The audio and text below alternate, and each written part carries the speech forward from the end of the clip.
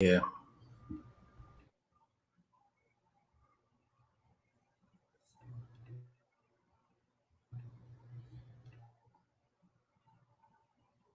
Sister E, are you still there? I'm here. I'm just trying to open up the live system. Hold on. I'm here now. Hold on. All right. I guess we're going to be waiting for the other four participants who you invited. So. Yep. So hey, family. I am going to step down for a little bit. I'm not going to get. Somebody got it. Can you mute Gardis? I think you got it. You want me to mute myself? Yeah, because you got an echo, I think. Okay, so family, I will not be up here. I'm only up here temporarily to make sure Gardis Father G is good. Father G is going to be the one, like I said, that will be moderating this particular discussion / debate. We're waiting for the other parties to get on. I think we're waiting on Kevin G. We're waiting on Wiggins. He's going to be up here as well. We're waiting on Ron Shields, and we're waiting on Orthodox Moor. Because Yahuchanan is already up here, so once everybody gets up here, I'm going to drop off and I'm going to be in the chat with you all. Just make sure that everybody is respectful and everybody's nice. And I think we're good. Chat as well. There are going to be other people that are not a part of that's a part of other communities in here. So I would say, please be respectful, chat. We want to make this respectful and everybody gets their points across. Now you can, do what y'all normally do in the chat, but just make sure that, we don't take away from the discussion when we arguing in the chat and nobody hears the conversation. So, I sent you the link. More, if you go look at the link that I sent you in the Israelite group that we're a part of with Ron Shields and all of them. I sent you the link. I sent the link to Ron Shields as well. Let me ping him.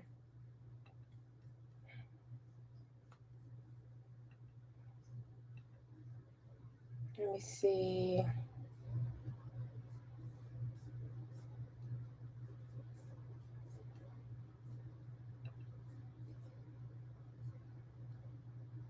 Hey, tell Moore I got him. I'm finna send it to him right now. I actually see him, so I'm gonna add him to the stream. Okay. Okay.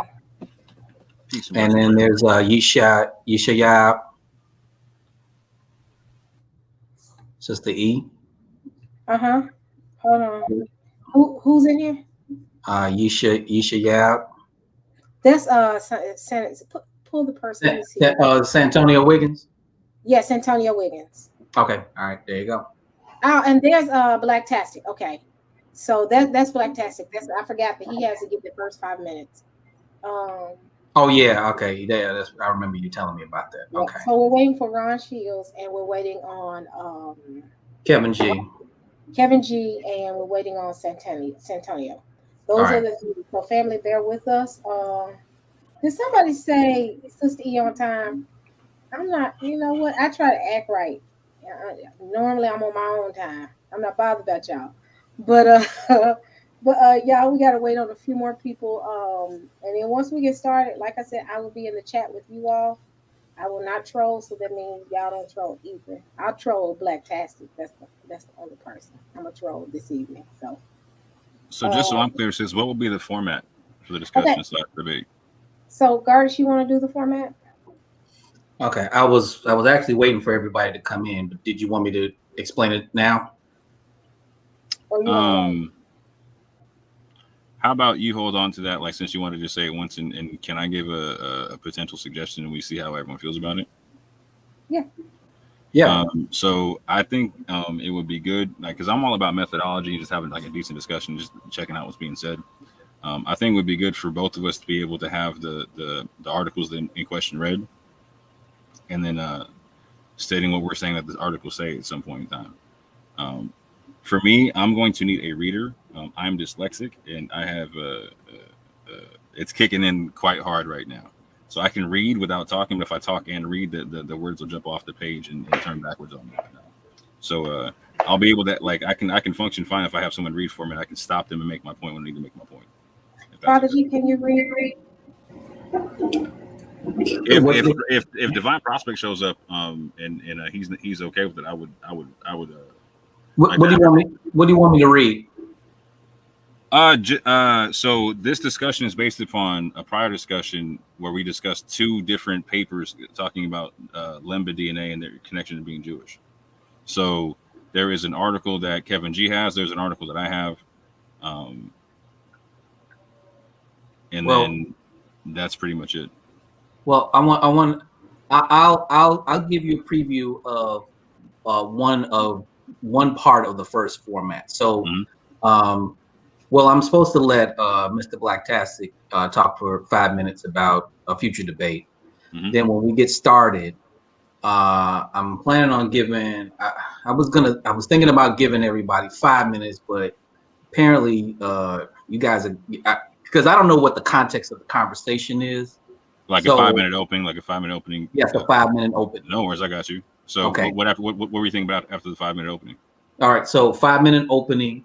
Then at that point, I will give everybody a chance to ask a question, and then I'll give each panelist a chance to answer the question if they choose to. And if you do choose to answer the question, you got 3 minutes to respond.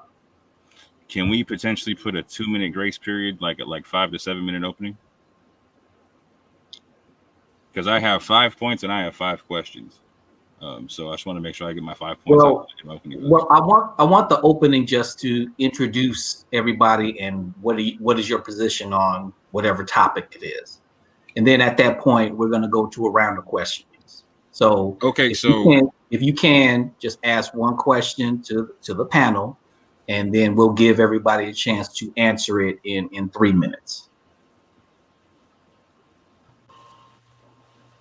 So Moor, what's the issue? No issue. I'll work with that. I'll work with the 5 minute opening and just asking questions. So, okay. Okay. So we're waiting. We're still waiting on other people to come in. So. Yeah, Kevin G should be coming soon. I just sent it to his phone or whatever, so he should be. I'm trying to see if Divine Prospect. He said he wanted to come up here as well.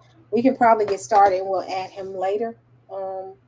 Because he's not here yet, and I don't want to put the people on hold anymore. All right. Did you want me to just have Mr. Blacktastic do his thing, and then at that point we can get started on the debate? Yep. We can get started with him, and I'm gonna hop off. And if you need me, Father G, just let me know, and I'll come back up. Okay. All right. I'm going to mute everybody.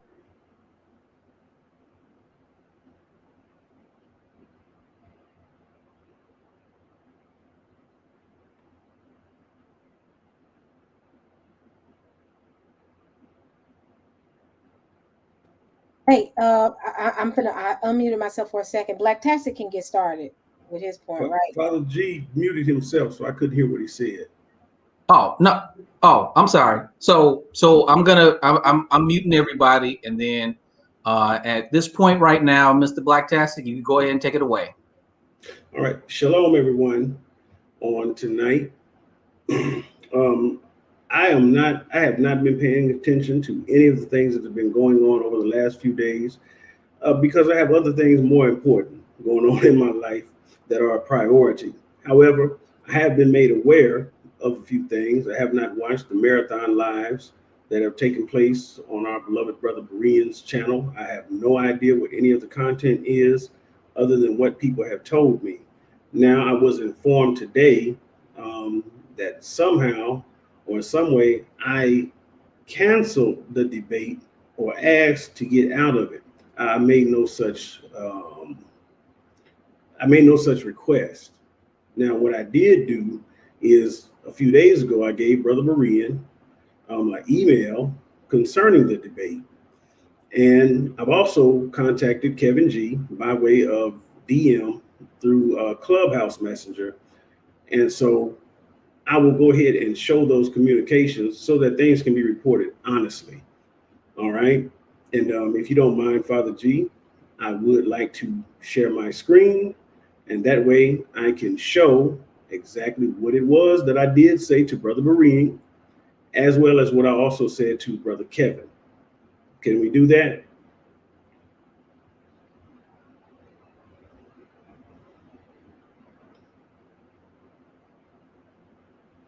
All right. So here's the message that I sent to Brother Berean. This is exactly what I said. Shalom. Debating Kevin G will be a waste of my time and everyone else's because he's not as up on this topic as he thinks he is, nor is he aware of my background. Mike Holloway is a former Apostolic Oneness Pentecostal and someone who is more familiar with me. That would make a much better debate. Mike and I have discussed having this debate long before Kevin G put his foot in his mouth and made the challenge. If I debate Kevin G, he's going to get washed in a very embarrassing way, and you will regret hosting it. You already see he doesn't know African history and believes the ancient Egyptians weren't black. He's in over his head. I'm not boasting about myself, but like the old folks used to say, believe me when I tell you that fat meat is greasy. A debate should benefit the people in the best way, and Kevin is only interested in boosting his ego, which is why he jumps on every platform he can find as an expert on everything. I only care about the truth. I would even be willing to come on your platform and take all questions or challenges from all comers at one time from the Trinitarian perspective so that we can get it in with everyone. Let everyone come with their questions, make their statements, and then let me respond uninterrupted and concisely. That way we can remove all the egos out of the way and get to the truth. I'll take the hot seat because I'm not afraid of the heat. My only stipulation is that you let a neutral party moderate because, bro, I know it's your platform, but you interrupt too much and jump in to save those you side with when they are sinking. You can't save them, Berean, but must let the chips fall where they may. It's got to be fair and disciplined with respect from all sides. We haven't always seen eye to eye, but I got nothing but love for you as my brother.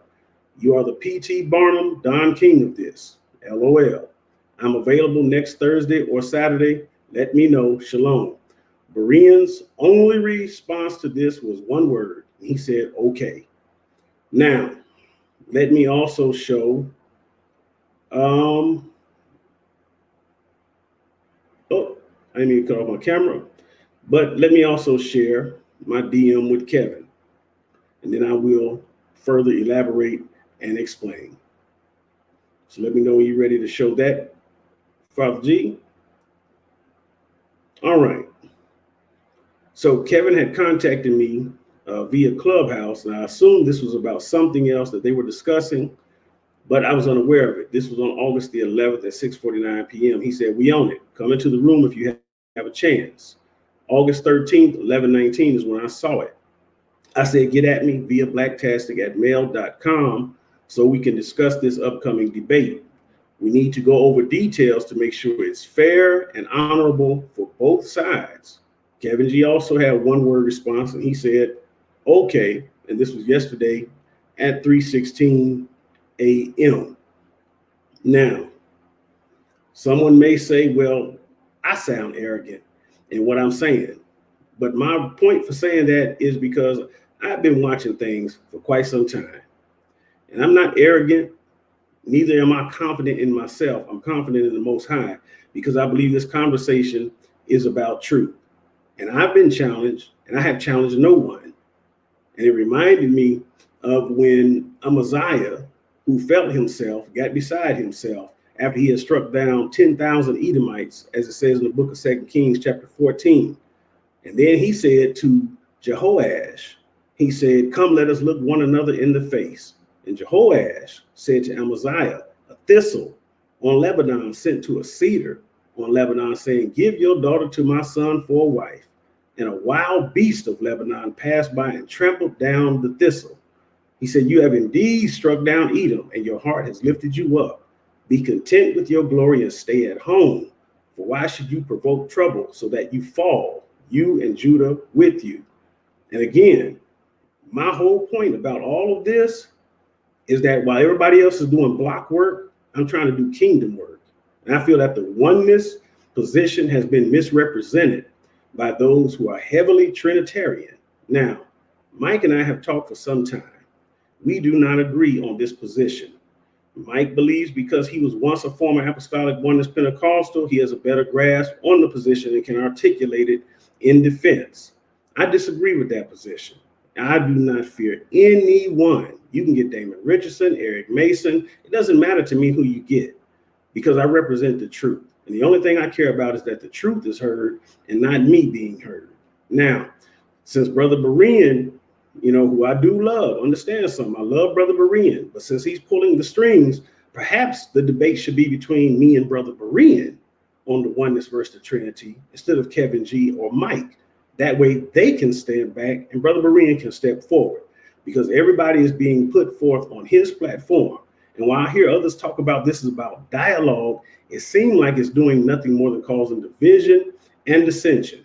In the meanwhile, the other side has made allegiance and alliance with those who are unbelievers, such as Garfield Reed, who despises both the Bible and our Savior, Yeshua.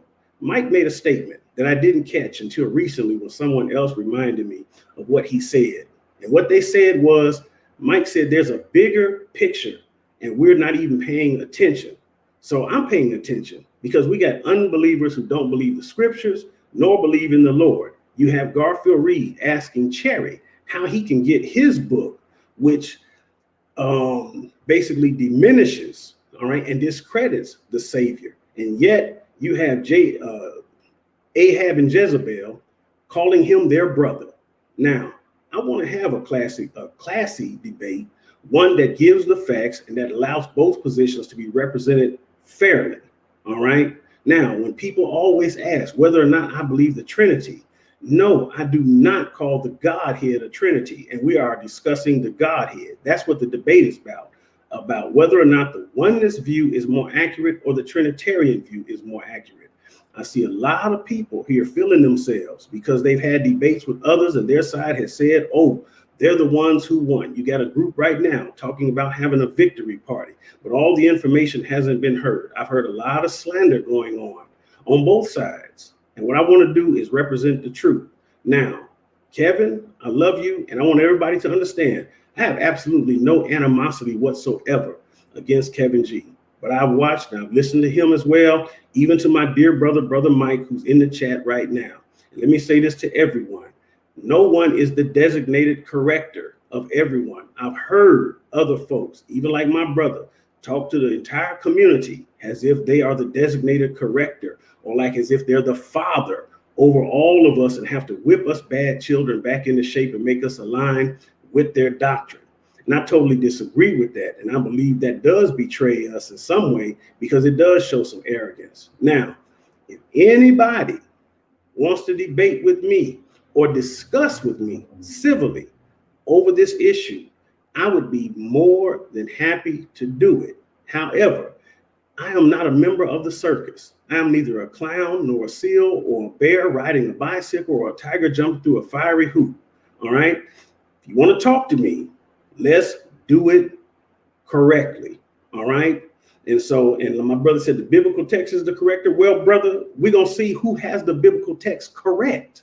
All right. Because you think you have it correct. All right. We're going to let the text speak for itself. And so my issue is the misrepresentation that's going on.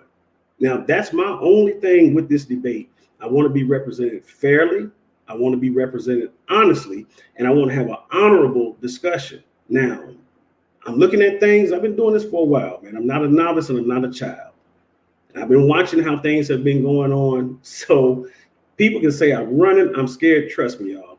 I'm as cool as an ice cube in Antarctica. Nobody makes me fear. None at all, because I trust the scriptures and I trust the Lord even over myself.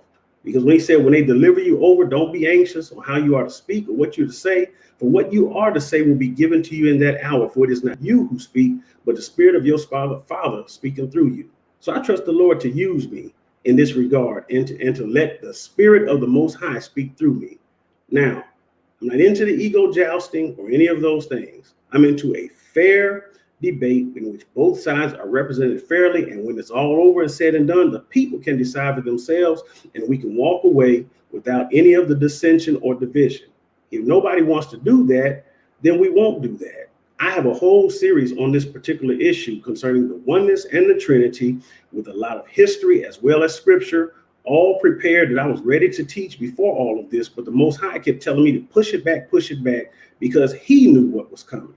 So again, if the debate is not going to happen, all right, then it won't bother me at all. I'll continue with my series and I'll teach on that without even caring or worrying about what anyone has to say.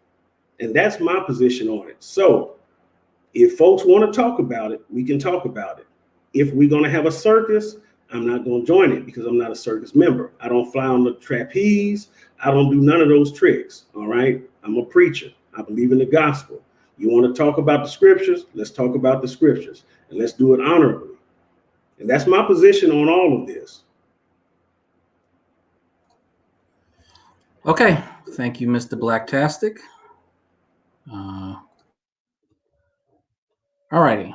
So for those who don't know me, I am, my government name is Gardis, aka Father G, as Sister E and Berean and some of the other people have called me in some of the past gatherings that we've had. Now, Sister E called me to do this, to moderate this discussion. This will be a discussion. This will not be an argument. And this will be somewhat of a debate, but it's not going to be the 10-hour debates or the 10-hour arguments that you hear on other platforms. I am a stickler for, organization, and I want everybody to express their opinions the best that they can in a period of time, because everybody will have a chance to respond. So I suggest if you, take notes, do whatever you need to. When you hear something and you want to respond, you will get your turn to respond. As most of you know, I am Catholic. So, and I also am devoid of this discussion. So most people out there don't even think that Catholics are Christians. So, people get this misconception that we worship Mary. Shout out to the Virgin Mary. Today is the solemnity of the Virgin Mary today. So that being said, I take no position on this. I don't want to have any discussions on this. And this is why I am not on one side or the other. So we're going to have a civil discussion on this. And here how the format is going to go. I'm going to give everybody a 5-minute introduction. So I'm going to start with Yahuchanan. I'm sorry if I butchered that name. Yahuchanan. Okay, well that's cool. Wait. Hold on. I want to give everybody the format first. So I'm going to start with him. Then Orthodox Moor is going to go next, and then Kevin G is going to go next. I don't know what happened to Mr. Wiggins. He's not there anymore, so I'm not sure what happened. Okay, I'm sorry. What I'm gonna do is I'm gonna let Kevin G go first, according to Sister E. So she requests that Kevin G go first, and then I'll go in that particular order.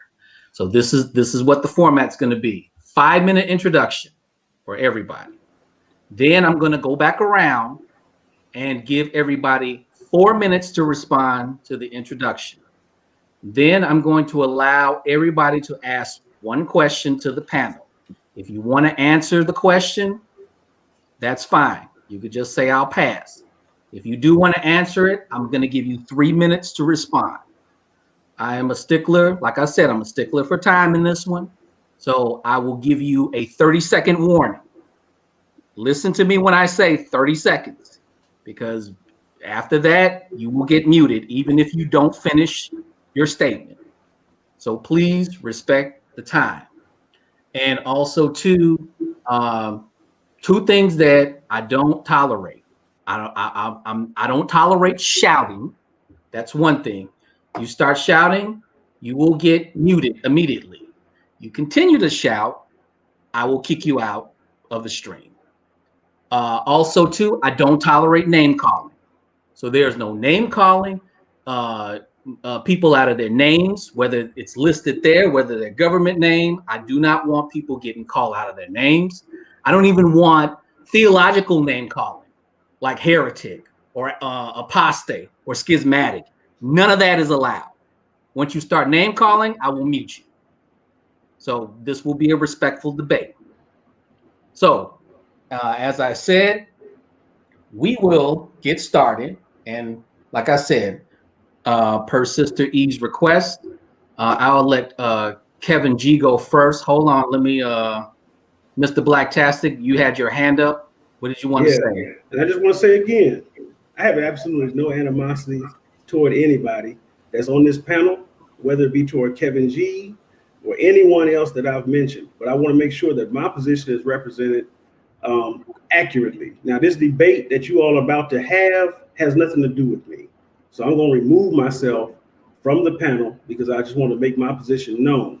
All right. So again, will you please stick around in case I need someone to read for me? You want me to stick around to read for you? Yeah, if you wouldn't mind, because did you hear me when I said I'm dyslexic and I'm having a bout of that right now? I did hear that. I thought you had requested Brother Divine Prospect to stick around for you. He's The only not. reason, Well, let me say this. If you can share it on the screen, I'll read it for you. But this is going within your 5-minute time. You understand that, right? So I can't show it in my 4-minute response to the 5-minute opening. If you gotta use your 5 minutes wisely. So if you want me to read it, I'll read it.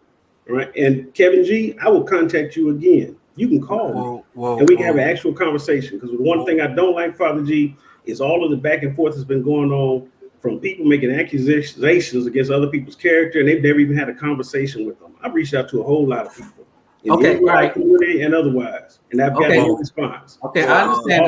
All I'm saying is this ain't my debate, but I want to make my position clear. All right, and so that's all I got to say, man. I got some other things that I really need to attend to. Kevin can say whatever he wants. Anybody else can say whatever they want about what I just said.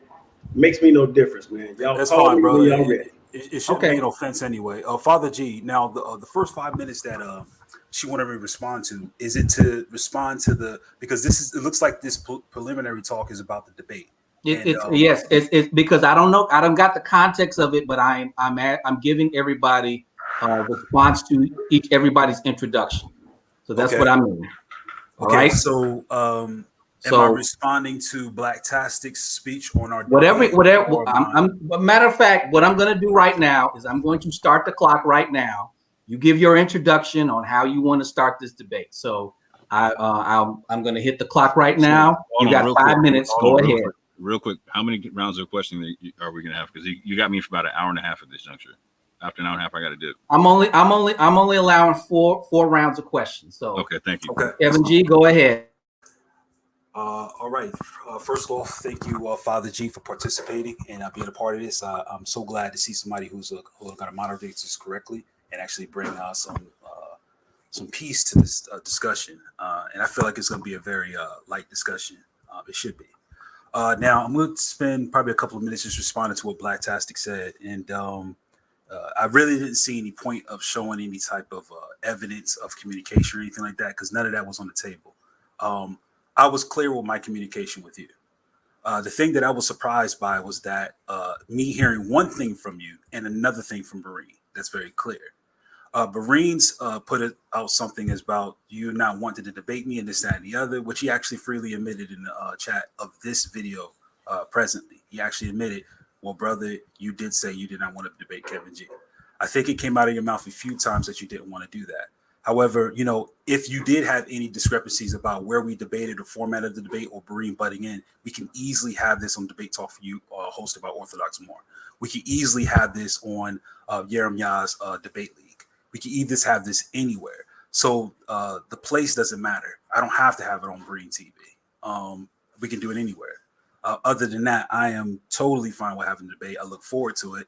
I'm actually getting my slides together as we speak, and I will be finalizing those on Wednesday for the Thursday night's debate. So that's about it on that. For the rest of my time, which I got about 3 minutes left, I'm just going to go ahead and just briefly state my premise and basically what was to happen in the earlier conversation. So the conversation got started based on the response that I gave about a day ago in regards to information being read from the blog of the data contributor for the JED Match Oracle calculator. And based on that information and the information from this person who actually looked at this, they concluded in one of their blogs, as well as a paper that concludes this, that there is no relation between the Lemba and any claims to being Jewish at all. Finding out that the J markers that they have came from neighboring countries and peoples who have the J marker, but not necessarily those that belongs to the Jewish people. In today's discussion, it continued on by not only vetting that information, but bringing out new information to talk about why that information was incorrect. But even in the paper that was brought up by my opponent in regards to that being false, the paper itself actually verifies the information that was brought out the day before, which repeated the idea that the Lemba are not related to the Jewish populations. Specifically what the J markers mentioned in that paper. I've done some more careful reading even after that discussion today and found that it is more specifically talking about the J markers that we thought that were Jewish related to the Lemba, but are not, based on their examination of the data. So I really don't know what else to add on top of that. There's about a minute and 50 seconds left on my time. So whatever anyone wants to ask me to bring about, I'm free to answer any questions. I will not go anywhere. And we'll definitely look at the information. And at the end of the day, my confidence is that we will still see the same argument on the table that is affirmative, that there is no link in both sources that the Lemba are the Jewish based on new resolution studies done on the haplogroups belonging to them. And I am time there. All right, thank you, Kevin G. I'm sorry. What is your name again? Yahuchanan. You can call it Yakanda. That rhymes with Wakanda. Okay. So Yakanda, that's cool. Yakanda. Okay. All right. So I'm going to start your 5 minutes right now. Go ahead. All right. I'm gonna share my screen real quick, if you don't mind. If you can share what I got coming up, and I want to show people something, and just let me know when people can see my screen, and then start my time when y'all can see what the. We can see it. Go ahead. Okay, so listen. I don't think my friend understands genetics too much. He's not ignorant of genetics. He knows it a little bit, because I know him. Now, when you make a statement and showing an article about haplogroup T, now what I'm showing the audience is a phylogenetic tree. Now, the Lemba has several different haplotypes, paternal markers. They have an E marker. They also have a J marker, and some of them have a T marker, okay? So the article that my friend read is talking about T, right? It's strictly dealing with the T marker, okay? Now, for his article to make any sense, it has to show methodology. He has not shown any methodology whatsoever. When you go back and read what he was trying to show, these people are making assumptions. It has not been proven. They are suggesting that they think that the reason why the Lemba have Middle Eastern DNA is they think because of trade. They do not know that. So if the Lemba do have Middle Eastern admixture or DNA, it's because they have relatives there. It's a genetic thing that's going on. Now, the population, well, I'll let Moor get into that. Moor is going to get more into that about where I was finna go. So my friend don't understand. Well, I'm not going to say he doesn't even understand, but he should be saying something about centimorgans, that the Lembas don't have the centimorgans that matches with other Jews, other Jewish populations. My opponent has not said that. My opponent has not even showed that in any of his research work that he's showing. He's not showing a methodology. He's just going by off of what somebody is just saying. You have to show methodology. If I can show you how I'm related to Moor, I can show you that me and Moor share 2,000 centimorgans or 2,000 genetic connections, right?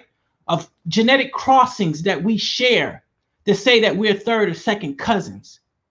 My opponent has not showed that earlier today.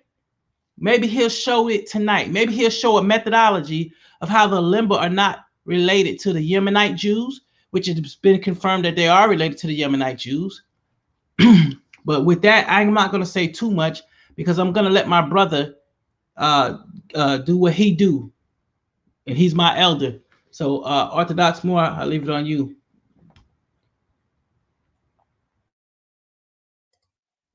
Okay. All right. So Orthodox Moor, I'm going to give the floor to you. Go ahead. Let me start my timer. Peace to the panel. Much gratitude to the moderator. Peace to the chat. Appreciate Sister E for letting us have this platform for this discussion. Appreciate Brother Kevin G for showing up for the discussion. There should be no reason why this discussion leaves anything but the realm of methodology. We should only be sticking to methodology and how people are interpreting information. So in that vein, let me go right in. There's three basic questions we should be asking in terms of how we assess the information from both papers. One, what was the premise of the paper? Two, what was the methodology of the paper? Three, what was the conclusion of the paper? Based upon that situation, the paper that I read and that I cited earlier had a premise of this: to revisit the question concerning genetic affinities between Lemba and Jews. Its methodology was to compare Lemba, Remba, and South Africans and reevaluate their 6 short tandem repeat Cohen modal haplotypes and compare them and reevaluate them against a 12 short tandem repeat extended Cohen modal haplotype. What was concluded in the paper and what was shown in the paper was that the Lemba do share multiple 6 short tandem repeat Cohen modal haplotypes with Jews. In the testing, and this is where they compare and contrast, 261 people were tested, 88 of them being South Africans. At the beginning of the test, there were a multitude of South Africans that tested with 6 short tandem repeat Cohen modal haplotypes. When it stretched out to 12, the 12 short tandem repeats and using and comparing contrast to the extended Cohen modal haplotype. The Cohen modal haplotype and extended Cohen modal haplotype are not the same thing, family. Not the same thing in any way, shape, or form. Again, Cohen modal haplotypes are concluded based upon 6 short tandem repeats. The singular Cohen modal haplotype or extended Cohen modal haplotype is measured by 12 short tandem repeats. So in this test, in this paper, there were South Africans who had 6 short tandem repeat Cohen modal haplotypes, mainly like, for instance, like P58. But when compared to the extended Cohen modal haplotype, only one person out of the entirety of the study had it. Only one person out of the entirety of the study had it. So if you extrapolate the findings of this study, that almost the vast majority of J haplogroups or haplotypes that are connected to being Jewish disappear. The vast majority. So this needs to be clearly understood. These are questions that I have in this discussion, this debate, that I need answered. Is the extended Cohen modal haplotype the only Jewish J marker? Are Jews with just Cohen modal haplotypes and the Cohen modal haplotype J markers, are they not really Jews, or are they still Jews? I need to understand, are JM172, JM140, JP58, JM267, JM67, are they not Cohen modal haplotypes? I also need to understand, what was the premise, methodology, and conclusion of the papers that Kevin read? We need to get into all that. And last but not least, I really want to understand this when it comes to DNA testing, like with family tree DNA, etc., where they actually show you that you are a Jew and you can have the Cohen modal haplotype.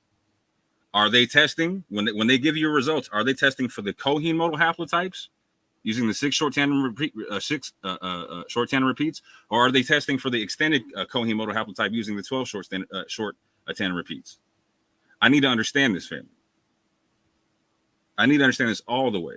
And one non sequitur that needs to be understood is, my man brought up earlier the concept of frequency rates amongst different haplotypes. This is non sequitur, and this is why this needs to be understood as non sequitur, because the extended Cohen modal haplotype made it to where there were Jews that were South African before the test, just like the Lemba. 30 seconds. That also did not test for the Cohen modal haplotype, i.e., their population of Jews dropped over 90% via the study. Dropped over 90% via the study. So it needs to be understood first and foremost. If my man is going to claim that the extended Cohen modal haplotype is the only J marker that counts for being a Jew, this needs to be substantiated, because that's not even the claim that the paper is making. The paper is making the claim that you use that. Oh. Yeah. Okay. So next round will be a 4-minute response to all of the introductions. You know, it's kind of like a second freestyle. This will be 4 minutes to respond to anything that anybody has heard into the introduction. So I will once again start with Kevin G. Go ahead. I appreciate that. Yeah, so once again, the articles that were read, all the questions he asked basically were answered in his own paper. I'm not a geneticist, nor do I claim to be one. However, the evidence already been presented already proves that. For example, what I will do is go ahead and share my screen, and I will show the sources that I've actually read. I'll first read the blog and comments of the one who created GEDmatch to show what he has concluded. And then what I will do after that, I will go ahead and show what the paper is actually saying in its conclusion. I think Orthodox Moor did a good job in doing this. He mentioned that the methodology should be discussed, how they're looking at this methodology and what they're doing. He is right about the 6 STR and the 12 STR, which is a short tandem repeats. The short tandem repeats are basically microsatellites within DNA. When you see repeats of markers within DNA, that repeat over a certain frequency, meaning that how much does it occur? And when they see how much it occurred, this is how they're able to identify either the 6 STR, the 12 STR, or the original or extended Cohen model haplotype. I think it's funny that Yahuchanan says that I don't understand this, but we're going to get right into it. Now, the first mistake that was made was saying that I don't know, or this paper that I read was specifically talking about a T. He is correct. The paper cited here is talking about T. However, the commentary in the blog actually alludes to the study that Orthodox Moor had brought up. Let's get through this quickly. I'll be reading for the second paragraph here, and I'll actually go ahead and zoom in here so we can take a look and see what this actually says. It says the Lemba evidence is also interesting. This population was theorized to have Jewish origin on the basis of its processing of the 6-marker Cohen model haplotype within haplogroup J. When it was later recognized that this was insufficient as a Jewish marker, because A, it could not be found on very different lineages. So what is it saying here? And I'm gonna break this down for layman's. The 6-marker Cohen model haplotype, as he just said, which knocked off 90% of whatever population he's referring to, yes, because it's insufficient. Let's look at the 2 points as to why it is insufficient. A, it could be found on very different lineages, which is J1 and J2, and even non-J. And B, it can be found on high frequencies in non-Jewish Near Eastern populations. The case for the Jewish origin of Lemba is largely crumbled. That's based upon the 6-marker Cohen model haplotype within J. Why is it insufficient? Because A, it could be found in other haplogroups. It could be found in J1, J2, even in non-J. And B, it could be found in frequencies in high frequencies in non-Jewish Near Eastern populations. Now, the paper that I read, of course, is getting at the T and K2, and then how this actually the same type of research and methodology used to look at the resolution of this is actually highlighting that even they have a problem. But let's look at the paper that Moor has cited. And we're going to read this. And I think I really don't know what else to discuss after this. I mean, I think I hope to enjoy the rest of my free time. But we're going to look at this. So let's look at this here. I'm going to go ahead and do a Control to F, and I'm going to go ahead and look at the STR markers against based here. We're going to start off here. It says the majority of how much time? 30 seconds. Oh, 30 seconds. Wow. Okay. Let me go ahead and read this then. It says here, this is the conclusion of the study. In this study, the extended Cohen model haplotype was found in a single Jewish individual and not in the Lemba or the Lemba. So the extended and the 6 model haplotype is not found in them. This finding, together with the lack of matches to haplogroups found in the combined Lemba and Lemba group with the Jewish population, suggests the YJ chromosomes of Lemba are not closely related to Jewish ancestry. And when I come back around to get my own time, I'll continue to talk about this. But the 6 haplotype, the 6 model, the 6 STR and the 12 STR were both tested. And okay, that's time. Yep. Thank you. All right. Yahuchanan, Go ahead. Yeah. Okay, Yakanda. I thought you was gonna call me Yakanda. You giving me another new name? My apologies. I am You very good? sorry. Hey, listen, I understand. You're not offending me, my brother. You good? Let me share my screen real quick. Okay. All right. What my brother doesn't, what he does understand, and I know he do because I know him. Okay. So I'm not gonna go back to this chart. What he fails to realize is this, right? Here it goes. Where is it at? Where is this? Okay. This is the killer right here for him because he's trapped himself in the corner. Now, and I will ask him like I asked him earlier. Can y'all see my screen, Father G? Hello? Yes, we Hello? can see the screen. Oh, okay, my bad. I didn't know. Okay, you see my screen. Now, listen here. The Lemba has JM172. So do the other Jews have that. Now, listen, with this clad right here, ain't no 2 or 3. They share the same thing. So that means that if he's saying that the Lemba who have JM172 are not genetic Jews, then he's saying that the other Jews are not genetic Jews as well.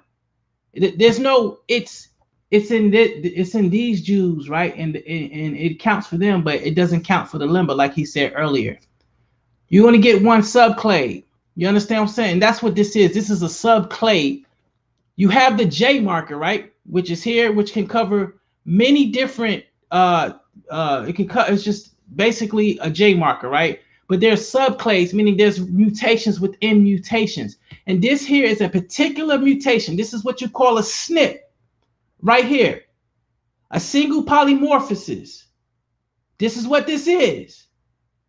So that means that those Lemba Jews who have this JM172, they share a paternal father with the other Jews who Kevin G say that, oh, that's legit.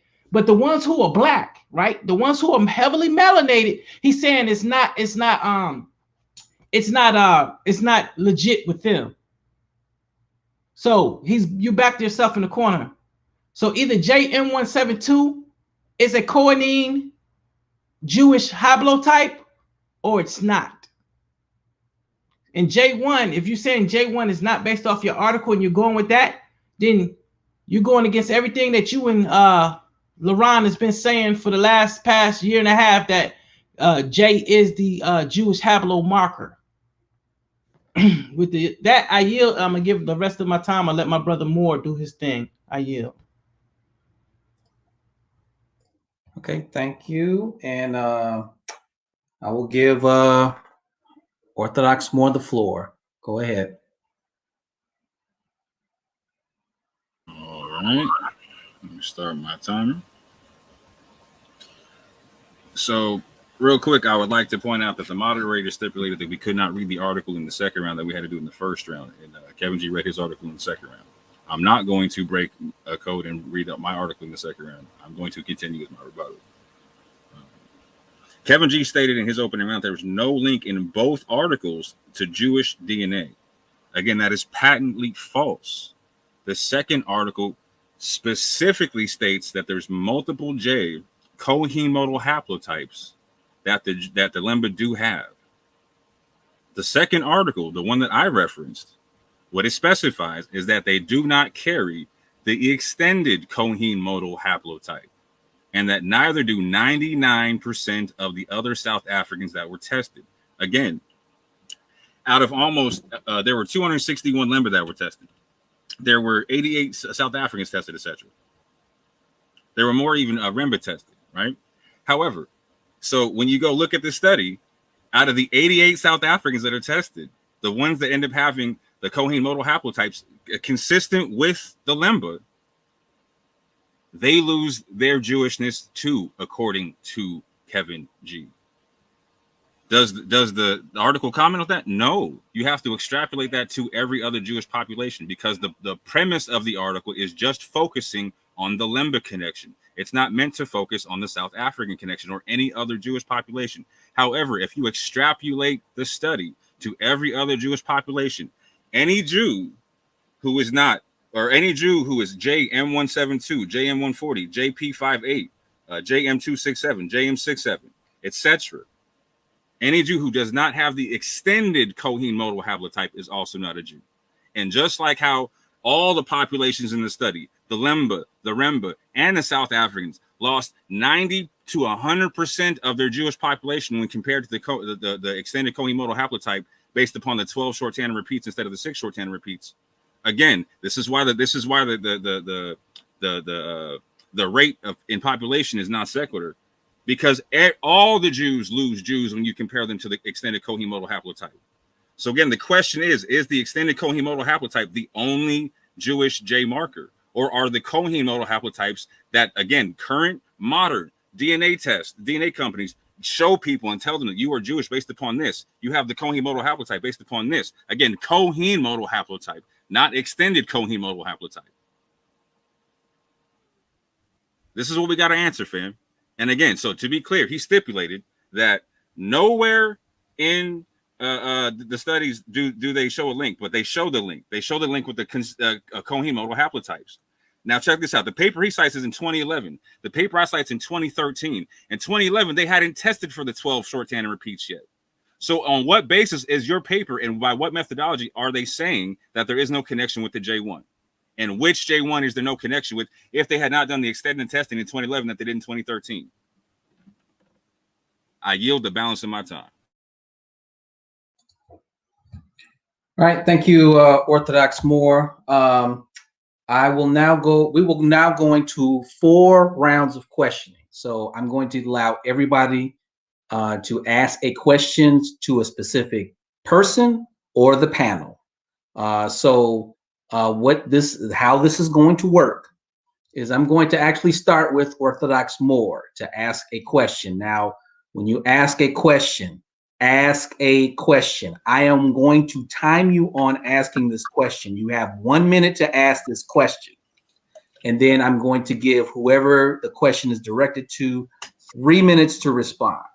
So Orthodox Moor, I'm going to give you the floor for 1 minute to ask a question to a particular panelist. I will only need 10 seconds. Kevin G, is the extended Kohen modal haplotype the only Jewish J marker? The extended modal haplotype is not a J marker. Next question. Okay.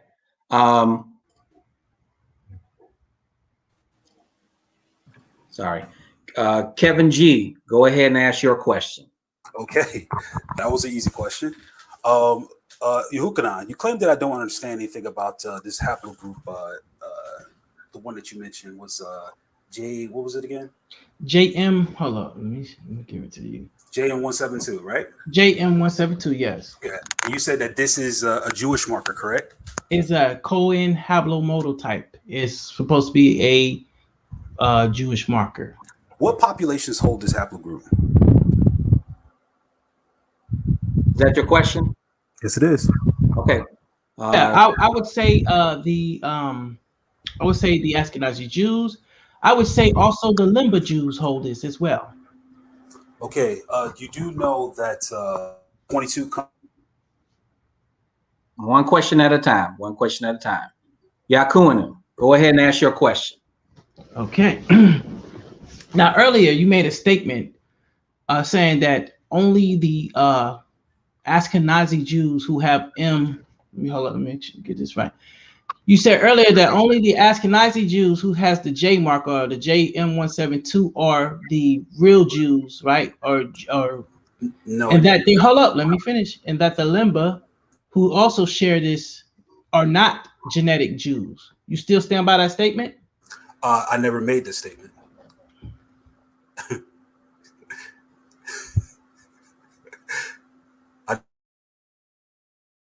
Okay, we're going to go back to Orthodox Moor. You want to go ahead and ask a question to somebody? Okay, once again, my question will be for Kevin G. Is it your position that Jews that have Kohen modal haplotypes, i.e. based off of six short tandem repeats, not the 12, but the 6 short tandem repeats, is it your position that they are in fact not Jews? No. I hold no position. The papers itself actually make the distinction to say, I get 3 minutes to answer, correct, Father G? Yes. The paper itself, based on both of those studies, have found that they're not related to them, period. This is on the 6 STR and the 12 STR. The groups that we're mentioning here of the JM172 is actually shared between 22 provinces in China, is actually in Italy, Greece, Iberia, Spain, is in Albania, is in the Caucasus, is in Iran, Iraq, Israel, Jordan, Lebanon, Oman, Pakistan, Qatar, Saudi Arabia, and Syria. Based on those articles, they pointed out and said what is true. JM172 is common around the whole region. It is not specific to Jewish. What is specific to Jewish is the combination of the two. The JM172 marker and just that one haplogroup that we're talking about in either the 6 STR or 12 STR inside those haplogroups. So you must have one and the other. Two must confirm. It's two-factor authentication here. So when we're talking about JM172, that's why they said it debunks it, because it's found in even non-Jewish populations. So I'm listening to the discussion and I'm hearing everything, but it seems like you guys still didn't grasp it even when reading your own paper. And I yield. Okay, Kevin G, go ahead and ask your question. I'm going to ask it once again. Is JM172 exclusive only to Jews? Anybody directed to, or did Orthodox Moor? Okay, Orthodox Moor, you want to answer that?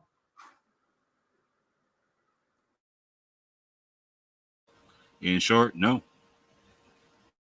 I dropped my mic then.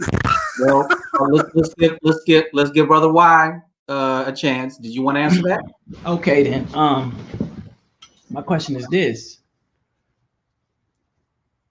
isn't it a true fact that the Yemenite, not the Yemenite, but the Lemba Jews share a genetic connection with the Yemenite Jews? And now, also, are you answering his question, or are you asking? No, I'm asking him. Okay, wait a minute.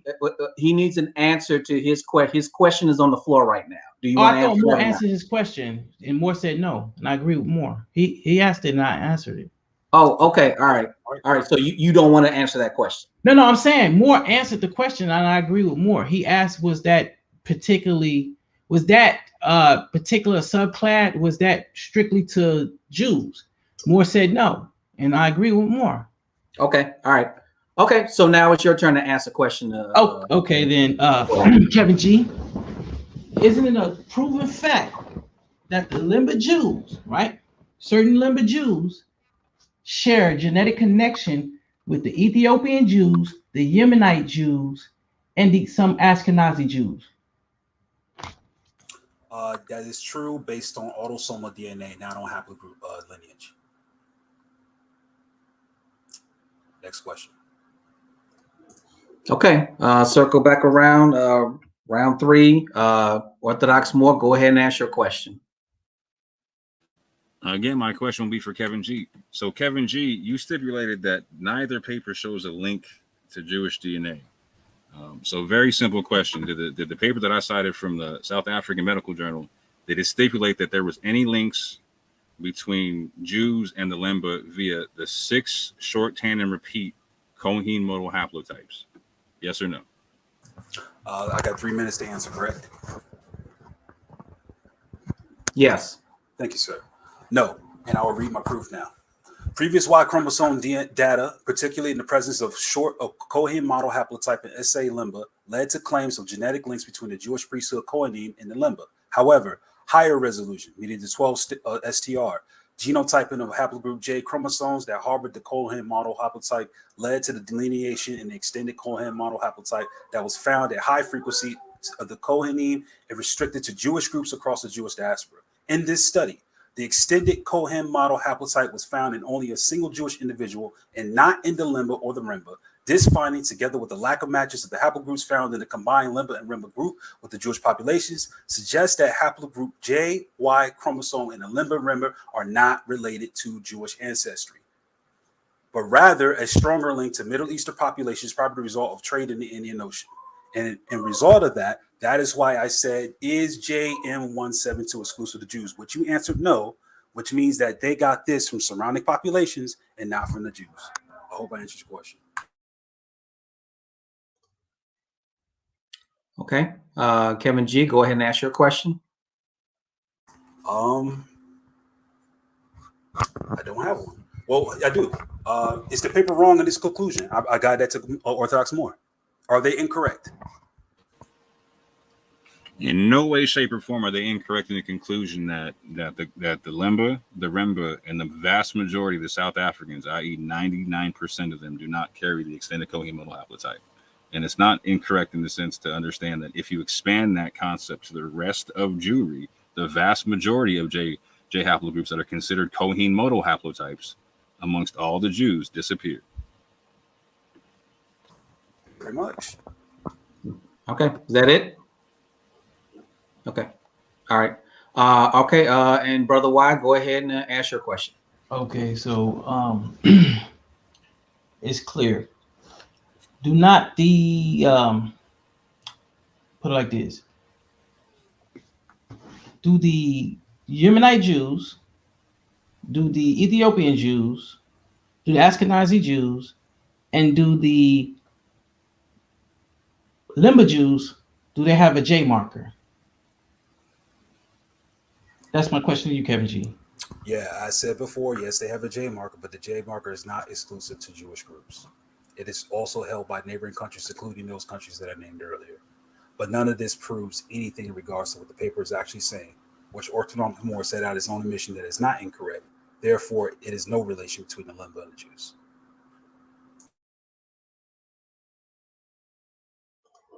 Okay. If that's it, one last round here. Orthodox Moor, go ahead and ask your final question. Okay, so Kevin G, again, you cite from your article from the blog post that it's from 2011. So again, the paper that I cite is from 2013. How can your paper cite information that hadn't been collected yet? Because the only information prior to 2011 was the genetic test that connect Lemba to the Cohen modal haplotypes. So your paper in 2011 is rejecting their connection to the Cohen modal haplotypes. So what information are they doing so? Because they couldn't have done so based upon the DNA collects done from 2013 in my paper. I.e., again, how can your paper cite information that hadn't been collected yet?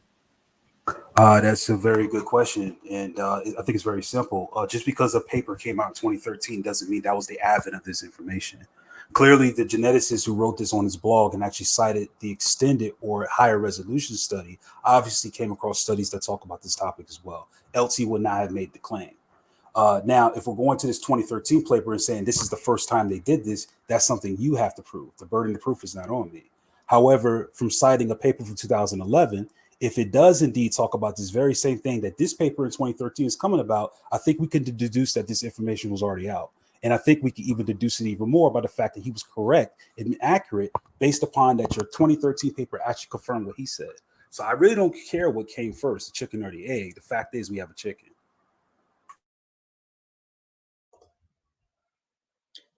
Okay. If Kevin G is yielding the floor to that, go ahead and ask your final question. I have no more questions. I think this is that's it. I'm done. Okay. All right. Brother Y, you want to ask your final question? Yes. So you say that the only way the Lemba has connections is autosomally and not paternally, not autosomally paternally. So I want to state that that's a false statement, first of all. So, and I'll just take this time to make a statement. If you all have the same paternal marker and you show genetic connection, it's not just autosomally, that means it's paternally as well. So that was a false statement. I can't grill you because of the format. So I just want to make that statement. I yield. Okay. Did you want to respond to that, Kevin G?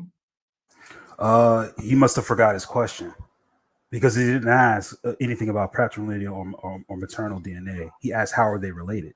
The question answering how were they related was about autosomal DNA. So now he's making a statement about haplogroups.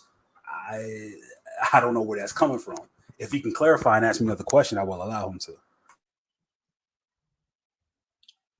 Well, apparently he didn't have a question. He made a statement, and I just wanted to give you a chance to respond to that. So I'm good. Okay, so that round is done. So this is all conclusions right now. So Brother Y, I will give you the floor for 4 minutes. And this will be a 4-minute conclusion for everybody. So, Brother Y, you go ahead with your conclusion.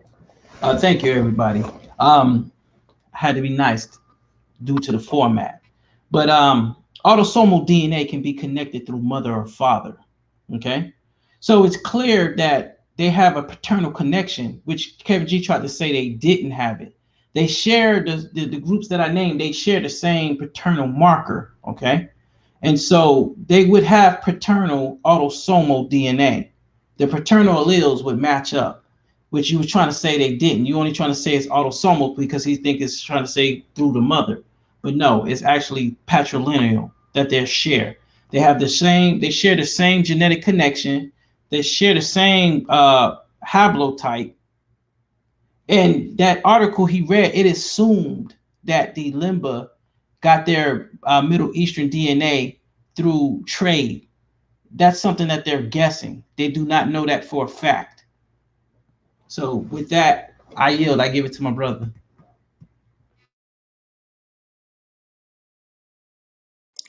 Okay. Next up, Orthodox Moor, you want to give your final conclusions?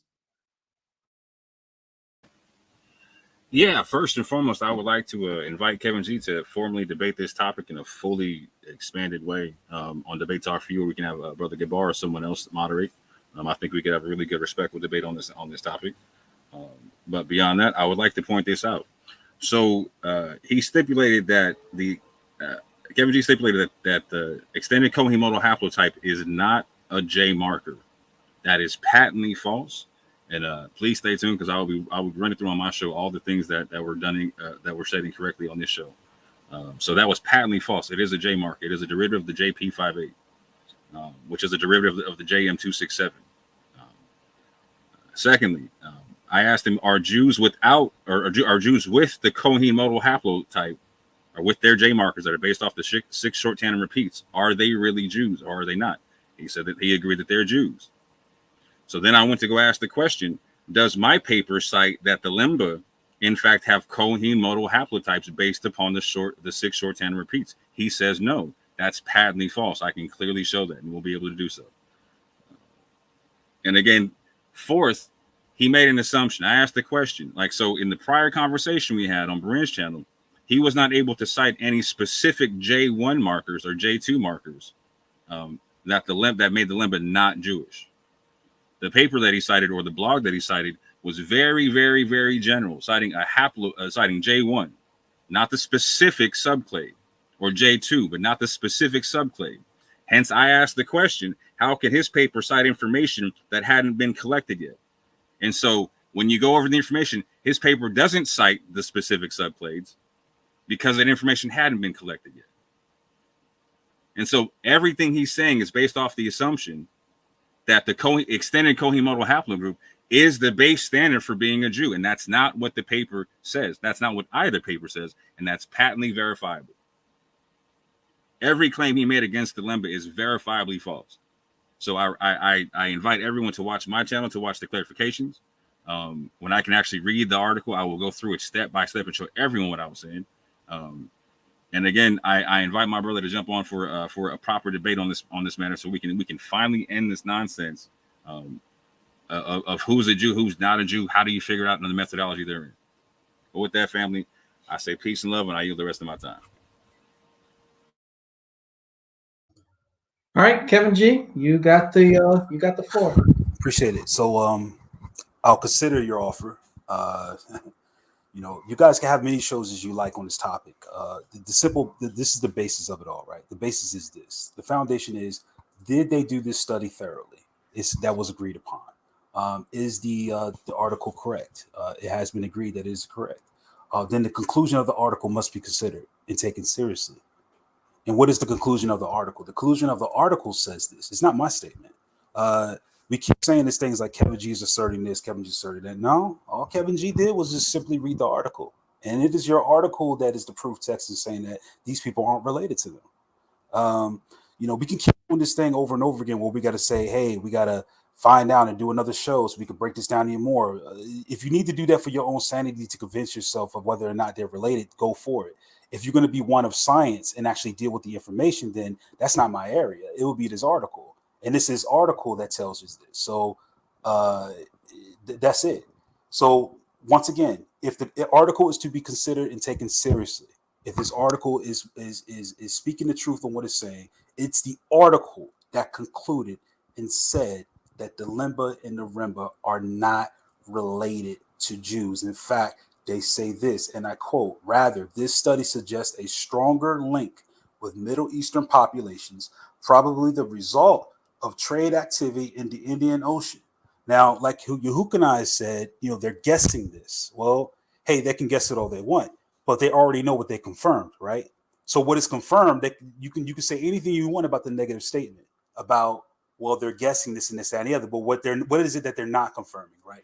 What is it they're not confirming? Orthodox Moor. What they're not confirming is the previous statement. The Lemba and the Remba are not associated with Jewish populations. They're not even closely associated. Rather, the study suggests a longer, stronger link with Middle Eastern populations, probably the result of trade activity in the Indian Ocean. Also, the SA Lemba and Zimbabwean Remba originate from the same founding population. Several differences were observed in the composition and frequency of their Y chromosome pools.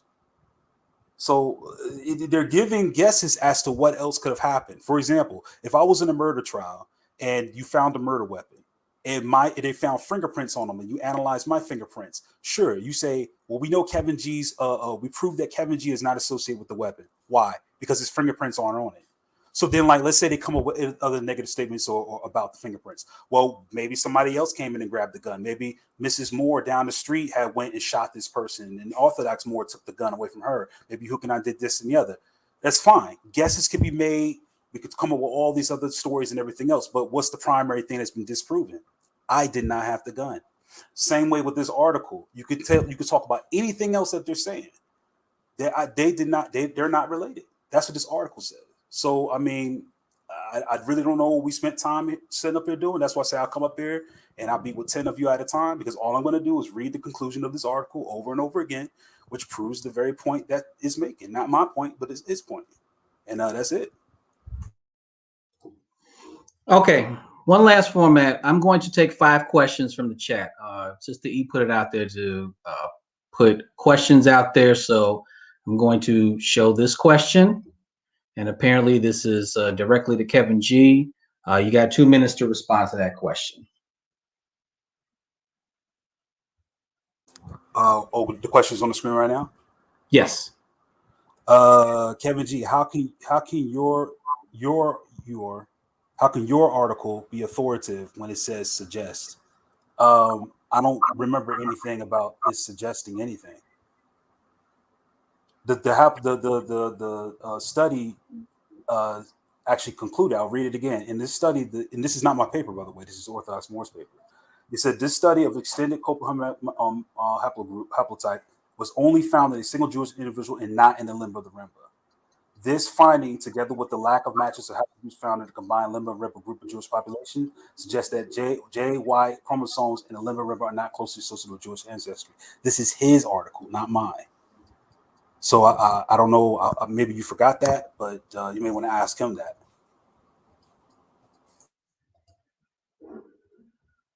I'll gladly answer the question. It says suggest because no one takes the extended coding modal haplotype as the one universal Jewish gene. It says suggest because, again, it's a South African-based article written by the South African Medical Journal.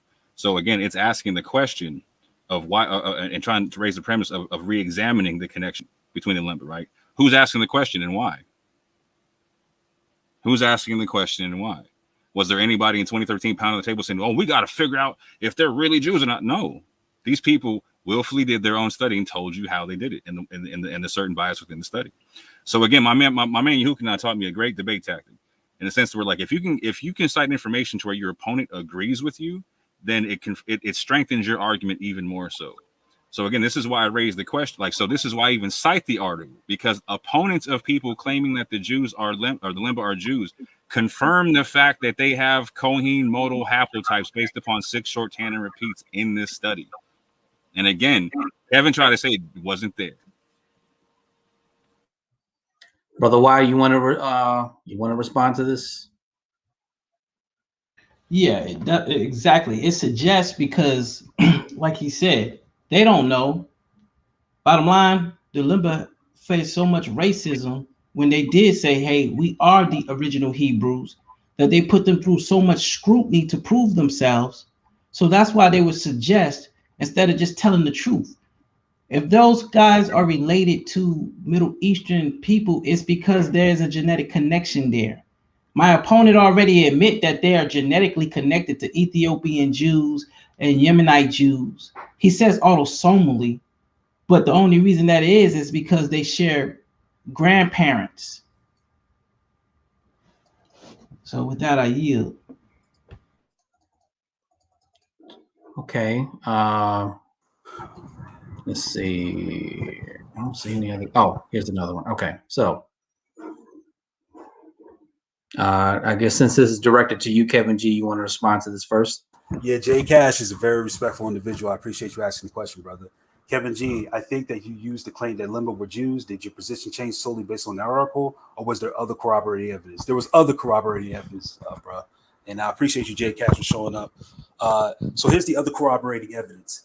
When you look at this information that we're looking at regarding the DNA, this actually came up when we were discussing articles regarding the Lemba Jews. For example, I think Faithful to God was quoting Tudor Parfit, who I'm not really associated or familiar with the guy like that, but it was one of his excerpts of his book that actually said that the Lemba claimed ancestry from outside of Africa and that they were originally white.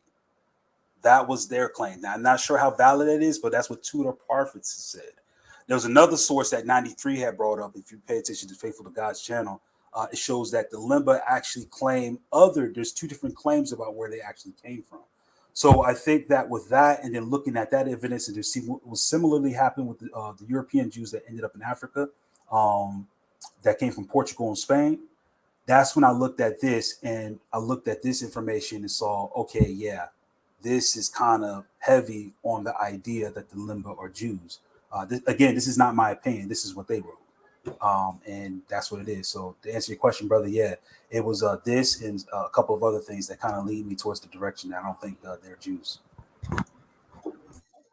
Okay. Orthodox Moor, you want to respond? Well, how can he respond to that? That's like more so exclusive to me, isn't it?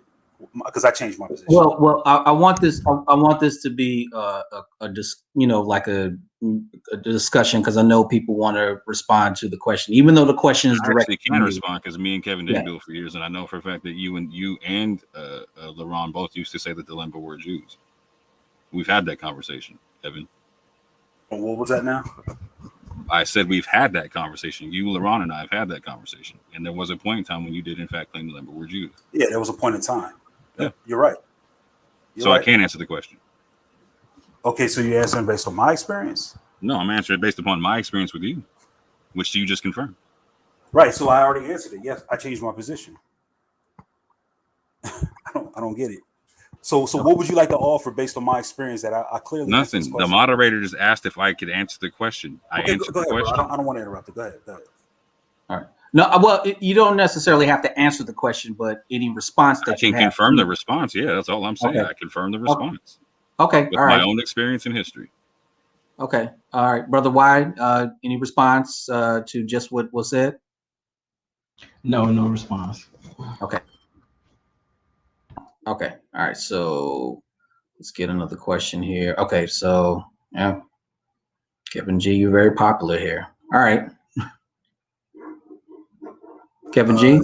Yeah, Kevin G. Should we conclude that J marker is not reflective of ancient Israelites? No, we should not conclude that. That the discussion was never about the J marker. The discussion on the J marker was whether or not that particular one, JM172, was exclusive to Jews. So the argument was made was that JM172, since they had this, they had to be related to Jews, but that's clearly false. There's way more populations who have JM172, which Yahuchanan appeared to not know. But he assumed that was the case. So I don't know why he believed that JM172 was exclusive to Jews. Orthodox Moor already answered the question, said it was not. So Orthodox Moor is correct. But JN 172 is not exclusive to Jews. Therefore, anyone who holds JN 172 should not be called the Jew. Hence, why the article suggested that it could have came from other nearby non-Jewish populations.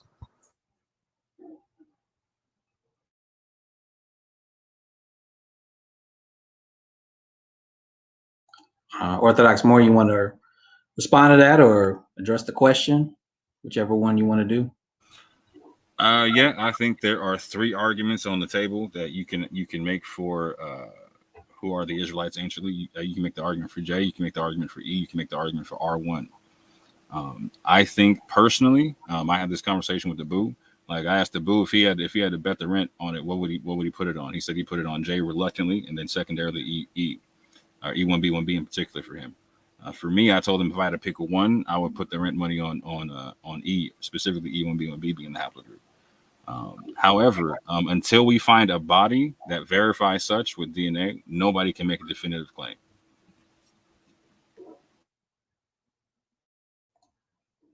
Okay, Brother Y, did you want to address it? Nobody could make a definitive claim. They don't actually have a body. But it's funny how Kevin G will push J. He's been pushing J for all these years, right? And when the Lemba have J, they can't be Jews, right? But he's already admitted that they got the same haplotype and they share autosomal DNA with other Jewish communities. But he's trying to make an argument that, oh, the Lemba cannot be. Now, the article he showed only shows the T marker that the Lembas have. So that's that paternal group. So there's many groups within the Lemba, right?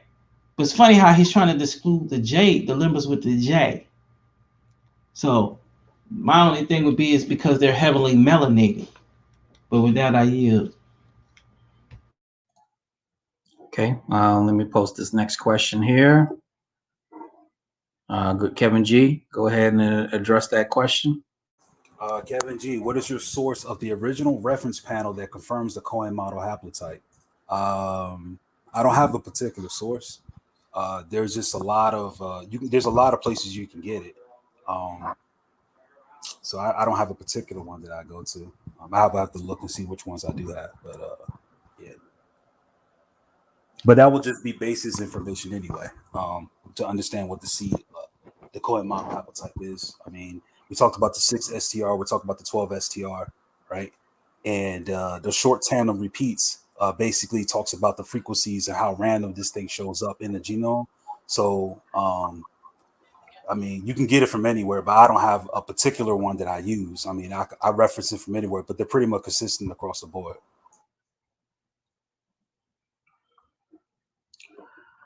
Okay, Orthodox Moor, you want to respond to that or respond to the question? In terms of the original source, so this was the issue in the discussion earlier, is the blog post that Kevin cites does not specify any Cohen modal haplotypes in specific at all. And again, if he's going to cite any at that time period, he's going to, again, either you're talking about Cohen modal haplotypes or you're talking about the extended Cohen modal haplotype. They're two different things. So if you're talking about Cohen modal haplotype, again, you're talking about things that reference all the J markers we referenced, EM123, EM, I believe 78, a whole bunch of other markers, G, a whole bunch of other stuff. Those are all Cohen modal haplotypes. So I would love to know where his blog spot or his blog article references any Cohen modal haplotype.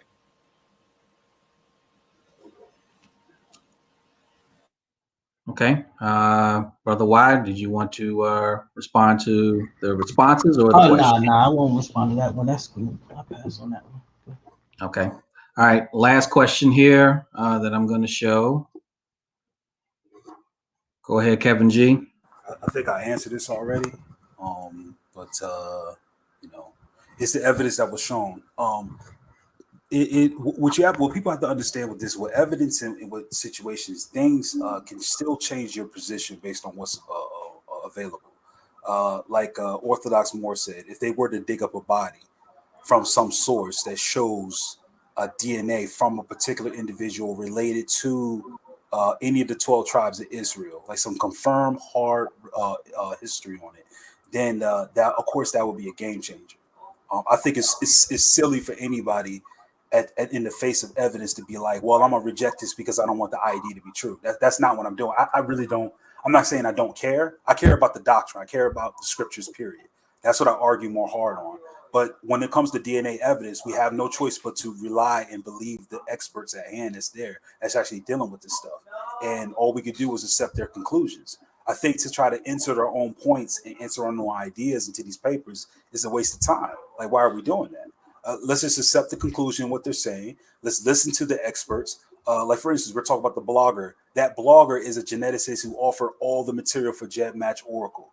This guy is the source for it. In fact, I emailed him on several occasions in regards to results of mine that shows that they know what they're talking about. For example, let me show you evidence of this, because I don't want to just say this blindly. And is that possible in answering this question, that I could show evidence that I actually emailed this individual and talk to him about these things? You got a minute. All right. Well, this is Vadim. So let's do. Gosh, how do I do this? How do I pop this out? Because I don't want my email to show.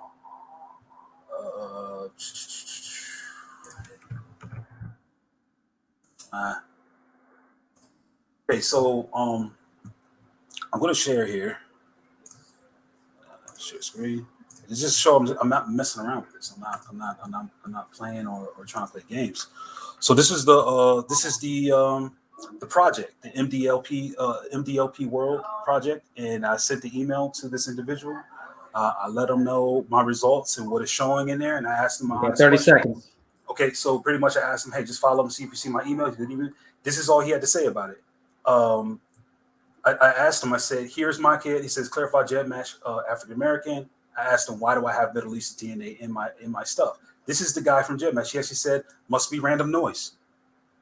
He just said, must be random noise. So I said, so according to this, the Middle East DNA found is not reliable. By noise, assuming it's a slight deviations of data that was assumed in the Middle East. He didn't answer back on that. So to me, he's the expert. That's it. Okay, that's it. Let me go stop sharing.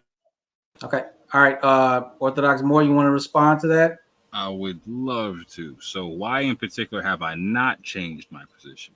Right. Like, so for instance, I have some Sister E and I together. We've interviewed Cohen Hamadisa from the Lemba tribe. We've talked to Tuda Parfit and Cohen Hamadisa together on this channel. Between us, you will be hard pressed to find people who have actually more live interview time with Lemba, recorded on the internet. And so, based upon their oral traditions, based upon their actual practices, and based upon the fact that Islamic sources back their migration, and also the fact that their genetics links up with E1, B1B, and J1, which are both at the top of the heap in trying to find out which one is Abraham's genetics or whatnot. I've had no reason to rule them out.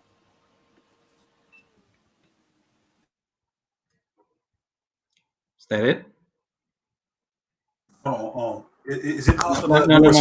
Is it possible to let Moore say that again? Because I really wanted to hear what he had to say. If Yahuchanan don't mind, can you repeat that? Well, no, if you stay out of that chat, you would hear. So no. Come on now. Come on. So don't get. So Orthodox Moor, are you finished? Yeah. Okay. All right. Brother Y, go ahead. Okay, yeah, I have not changed my position. From what I see genetically, the Lemba, you know what I'm saying, are genetically connected Jews. They are the genetic descendants of Abraham, from what I see. Not only, like you said, do they have the traditions, the archaeology, even the Ashkenazi even backs them up and say that they are genetically connected to the people. You understand what I'm saying? So a paper that comes up with a conclusion, and then the paper was only talking about the T haplogroup, and not every Lemba has T1B. So that article that Kevin has, he can make that claim for any Lemba that carries the T1B haplotype. He can run with it there. but that does not include the ones who have E1B1A or E1B1B or those who have the JM172. That article does not pertain to them. It only pertains to the Lemba who are carrying T1B. So no, I will not change my position. I yield.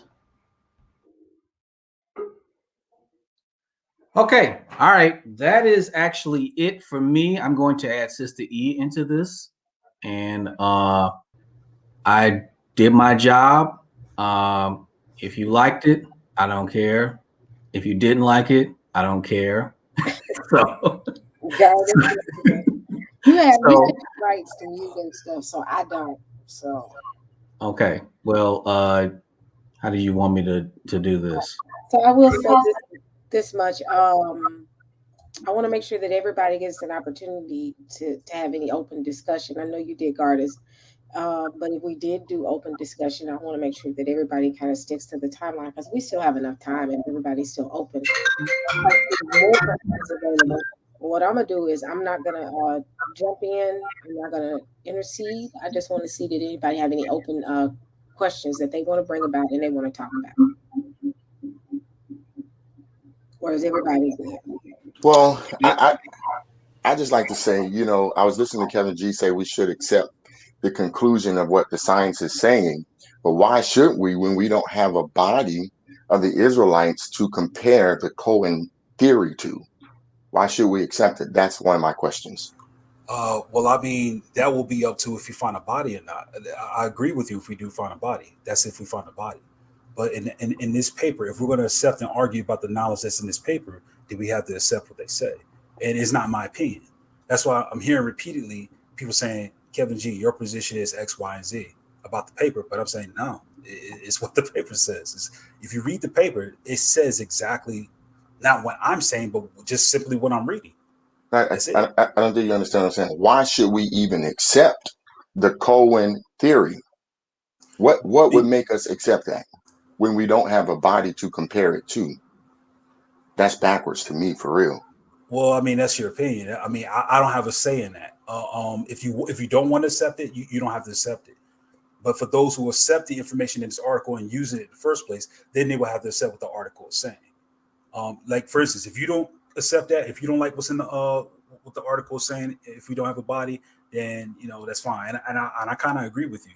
I really feel like if we don't have that, then we can't make definitive statements like this. However, if we're talking about this group of evidence and what it's trying to say, then we have to accept exactly what it's saying. So then we come up with another narrative, another indoctrination, and we're pushing something that cannot be definitely proven. And we're arguing like we know what we're talking about because science says that this is right. And this is a problem. This is a major, major issue when we come down to this Cohen DNA. We don't have nothing. The reason when we talk about these people, we say that they're Jews because of the oral tradition. But when we talk about the oral traditions of the Bantu or all these other tribes, we say they don't count. I don't think that that's fair. I really don't, especially if we're going to give it to these Jewish people today.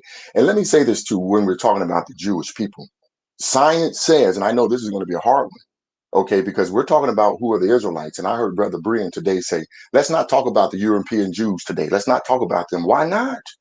They are part of this conversation, whether they want to believe it or not, or whether we want to bring them into it or not.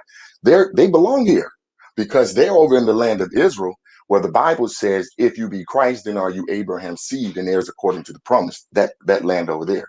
So recently, about maybe 3 or 4 years ago, DNA just came out about who these people are, the Arabs, the Muslims, and the Jewish people. And you can look it up for yourself. They are Canaanites. They are the descendants of the Canaanites. We talked about this before on Clubhouse, but that's exactly who they are. Do we have a body do we have a body of a Canaanite? Yes. Where's that? Yes. It's in the paper. Just look it up. Just look it up. I can pull it up for you if you want me to. Hold on, I'll pull it up for you. I'll pull it up for you. Yeah, I'll pull it up for you. Well, I'm not arguing, but I'm saying that you bring it up because it's news for me. So if you can bring it up for me, that'd be cool. Yeah, I got you. Okay, so well, see, while you're sitting there and I'm talking, just look it up. It don't take but 10 seconds to look it up. I ain't got to do that for you. Bro, I'm saying that the Jews, but you're trying to break my flow as I'm trying to show you that the Jews and Arabs are Canaanites. They're not Israelites. That's all I'm saying. That's all I'm saying. You're making it seem like I'm interested in what you're saying. I don't get the energy here. I'm asking you. Okay. What is it you want me to? I just want you to just. All right, cool. Thank you. So hold on, right quick. Let me make screen a little bit smaller so it can fit. Hold up. And I will say this much: even though I'm back up here, I'm still like Father G. I'm not going to interject. I will say nobody talk over anyone. That's all. I'm gonna step back. So you have a Canaanite nobleman that's R1B from 3,300 years ago in Israel. Okay. From Tel Shadud.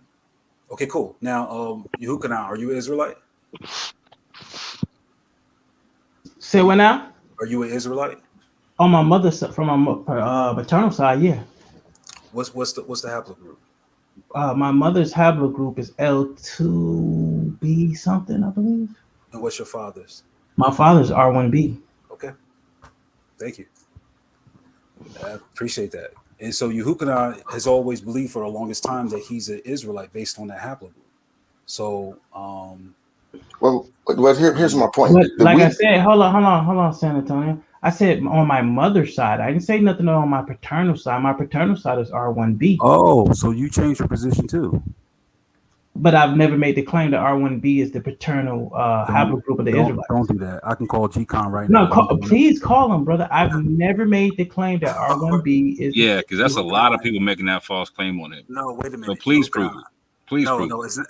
Hold on. It's not a thing about proving this. Okay, because I'm saying he's never made that claim, and I've known him for 3 years. I'm asking. When did he make the claim? I'm asking him. So Yahuchanan, the years that we talked about DNA, you never brought up R1B in regards to your Jewish DNA. No, not that I know of. Not that you know of. Okay, no problem. Yeah, I've never made the claim. I've never made the claim. Listen, no problem, bro. Hold on, let me clear this up. I've never made the claim that R1B is Abraham or David's paternal haplogroup. Now, I used to believe that there were a number of haplogroups that for the Israelites, like haplogroup G, haplogroup Q, haplogroup E, haplogroup J, haplogroup I.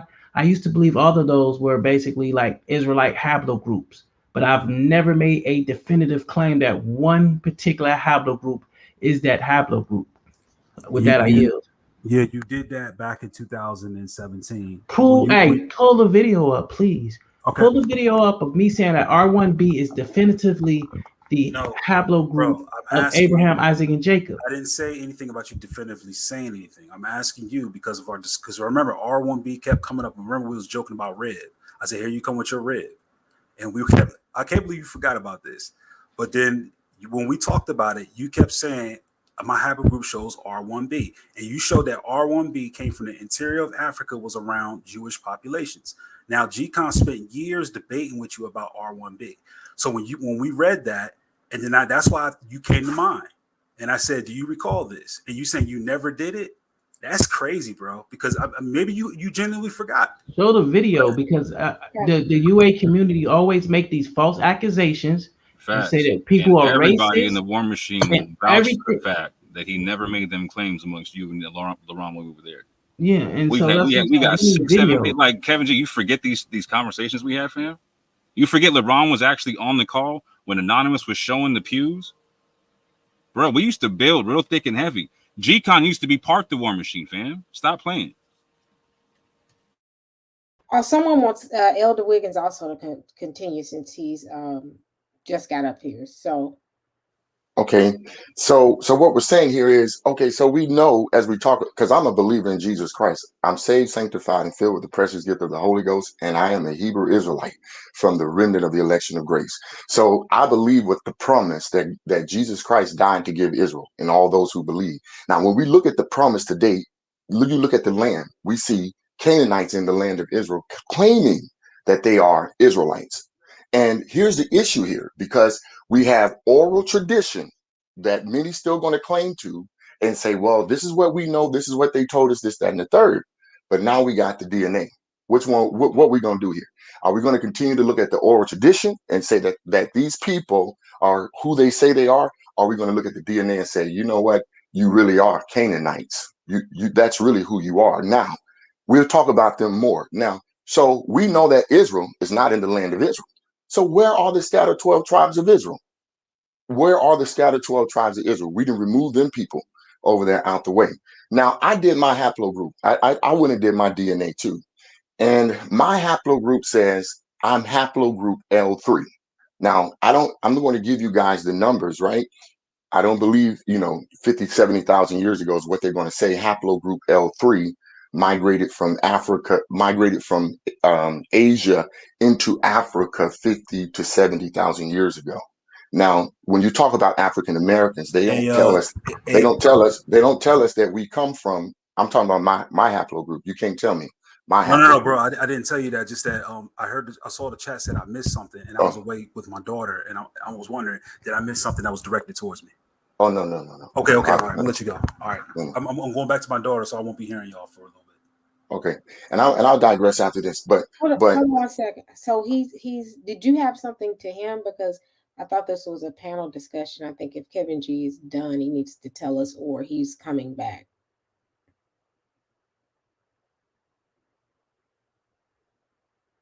Okay, continue on, Elder. Okay, so when we're talking about haplogroup L, facts, science says this is not. I'm like Kevin says, science says haplogroup L comes from Asia. We never heard anything about the African Americans coming from Asia. We never heard any such thing. But my haplogroup comes from Asia. That's what it's saying. Look it up. You'll see that. So here's my question to the room. Does DNA matter or does not matter? Because I'm seeing that there's people in the chat and everybody's saying, well, what they study, white supremacy, this, that, and the other, is not true. But yet you guys are talking about the haplogroups as though they're going to point you to some truth. So are they reliable or are they not? Well, that's a whole nother conversation. Let's stay within the bounds of this conversation here. I think that's the issue, Kevin G. Stay out the chat for a minute and let's stay focused on this. No, it's what he said earlier. So repeat what you just said. Right. So Elder Wiggins says something in regards to how could we believe this article and what they're saying if we actually don't have a body? But then he's talking about the haplogroups and why his haplogroup points him to that. So the question that I'm asking is where do we draw the line where we are critical about scientific papers that talk about DNA? Then we turn around and we talk about haplogroups as though, like the brother just said, we talk about DNA as though we understand it. Mm-hmm. But then on the second hand, he talks about his L group belonging to Asia, and that, I mean, where's that coming from? Okay, so let him address that question, Kevin G. Now, Elder address it. Yeah, because I think you're kind of misunderstanding what I'm saying. I'm not saying that the colon, as it relates to the DNA, is who they are as it relates to the people. I'm saying they're not. They're Israelites. I'm saying they're not Israelites. How do we prove that a colon J marker is actually the Israelites? Where is the body to compare that? They may be haplogroup J, but how do I know for sure that haplogroup J is from the Israelites if I don't have a body to compare that to? Do you understand that? That's where we draw the line at. Right. So do we have a body for anything? Yeah, this all the stuff I'm talking about as it relates to the Arabs, to the everything I'm telling you. My haplogroup is L. I did my own DNA. I'm telling you, I'm haplogroup L. You don't have to believe it, but I am haplogroup L. Okay. And this is what science has given me from when I've done my blood work. Okay. So a lot of the African American people are also haplogroup L2. Facts. So the point I'm trying to say, we're talking about who are the African American people, and we don't know because we've been taught and told so many different things. So now we're going down to the blood work. Most of the African American people here in America, I'm just going to say this and I'm going to digress because I don't want to change the subject too much. But we even talk about when we say who were the first people in America, it's even said that haplogroup L was here first. I'll stop there. Okay, so they said the haplogroup L, which is the maternal, because I'm L2 Orthodox Moor. I think I told you L2. I thought you were L3. I gotta go back and look. Lord, but yeah, so a lot of African descent women are going to be L2, L3, and like for instance, like I always tell Sister E, like if we actually tested Lemba women, they're going to come back L2, L3 as well. Not all of them, but a large portion. Well, that's African women in general. They're going to be L something. I mean, it's but just African women. But the migration now, there is genetic migrations, right? Even with 23andMe and Family Tree, that shows that L2 and L3 went into the Levant. We even have L2 and L3 in Lebanon and in the Levant and in the Middle East right now. That's there. So yeah, but in each Jewish population you're going to have a varying degree of maternal DNA. Like for instance, if anyone's going to be African based, right? Of course they're going to have L. In that region, they're going to have L. If you go up to maybe the Caucasus and up into Europe and some of the areas in Asia, you're going to have somewhere along the lines of H6 or H5. So let me ask you a question. H1B. Why my white cousin in 23andMe, why is she L0? And she's dang near 90% white. Can you explain that? You said why what? Why my cousin, she's 90% because of her mother. White. Hold on, let me finish. See, that's what I'm saying. What are you talking about? What you're saying? You're talking about your friend who is not even relevant. Did I say friend? I said cousin. Whatever. She's not relevant. Then you're not listening, brother. And that's what Eric has put it in. You Time out. I'm going to mute everybody. Right. I'm going to mute everybody. So again, let's be respectful. He did say it was his cousin Kevin G, and not all right, cool. It's his cousin, but she's not relevant. Wait a minute, Kevin. Now, come on, sweetheart. Don't do that. No. I'm not. When you talk about when I say relevant, I'm not talking about her and disrespecting her. That's not obviously it's not what I'm talking about. Gotcha. When I'm saying she's not relevant, is why are you pulling up your cousin and what group she has when I'm talking about Jewish populations and what they have? Is it relevant then that Moroccan Jewish women have L2? Yeah, but that's the women in that region, right? No. I mean, I don't get what you guys are not understanding. No. So okay, so an Ashkenazi Jew, what is the general maternal haplogroup among them? They have L2, they have L3, they have H. Thank you. They have several. Right. That's my point. So depending on where they got women from, they're going to pick up those maternal lines from those areas. So that's what I'm saying. Okay, so let me read something to you. Haplogroup L lineages are found in the African American diaspora of the Americas, as well as indigenous Americans. Haplogroup L lineages are predominant among African Americans, Afro-Caribbeans, and Afro-Latin Americans. In Brazil, PINA report that 85% of self-identified Afro-Brazils have haplogroup L. Okay, so what we're saying here is predominantly to the African American diaspora, which is also what was here in the United States first. Okay, and so I have a question. So I have a question. So if we're talking about the maternal, and this is only a question because I'm not 100% there yet. So when we're talking about the haplogroup or maternal haplogroup for, let's say, your concept of Jewish, what would that be? Well, the basis of Jews is that wherever they went, they picked up women. I'm just asking you for the maternal haplotype. I'm not asking for. I'm just saying, what would you consider their maternal haplotype be? The Jewish. It's several. It's several. Just like name them off for me. All of them. Yes, if ones you can. Okay. Are there any L's? That's the question. Are there L's? Yeah, of course there are L's. There are L's. There's T2. There's M1. There's U6. There's H6. There's several. But what that is based upon is that wherever Jewish men went, that's the type of women they have. For example, let me give you an example. If you go to Brazil, or if you go to the early 13 colonies, Jewish men from Portugal and Spain were taking their African slave women as concubines, and they will have children. Now, when the children come out, they will have mtDNA from the mother's side, but they will have the parental Y chromosome from the father's side. This is similarly to what we experience here in the African diaspora, right? Like if you look at us, a lot of us African American men, we either E1B1A, we either R1B or something else. We're either I, we're either, we're something else. Well, what is that based upon? That's based upon Nordic, Germanic, or Irish bloodline from the quote unquote slave master or the slave master. I'm not saying quote unquote, he was a slave master. But then when we look at the female side or the mtDNA that we get from our mother, they're consistent with the West Africa. So what I'm saying is that when we come to mtDNA, it's very hard to parse and to say, oh, which one is Jewish or not, because Jewish men took whatever it was that they had in those lands. For example, look at Faithful to God's paper that he read, where it shows that these women, when they went through, they said they went through a hard time and then they lost their women, but then they took for themselves African wives. Look at Tazara's source. He says that when they came down, they took for themselves African wives and had children that looked like mulattoes. Now, does the mtDNA matter in that case? No, it's not. Because we're talking about native women that they took in those lands. But what we're getting at, if we're going to agree that the Jew is based on the father, who your father is, then we have to base it on why.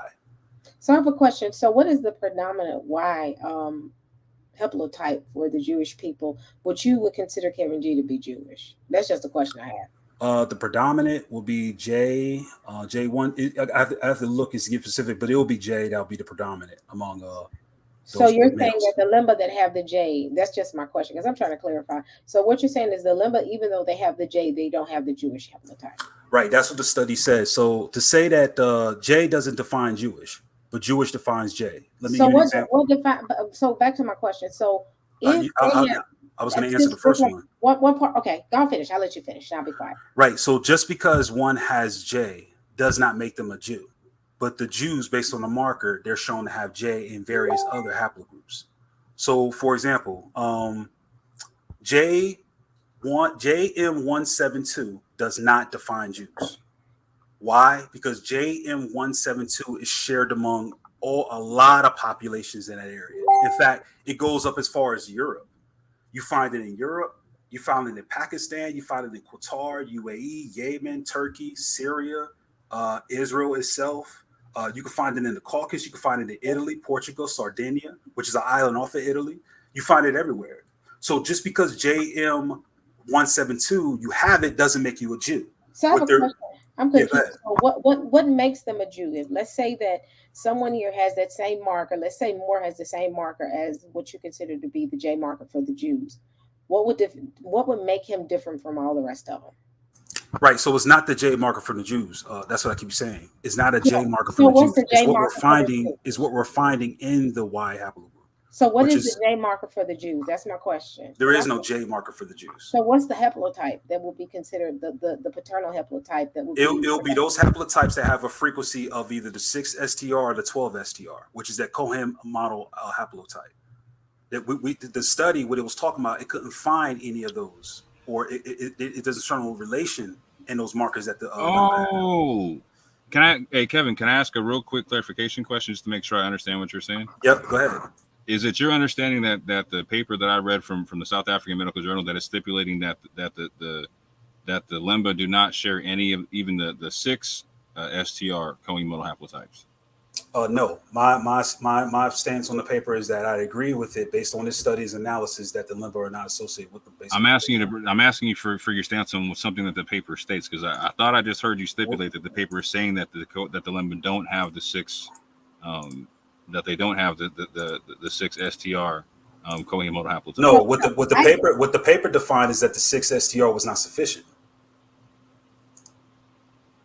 That's what the paper says. Okay, so now I'm double confused, because like in the so-called debate, I asked you the question: Are Jews that don't have the extended co-hemotal haplotype are they not Jews? You said no. So I asked the question: Are Jews that have the co-hemotal haplotype Jews? You basically agreed with it. So like I'm trying to understand. Like so what's no. The 6 model. Your paper so that's why the sister's asking what's the Jewish J then? What do you mean? What's the Jewish J? Like, so which J haplogroup is a Jewish one, or is the Jewish one that you're defining others as not by? Like you're I'm not defining that. The paper. Okay, so what J marker? What J marker was the paper saying? Just so I understand what you're saying, bro. They were talking about JM12. They were talking about JM172. They were talking about JM410. The ones in the Lemba is going to be the JM12. What's your understanding of what the extended co-hemotal haplotype is? I already stated that, bro. Because I asked you if it's a J mark, you said it's not. No, it's not. Okay, can I share my screen real quick, sis? Yeah. What the 6 STR is markers within the J haplogroup. It's not a specific one. It's markers within that. So, for instance, one could have JN172 and another could have JN172. But what they're looking for is the frequency of that 6 STR within them, or the 12 STR in the case of this article. Now, what the article that says that the one you brought up, it says that 6 STR was not sufficient in doing so. In what manner? Just so I understand how you see it. That will be up to the paper. They made that statement, not mine. Okay. So as I real quick. So as I understand it, the paper saying it's not sufficient when compared to the 12 STR extended Cohen modal haplotype. Is that your understanding? That's what it says. So hence the question: is the extended Cohen modal haplotype the J haplogroup? Yes or no? No. Okay. So I'm trying to understand what you're saying then. So if that's the standard, but it's not the standard, how is it the standard? Because your paper says that, not me. You get that, right? The paper you brought up actually says that it's not sufficient. The paper you brought up. Where does the paper say that the extended Cohen modal haplotype is the standard for what a Jewish haplogroup is? Bro, are you not hearing what I'm saying? I'm not hearing you answer the question. It's a very sincere question. I just answered the question. I did not make that statement. Your paper made that statement. Hold on. Where? I'm asking where. Oh, you're asking where it made the statement. Okay, fine. Hold on. No problem. Yeah, get the paper. And I want everybody. I'll pull that right up. Hold on. Conversation. Just get the paper. I'm reading this here, and it says specifically when it says the 6YRST marker, which researchers named the extended Cohen model haplotype CNH. Subsequent research using 12YSTR markers indicate that about half of contemporary Jewish Cohen shared Y chromosome. J1N267, specifically haplogroup J. It's got J here. P5. P58. Yeah, you got him. Okay. Okay, but he's saying that there's no such thing as haplogroup J that they're referring to as Israelites there. I mean, or the Jews or whatnot. Is that what he's saying? His position is that J5P8, also called the J1C3. His position is that that's not the extended Cohen modal haplotype, even though that's exactly what you're reading right there. No, that's not my claim. My claim is not to identify what is the 6 modal haplotype. What I'm claiming is basically what the paper's claiming. That the data. So is the Cohen modal haplotype a J haplotype? I asked that question and you kept saying no. He just read for you that it says yes. Hold on. I repeat the question, man.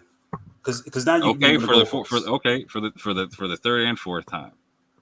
Is the Cohen modal haplotype the only J marker? Your answer so far has been that it's not a J marker. No, it is not. It's a frequency within a J marker. Like for instance, you're asking me is the how should I put it? Is the 2.0 engine inside just the Honda Civic? No, it's not. It's anything that has that frequency in it. So it's not the haplogroup that identifies the marker. It's the marker that identifies the haplogroup. So when they find that, that's when they name it that, because it has that frequency in it. So when they look at a J marker and it has that 6 or 12 STR, then it is named that based on the fact that it has that. But the marker itself does not mean that's what it is. That's why in your article, when you look at the types that they have, they don't have it in them. Okay, so my bad. One quick question, bro. So when it says specifically haplogroup JP58, which is mentioned in the article, so when it says it right there, specifically haplogroup JP58, JP58. Let's read. Hold on, bro. I'm not done asking the question. Okay. When it says that, like again, this is taken from an article that says the extended Y chromosome haplotypes resolve multiple and unique lineages of the Jewish priesthood, right? So when it says specifically haplogroup JP58, what does it mean right there? Help me understand from your understanding. What do you mean? What does it mean? What's the point of it saying specifically haplogroup JP58 in the context of that sentence? Because it's talking about those that have the STR in it. What are we getting at? I don't understand what it is. So is this specific JP58 subclade? Is that the extended Cohen modal haplotype or no? On what one? 6 or 12? You said extended, so 12. You're talking about no. That's not in them. Okay, so JP58 is the subclade thereof is not the extended Cohen modal haplotype based upon the 12 STR. That's what you're saying. No, that's not what I'm saying, bro. The question you asked. Okay, so what are you saying? Help me understand, because it sounds like that's what you're saying. I'm talking about the Sister E asked about the J marker. She says, so you're telling those who don't have the J mark are not Jews? It says, no, J doesn't define who's a Jew. Okay. Now, what you're pointing out with JP58 is based upon them finding that 12 STR within it. That's what specifies that. That in itself is not a haplogroup, but it's a specification of a haplogroup. So now when we go back to the article, this is what I'm saying. I've been trying to read this for the longest time. A new mutation, P58, what you talk about, T to C, define the most common lineage JP58. That's what you just mentioned. And the coding, it was not in this haplogroup. It was not on this haplogroup background that the original Cohen model haplotype defined. Respectfully, this is sounding like classic Kevin. I'm going to agree with you while telling you that you're wrong. No, bro. What are you talking about? No, bro, it's not. What you tried to say was that was a haplogroup itself. It's not. No one's carrying around a haplogroup that just says, "Oh, I'm JP58." Hey, somebody says, let me see. Can you put the article up real quick, Kevin G? Yeah, no problem. Thank you. And again, I'm not saying anything. I'm gonna ask a question. I'm gonna back off. I'm gonna let the brothers talk. Yeah, it's like, but I'm gonna be honest. It's like you guys are really dancing around this article, man. Like you really are. Okay, come on. All right, here it is, right here. Oh, somebody wanted me to pull up to see what I'm reading. Yep. The question is, I think, didn't you have a question more about this article? Where is he getting? So is the JP58 like, so there's an issue in this article, right? So there's people that test for JP58 in the first time they test with the 6 STRs, right? With the 6 short tandem repeats. Then the same group of people who test for JP58 don't test for a more specific subclade thereof of JP58 when they extend it to the 12. So there's Lemba, and there's also South African Jews who beforehand test for JP58 who do not test for this specific extended Cohen modal haplotype. So what does that mean then? Just simply it means that the extended Cohen modal haplotype is not the haplotype for the Jews. And again, this test, if you extrapolate, again, if you read the premise of this, it's not talking about the South African Jews, it's just talking about the Lemba. So if you extrapolate this test to all other Jews, again, just like the South Africans who previously had JP58, when you go to the 12 STR, they don't have it anymore. They don't have the extended Cohen haplotype. Again, out of all 300 plus people tested, only one person at the end of it actually had the extended Cohen modal haplotype. That's the whole point. So again, if you extrapolate this to every Jewish population, all the 6 tandem repeats, Cohen modal haplotypes, they disappear, and the only one that remains is this specific subclade of JP58. Okay, so JP58, what is it now? What is JP58? It's JP58. I don't know what you're asking me, fam. What is JP58? JP58 is a haplotype, and it's also being said to specifically be the extended Cohen haplotype in this study. However, when studied at a 12 short tandem repeat, there's a specific aspect of it to where, like, even people who previously had JP58 were not being recognized as JP58. Do you understand that? Right. So what? So exactly. So what? So what was the conclusion that they drew on this article then? That only one person out of all the people being tested for this specific form of JP58, even though they previously tested at a higher clip.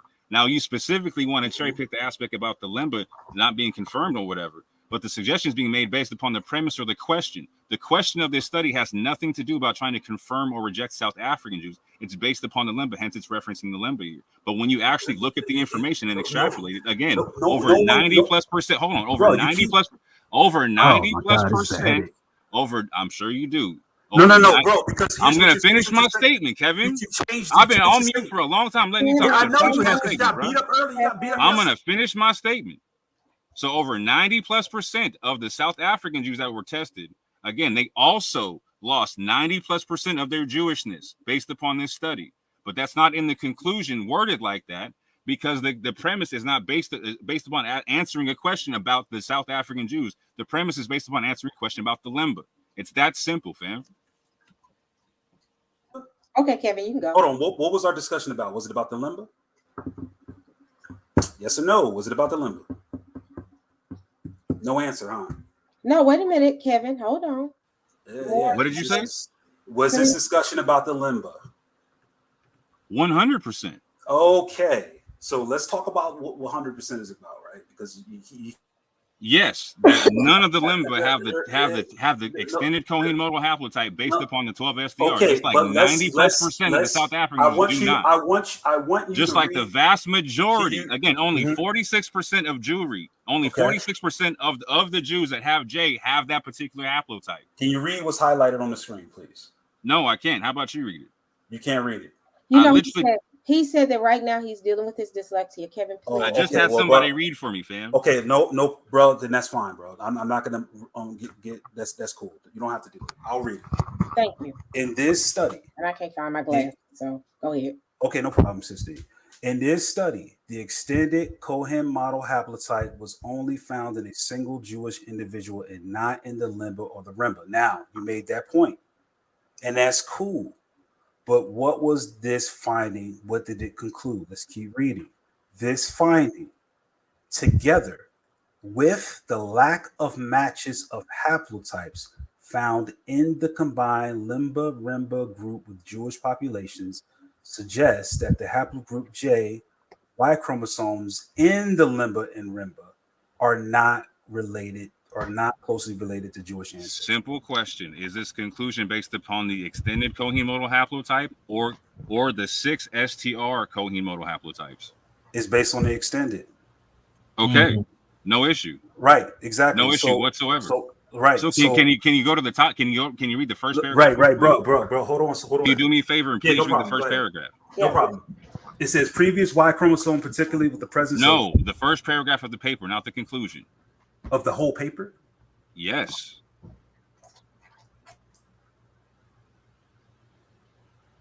Where at? Background. Okay. Previous historical, anthropological, and then read the results, etc. Provided overwhelming support for the Semitic origins of the Lemba or Bantu-speaking people of the South Africa. That's the background. The objective is to revisit the question concerning genetic affinities between the Lemba and the Jews. Methods. The Y chromosome variation was examined in 2 Lemba groups, one from South Africa and for the first time in the reported Zimbabwe Remba to reevaluate previously reported Jewish link. Result, a sample of 261 males, 76 Lemba, 54 Remba, 43 Venda, 88 South African Jews, was initially analyzed for 16 biallelic and 6. I know, I just said that, bro. No allelic. And I thought you had dyslexia. I know the word. Come on, man. The 6 tandem repeats. No, he wasn't planning on that though, Kevin G. If he's reading it, that's what I'm saying. Why couldn't he? I know the word. It was no shot at him. I'm just saying, if he's reading it, why he's making me read it? I can't know the word. Okay. No, bro. I'm saying if you're reading it. Let's not discuss. Hold on one second. Let's not. I'm muting everybody. Let's not discuss Moor's dyslexia. He said he knows the word. He remembers the word. So Kevin G, continue on. Yeah, I'm not talking about his dyslexia. That's don't put that in. I'm not even about that. Like, no, you said I thought I thought you had dyslexia. That was kind of like a little pop shot. But no, it was not. I was saying I thought he has dyslexia. He's let me read this. Why is he putting this in here when I'm trying to read the article? Well, go ahead. He wants me to read the article, so I'm reading the article. I'm like, come on, bro. Yeah. The non-African component of the Lemba and the Remba was estimated to be 73.7% and 79.6%. Respectively. In addition, a subset of 91 individuals, 35 Lemba, 24 Remba, and 32 South African Jews with haplogroup J will resolve further 6 additional biallelic markers and 12 STRs to screen for the extended Cohen model haplotype. Although 24 individuals, 10 Lemba, and 14 SA Jews were identified as having the original Cohen model haplotype 6 STRs, only 1 SA Jew harbored the extended Cohen model haplotype. Conclusions. Please reread that last sentence. No problem. And this is really simple. Although 24 individuals, which is the 10 Lemba and 14 South African Jews, were identified as having the original Cohen model haplotype, the 6 STR, only 1 South African Jew harbored the extended Cohen model haplotype. Conclusions. While it is not possible to trace unequivocally the origins of the non-African Y chromosomes in the Lemba and the Remba, this studies does not support the earlier claims of their Jewish genetic heritage. Now, let me ask you a very simple question. Does what you just read confirm that Lemba did in fact have the original 6 the original SC, the original Cohen modal haplogroup based upon the 6 STRs? Yes or no? Once again, yes, because the article says it. That's not the argument here. The argument is the higher. So literally in our debate, you said no. What are you talking about, bro? Literally in our debate, you said no. No, I did not say that. Okay. I did not say that. Watch the replay, fam. No, go ahead, watch the replay. You asked me specifically, is it a haplogroup? I said, no, it's an identifier. I asked you specifically if this paper confirms that the Lemba have the 6 STR Cohen modal haplotypes. I 100% asked you that on the clock. No, bro, because look at what the study is saying. Okay. The study is based on. You can say no. I'm going to show you saying no here and show you answering the question. When you watch it, it's going to say exactly what I'm saying. The reason why I said that is because when you look at this, they're doing a higher resolution study. The 6 STR is not sufficient. So again, another question based upon the premise. The objective have anything to do with South African Jews? No. I'm going to ask you a question now. Oh, please do. Go ahead. I'll answer anything you want to. Is this conclusion correct? Yes, it's 100% correct. All right, I'll drop my mic then. So that means that they do not have any claims of the Jewish genetic. No, because your mic is not good, brother. No, hold on, watch. This is what I'm saying. Hold on, watch. This is how scientific papers work. The conclusion based upon the premise. So what's the premise? Is the premise based upon the Lemba or South African Jews? So again, and is it based upon them having the 6 STR Cohen modal haplotypes, or having the extended Cohen modal haplotype? Based upon the fact that this paper is comparing them, having them, and the standard is trying to see if they have the extended Cohen modal haplotype. No, they do not. No, they do not. I'm not going to say that they do. But the paper you just read for yourself this is your paper, stipulates that they do have the 6 STR Cohen modal haplotypes. And what does that matter? What does that matter? Because you said that they're still Jews. No, bro. I did. Who did I say they were still Jews? On the clock, fam. On the clock. Okay, prove it. Pull it up right now. I will do so. Pull it up right now. Okay, so we gotta wait for Moore to pull it up. All right, let me go get me some. Can I say something real quick? Say whatever you like, bro. Hey, no, hold on. I will say this much. Everybody be respectful. I don't mind. We will. So I asked you about. Okay, now hold on 1 second. I want to respond to something that Moore just said. Oh, okay. Okay, now this is what I was talking about. Hold on, I gotta pull something up while you respond to me. Okay, no, bro, hold on. I'm pulling this up right here to show you where this came from. Now, your question was of the 6 marker Cohen model haplotype, right? Now, look what it says here from this geneticist. The Lemba evidence is also interesting. This population was theorized to have Jewish origin on the basis of its processing of what you just brought out, the 6 marker Cohen model haplotype within haplogroup J, within haplogroup J. When it was later recognized that this was inefficient as a Jewish marker, because A, it could be found on different lineages, J1, J2, and even non-J, and B, it could be found at high frequencies among non-Jewish Near Eastern populations. The case for the Jewish origin of the Lemba largely crumbled. Now, let's go back to your paper. And this is why I answered the way it did. The reason for this high resolution study is it shows that the 12 is now the standard and not the 6. So what you're asking me, you asked me, is 6 Jewish? I said, no. You know why? Because the geneticist said that, not me. I read what the geneticist said. He says, and I quote, and it is not sufficient. Go back to that paper. Go back to the paper. My bad. I don't mean to interrupt you. Go back to the paper at the conclusion. Now listen to this. It says only one South African Jew harbored the extended Cohen modal type when they moved it up. Okay. Only one, bruh. So listen, hold on. Now let's go back. I asked you, are the Lemba related to the Ethiopian Jews, the Yemenite Jews, and the Ashkenazi Jews? You said yes. This study is not being compared. Hold up, wait, Kevin G. Listen, hold up first. This study is not being compared to those Jews. This is not even being compared to Indian Jews. This study is being compared to South African Jews. No, it's not. Yes, it is. That's the sample. That's the methodology, brother. This test is not being. Listen, hold up, calm down, Kevin G. Calm down. Listen. It's letting you know in the methodology, this has nothing to do with the other Jewish communities. This is only being compared. Those Rembas are only being compared to South African Jews. No, let's read this. Yes, it is. Go back to the methodology, bro. Let's read the comparison. Well, I'm on that. I'm on that. Let's look at it. A comparison of the haplogroup of distribution among the Remba, Lemba, Venda, and Jews revealed that Remba and Lemba has some haplogroups in common with the Venda and others with Jews. Now, we're going to look at the sampling groups that they use here. Of the 11 haplogroups found in combined Remba-Lemba sample, only 4, EM2 and J1F2A, JM172, and LM11. Now, we just read that these are generic markers in the area. In fact, we were more specific about this and saw where we found it. We're shared between them. Although the 4 haplogroups together constituted a major component of the Y chromosomes in both the Lemba and Remba, the Lemba at 73.7%, the Remba at 94.4%, the frequencies of these haplogroups, with the exception of haplogroup EM2, deferred to 2 populations.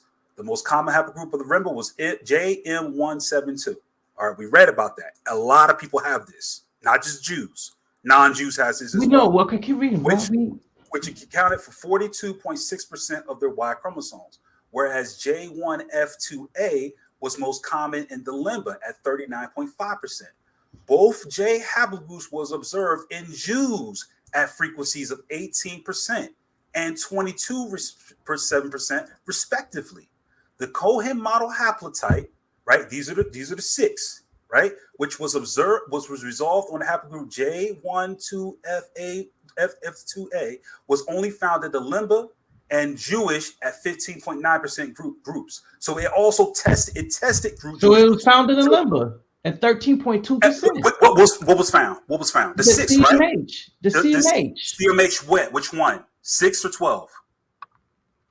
I don't know. I just see 14, 16, 23, 10. So I don't know what that means. How many numbers are there? Let's see, 1, 2, 3, 4, 5. 6, Yeah, 6 of them. Yeah. Okay. My point. So now going back. No, hold on. Go back to that and keep reading, though. I got you. Go back and keep reading. Yeah, no problem, bro. With Keep the reading. exception of LM11, which was only found in the Lemba and the Remba, all haplogroups derived from non-African ancestry and the combined Lemba-Remba sample were also found in Jews. Mhm. Using the exact test of differentiation, all populations pairs, including the Remba versus the Lemba, were found to be significantly different from each other using both haplogroup P less than 0.001 and haplogroup P, or they're trying to find within a range of that. And it looked like it's a narrow range, a very narrow range, because it's saying, frequency data, only 5 H626, H58, H65, H67, and H84, and the 42 haplotypes found in the combined Lemba-Remba samples were shared between the 2 groups. Altogether, these lineages accounted for 39.2% of the Y chromosomes and the Lemba and the Remba, and they share predominantly higher frequency haplotypes. So this is the table showing the haplotype, and they're showing each of the groups that were sampled. Mm-hmm. Now, this is going to show that they actually tested more populations. Okay, this is the comparison between the Remba and the Lemba. Okay, and what's between them and the J group.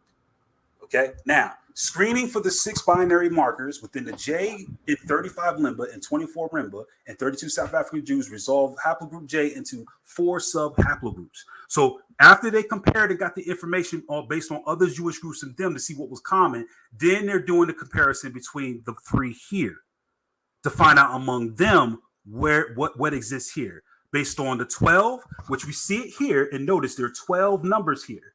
Okay, now they're going to do a test on the 12. Right. So first they screen for the 6 binary markers within J, the 35 Lemba, the 24 Remba, the 32 South African Jews resolved in the J group into 4 subgroups, right? Haplogroup JP58, which Moore brought up, which is based on the 6, which is associated with colon monohaplitude, was found in the Lemba at 57.1%, the South African Jews at 56.3%. Haplogroup JM267 was found in the Lemba at 28.6% and the Remba at 16%, but not in the South African Jews. Haplogroup JM172, we talked about this, was further resolved in the subgroups MJ410 and in the Remba at 43.5, South Africans at 73.5, J12 in the Lemba at 14.3, 44.4 in Remba, and South African Jews at 6.3. Now, this is where they get into the 12 STR. The 12 STR marker system resolve the 91M304 Y chromosomes into 46 haplogroups. So they go through this. I don't know how much you want me to read this, but I'll keep going if you want me to. Do y'all want me to keep going? You can keep going because You the can whole read thing the is going to tell entire you thing if you want to, fam. No problem, bro. Let's hold do up, it. I would Kevin love G, it. hold up, stop. Because let me tell you, the whole thing is this: when they get to this 12 CMH thing, only one South African Jew shows up with it. One individual out of the whole group, bruh. You don't get it? Hey, hold on 1 second. Somebody called me. Give me 1 second. Anybody got a, or y'all want to wait till he comes back for the point? I'm sorry. So we have an intermission. I went and got me some cookies and a cup of tea because I've not eaten today. Fooling with y'all folks. I've had like I'm gonna get ready to go to bed in a few. I know you're not talking. You know you can stay up to 5 o'clock and 4 o'clock in the morning. Yeah, I know. I got to get up at dang 6 o'clock in the morning. But yeah, He just called you a chatty Cathy. But I had to go get me something to eat because fooling with Marianne and all y'all, I have not eaten today. So come on with it, Kevin G. Yeah. Sorry about that. I got a call, so somebody was saying something crazy. You're good. Okay, cool.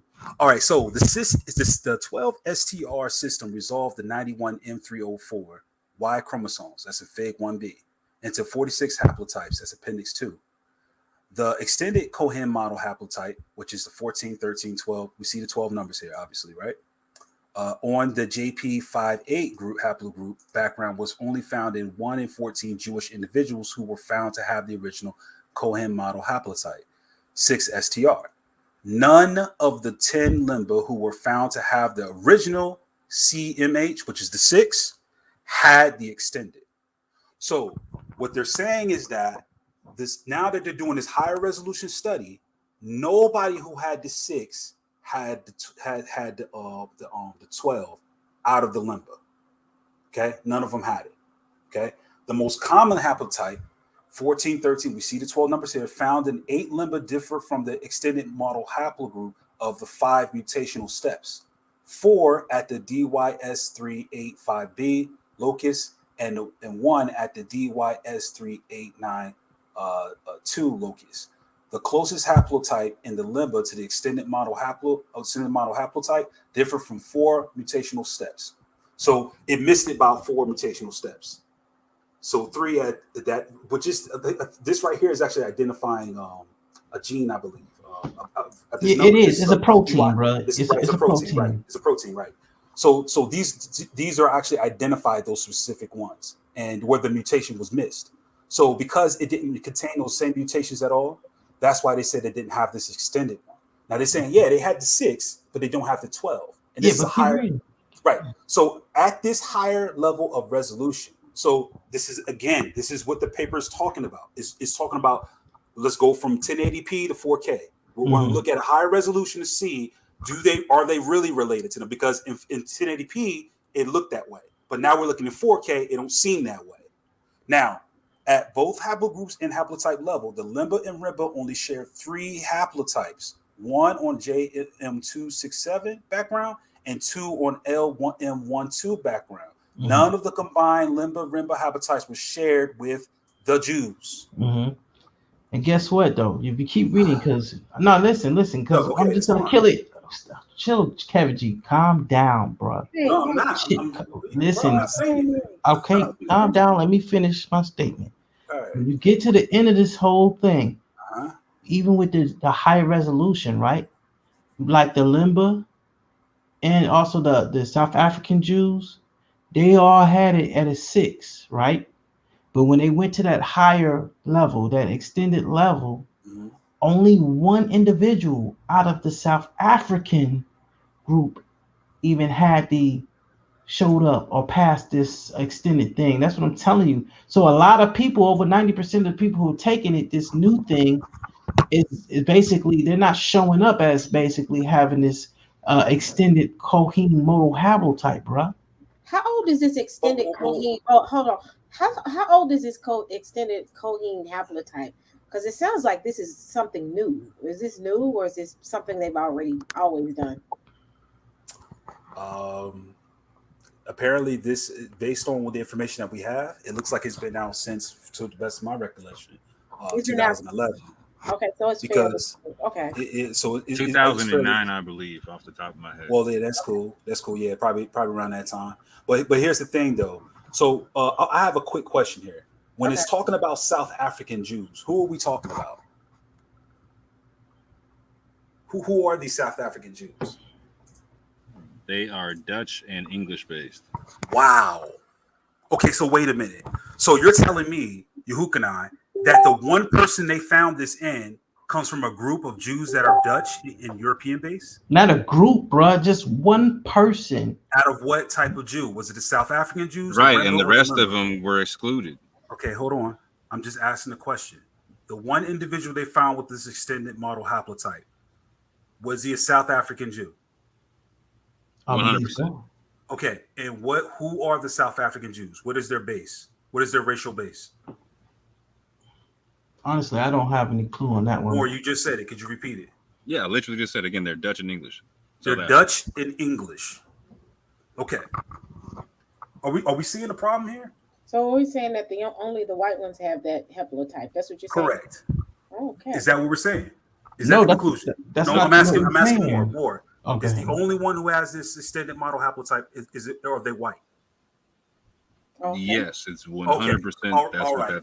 That's exactly what it's saying. Okay. All right. Okay. So I'm missing the point because I'm missing what the okay is, Kevin. What's the okay? Because you think about it. When we read this article, when they did the high resolution one, they couldn't find it in any of the Lemba or the Remba, but they found it in the South African Jews.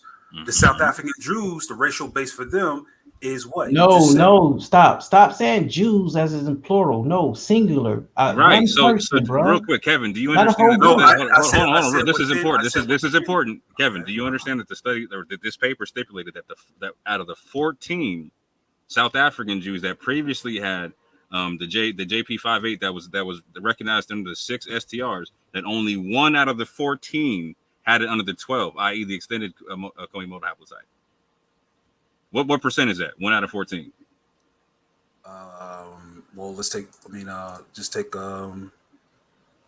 If we take 100 divided by 14, and we have 7.412, and we times that by 13, we're talking about 92%. So that subtracted from that would be 7.14%. Right. So there were 88 South African Jews tested in total. Right. So out of the 88, only 1 out of the 88 had it. So can you give me what that percentage, please? Only 88 had it out of what? No, 1 out of 88, period. Only one person out of the entire study ended up having the extended Kohinomoto haplotype. So what's the percentage on 1.13%? So out of everybody that was tested, only 1.13%, even out of the South African Jews, had that extended Kohinomoto haplotype. Right. So real quick, so if you extrapolate this to the entirety of the rest of the Kohanim that have the 6 STRs, what percent? Hold on, real quick. What percentage of the modern Kohanim have the extended Kohinomoto haplotype? You're talking about 1 out of the 88. If we took 88 and divided by 100, then we only get a percentage of 1.13. So only 1.13% will have that. So then, but here's the problem about that. Remember, when we read from the previous paper or the geneticist opinions, what did he say? He said off the top that the 6 model haplotype was insufficient because non-Jews had it. It is too diverse. Can you show me that part? Can you read that for me real quick? No problem. So let's go back to it. Let me add it back. Yep. Yeah. That's the one? Okay. I don't know if this is your paper. I'm talking about mine. Where does mine say that? Well, your paper is the examination. Your paper is not. Okay, so break that. Okay, so real quick, so break down what you're saying from your paper, so I understand. I'm all ears. Right. So if we look at am I even sharing? Yeah, it's right there. Yeah, I put it up. That's okay. Yeah. For some reason, I lost the window for just tell me what you want, I'll share it for you. Okay. Well, no. I got it right here. It says the Lemba evidence is also interesting. This population was theorized to have a Jewish origin on the basis of its processing of the 6 marker Cohen model haplotype within Haplogroup J. Now, we have to understand why is it that they did this extended high resolution study. There's a reason for this. And this geneticists give us the clue as to why this is the reason. When it was later recognized that this was insufficient as a Jewish marker. Why? Okay, we have to understand the basis of this. Why is 6-marker Cohen model haplotype insufficient? Because A, it could be found in very different lineages. It could be found on J1, it could be found on J2, even non-J. And B, it could be found at high frequencies of non-Jewish Near Eastern populations. So here's the thing. 6 model haplotype, that's what I said. You asked me the question, right? Mm-hmm. Does having 6 model haplotype make you a Jew? What was my response? You tell me, because I seem to have it wrong. No. I want you to use what you said. I haven't pulled up the video, so tell me what you're saying. No. And the reason why is because other people have it way outside the population of Jews. Okay. Now, this is the reason for the high resolution study, because now it's saying we need to find who has 12. Okay. Now, in that high resolution study to find 12 out of the 88 between Lemba, Remba, and SA Jews, who has it? And it was one individual, you are correct, that came from a Dutch and English population of Jews, but not from an African one. So that's why they suggested that the haplogroup that they have in their J groups that they have might have come from neighboring countries. And the 6 model haplotype, of course, has been proven that they probably came from neighboring countries as well. Okay, it's not exclusive to Judaism. Help me understand something that the paper's saying. Like, so when it says that everything was found to be insufficient, is it just stating that, or is it citing a source? I'm sorry, repeat that.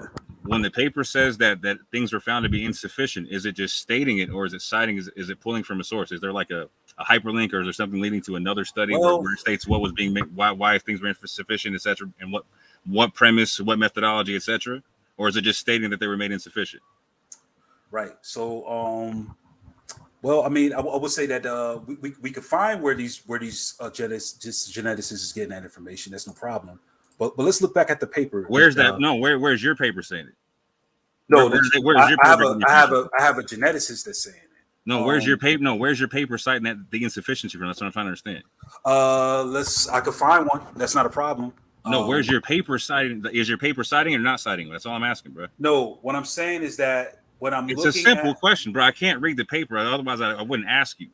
No, my comment is it citing another source, or is it just saying this stuff on its face, man? Bro, listen, I don't understand why you're getting so high. Kevin, 1 second. Just answer the question, because Moore got another. I'm gonna make sure Moore answers his question. He said, "Where you're getting this information? Is it in your paper?" That's a simple question. This is a comment from a geneticist that made that claim. So it was not in your paper. I have a question. Can you just do it, please, Kevin G? Yes or no? Is this in your paper? No, I don't have a paper that states that. So the paper, I have a geneticist that states that. So the paper you're speaking of that you just pulled up, your paper, which is is it the T haplotype? It didn't say that. I believe it did. I can look, but I'm not too sure on that now. Hold on. I want to look at this paper, because there's no reason to get into any type of paper. We could just use the paper. I guess I want to know why Moore asked that question. Then we can get on this part right here. Well, here's why Moore's asking the question, because he wants to see if there's a source.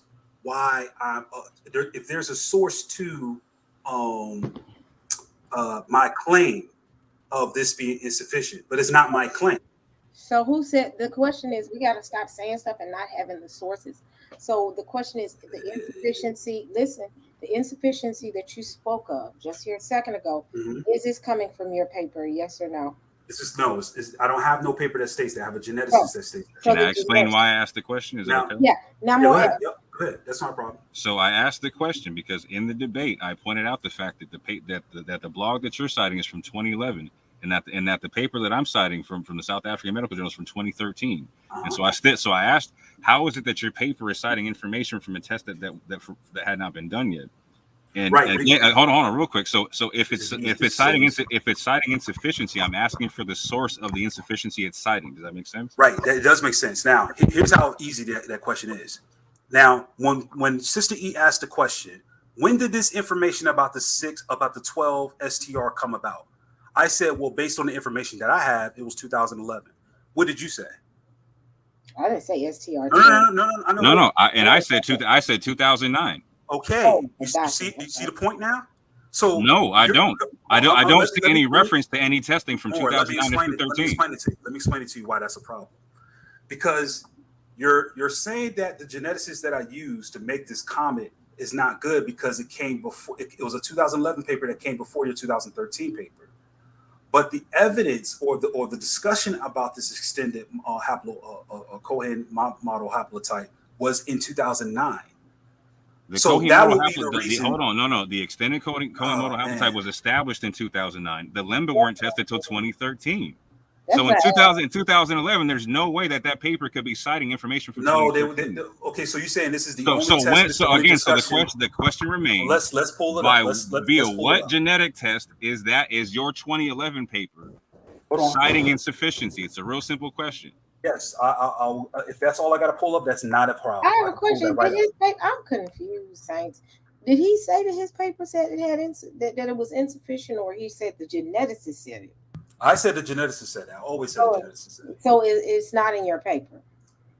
Well, no. He did this based on his study. He's a geneticist. No, gosh. Like, yeah. How was that even a discussion? He just asked. But here's the problem that we have. His own paper. So you just don't have a source. You don't have a source. My source is a geneticist that said that. I could say my mama said it, but it doesn't make it right. No. So you arguing? Is your mom a geneticist? No, but you're arguing about. I can say my mom is a geneticist. But see, this is the thing. And that if your mom has to be tested. Kevin G, hold on, because here's the thing. Hold on, because we do. We study genetics. Kevin G, hold on. I'm not jumping on you. Hold up. We study genetics. So anytime a geneticist says something, he has to show his methodology. If he doesn't have a methodology to show for it, just him saying it is not good enough. You're just arguing from authority. You know that. That's why I said I could easily say anybody said it, but I'm not saying you're doing it, Kevin. Let me stop because I don't want people to think I'm biased. It makes no sense. I think it's. But that's what it sounds like, Kevin. When you come here and you go real hard and without a source, and we use sources. No, listen, bro. That's deceitful. Okay, right. Listen. After, let me put it like this. This is what you guys do all the time. After the facts are established and we're back at square one, then there likes to be this other stuff. Now check this out. We just let's take your word for it, right? Hold on. Let's say that. Hold on. Let's say that. Time out. 1 second, Kevin. Do that. Don't do that and say that's what you folks do. No. Well, let me explain. Because we're back at square one because you don't have a source. No, bro, that's not what we're, no, it's not, man. Listen, bro, I'm telling you, I've been doing this all week and I can keep going. When we look at this paper, guess what this paper is doing? This paper is explaining they have to revisit this. Now, why did this paper revisit this? Right? Why did the paper conclude and say that it's not that they cannot? Let's go down to it. Now, remember. My geneticist said that the 6 model haplotype was insufficient. All we have to do is go to the paper for supporting evidence of that. Because think about it. If the paper didn't agree with that, why would they agree? Why would they not account for the 6 model haplotype for being sufficient for that? Nobody thought about that, have they? So you got one geneticist who said that's insufficient. No, bro, you're not clicking and hearing what I'm saying here. You said one geneticist. No, bro. Listen, you got to listen to what's being said. Okay, are you claiming the 2013 is a source at this juncture? No, bro. What I'm saying is this: if the 6 this one genetic we can't even verify. Not make sure we you can't verify them. They be using them all the time. He wrote GEDmatch, bro. He wrote the Oracle database. I'm saying we can't verify. He said it. Yeah, you do. You can. Okay. Did he write all of them, or did he write the MDLP world? It's right here. It's right here in front of you. Look. Did he write all of? Did he write all of the Oracle databases, or just the MDLP world? He wrote the Oracle database, the one that's being used with the one that the MPLP world, MD world. That's the guy. He just wrote one Oracle database. No, bro. Okay, let's go to this guy. Hold on 1 second. You were able to get in touch with the geneticist for MDLP world? Yeah. Because don't let them respond. Pull the name up because. Are you saying the one that came up with that database? You were able to get in contact with him? Yeah, he emailed me back. What's his name? I think Valdim or something. Let me see that email because I've been emailing him for a good little minute. What email were you using? I was using the email that's within the MDLP world. They get in there in an email. They say if you have questions, please email. Oh, you never got a hold of him? I could never get a response. I don't know. I don't know why he didn't respond to you. And what's his? So did you get it? Vadim. Yeah. So his name is his email here is Vadim. How did you get the email? I'm just asking because I want to know. So, I got it from the site. For example, I got it. I'll show you. So okay. when I did let me take a screenshot here. All right, bam. Okay, when I got my results, that's the email's right there on top. And go to the email. He did respond. Wow. Okay. Yeah, he did. So I said, this is the project in DR. For questions or comments about this project or for your results, please email. And then he has his email here at gmail.com. And so I emailed him and I asked him about that Middle East frequency that you see here, the second one. Let me get the highlighter. So this one right here. I asked him about this. And I said, what does this mean? And he says that it's just noise.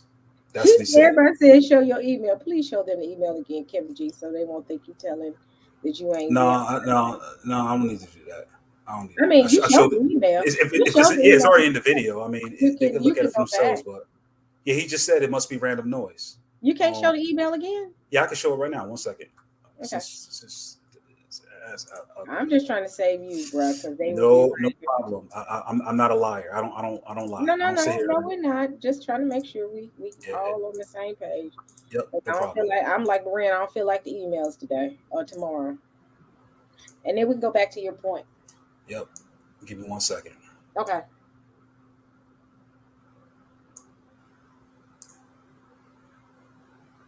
Okay. But now what he says, is there another geneticist that has verified what he said, or it's just we gotta go by what he says?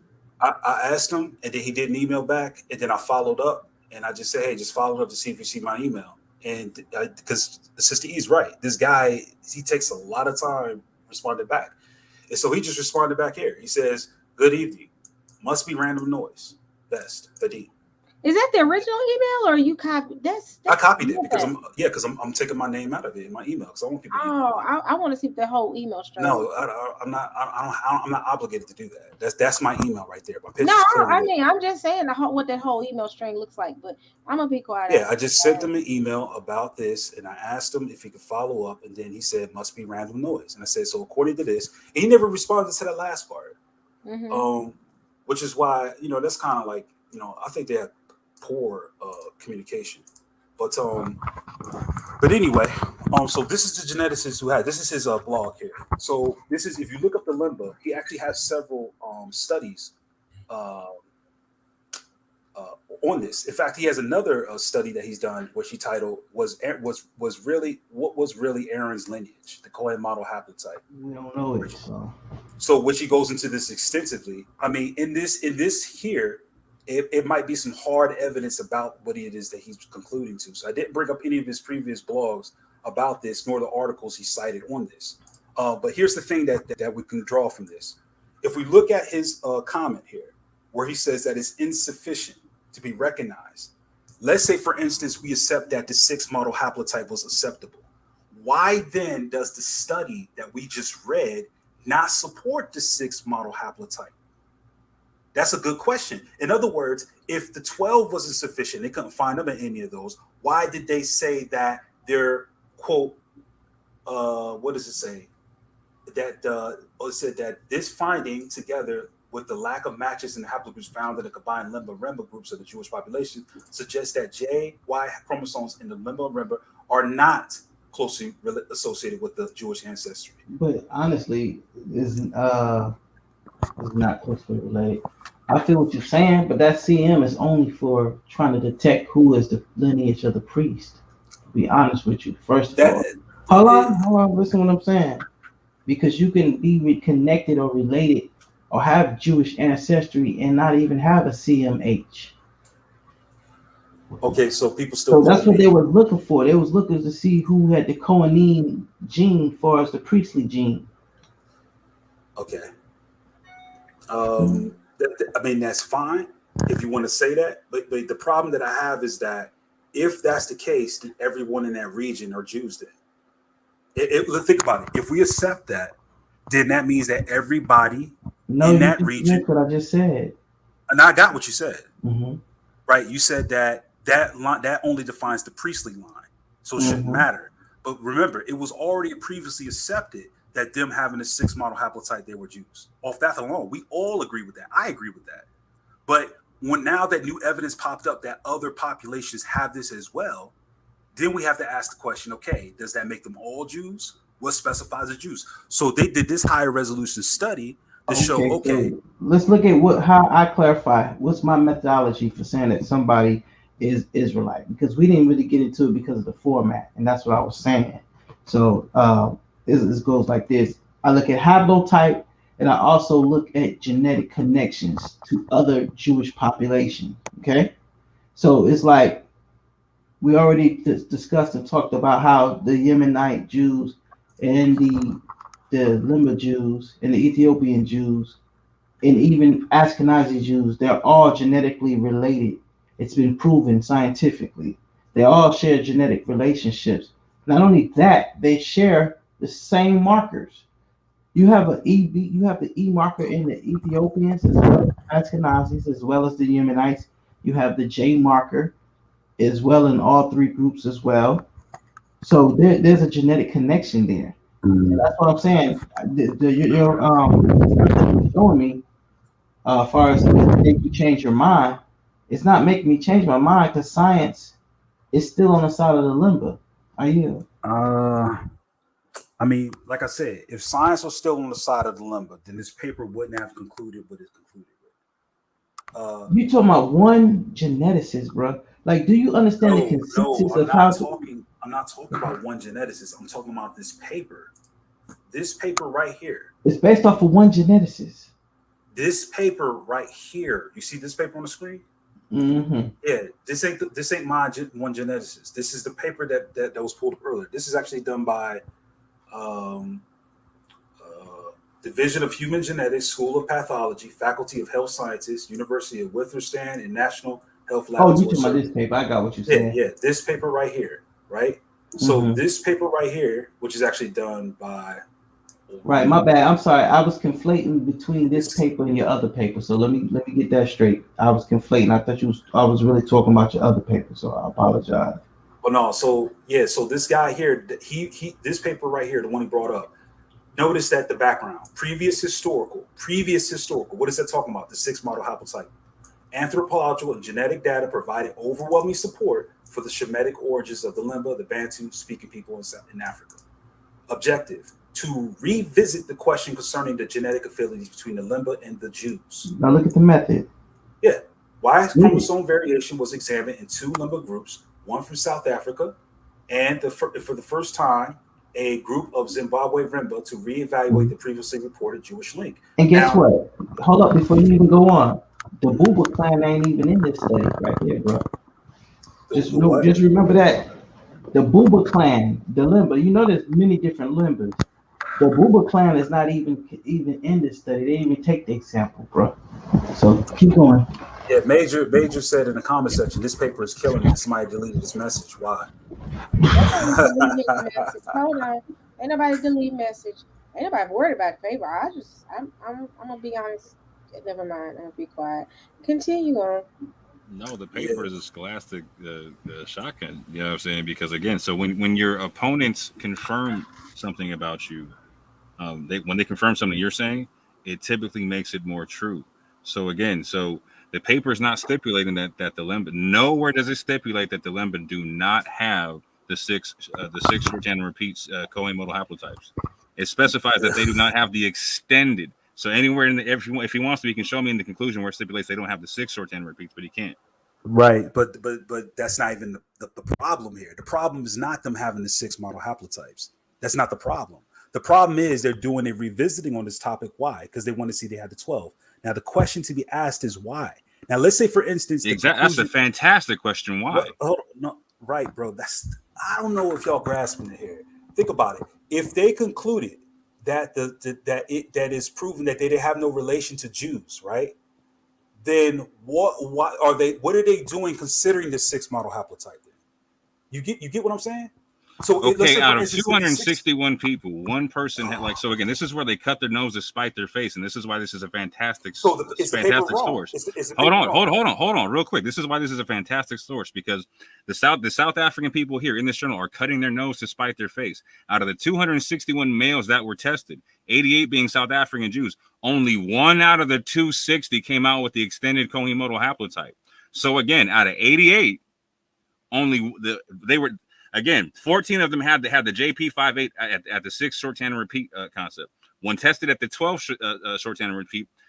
Only one of the 14 who had that specific JP58 tested at the 12 STR JP58. So again, this is why this is a fantastic source, because if you extrapolate this out, this isn't saying that Jews. This is not saying that the Lembas are not Jews at all. This is saying that Lembas are not Jews based upon the extended Kohinomoto haplotype. And again, there's no paper establishing this extended Kohinomoto haplotype as the end all be all. Hence, this paper is not citing any source citing any insufficiency, nor is his paper citing any source citing insufficiency. Wait a minute. Yeah, it is. And both sources cite that the Lemba have the 6 short tandem repeat Kohinomoto haplotypes. Both of them. No, the geneticists. They don't. Both papers don't cite that the Lemba have 6 short tandem repeat Kohinomoto haplotypes. Both papers, they either do or they don't, bro. Yes or no? That's not what I'm. That's not. Yes or no? Do they have them or no? You have to, bro. I don't understand your comprehension here. You're missing. It's a simple question. There's nothing wrong. It's a simple question. Do both papers confirm that the Lemba have the 6 short tandem repeats or no? Yes, they confirmed that. But what is it they're saying about it? That's so in the debate we just had, you said both papers don't show any link to being Jewish. No, you said that in your opening 5 minutes. No. Now you're adding stuff in there. You said that in your opening 5 minutes. I can't wait to go over your opening 5 minutes. This is where you keep doing this stuff every single time. We keep covering this. Hold on a second. 1 second, Kevin. So my gosh, man. I'm just asking. I'm not taking nobody. I'm just asking. Can I? I'm not going to ask. Go ahead, Kevin. I'm just going to be quiet. Continue on, since you don't want nobody else to talk. But you. No, I'm sorry. Go ahead. I'm unmuting you. Go ahead, talk. She was trying to get some understanding from you, that's bro. cool. No, and then you being rude to her on her own platform, bro. You owe her apology, man. No, he don't owe me an apology. I just feel like that. I asked a simple question because I did remember you did say that it shows that the Lemba have no Jewish tie. That's what I got. Yes, that's exactly what I said. Let me explain why. Now he's saying what he's. Oh, I'm sorry. That was accident. I'm sorry. No, you good. Don't worry about it. Now, what he's arguing is that I said they don't have the 6 model haplotype. I never said that. I'm saying that both the geneticists who make the comment here and the paper negatively says that the 6 model haplotype is not sufficient for it. The geneticist here says is not sufficient as a Jewish marker. Now, when we go to the paper he's talking about, no one's denying the Lemba has a 6 model haplotype. But the reason this is the question I'm asking. This is the good question. Why is it they're looking for the extended Cohen model haplotype? And why is it that they're concluding that they are not related to Jews? It's because it obviously points out that the 6 model haplotype is not sufficient. Not that they don't have it, that is not sufficient. Else, because think about it. Let's say, for instance, the 6 model haplotype group was sufficient for it. Let's say if it was sufficient, why would they say they're not related to Jews? They could have very easily said they are not related to Jews with the 6, with the 12, but they're definitely related to them from the 6. They don't say that. They say that they must get their DNA from neighboring peoples. Let's go down and read what it says, because I don't understand why this is hard to understand. Look what it says, right? Because it's a lot of. When he's done, sis, can I play his opening round? Yeah, you can play his. That's fine, bro. You can do whatever. It says this finding, together with the lack of matches and haplogroups found in the combined Lemba groups of the Jewish population, suggests that the haplogroup J, Y chromosomes in the Lemba are not closely associated with Jewish ancestry. Rather, this study suggests a stronger link with Middle Eastern populations, probably the result of trade activity in the Indian Ocean. Also, although the South African Lemba and the Zimbabwean Lemba originated from the same family population, several differences were observed in the composition of the frequencies of their Y chromosome pools, perhaps a consequence of drift in human contacts. The groups may have had during their split. However, it is also to be stressed that the studies on genetic ancestries makes use of patterns in DNA to look for similarities or differences. And in the present study, Y chromosome haplogroups and haplotypes, and that is the type of data that is in no way aligned with the identity testing. Issues of identity are complex and based on many criteria and should be not confused with the ancestry testing. So we understand that part. But the argument that they're making here is that they're saying that the 6 is not sufficient. Else they would have said it is sufficient. Now think about it.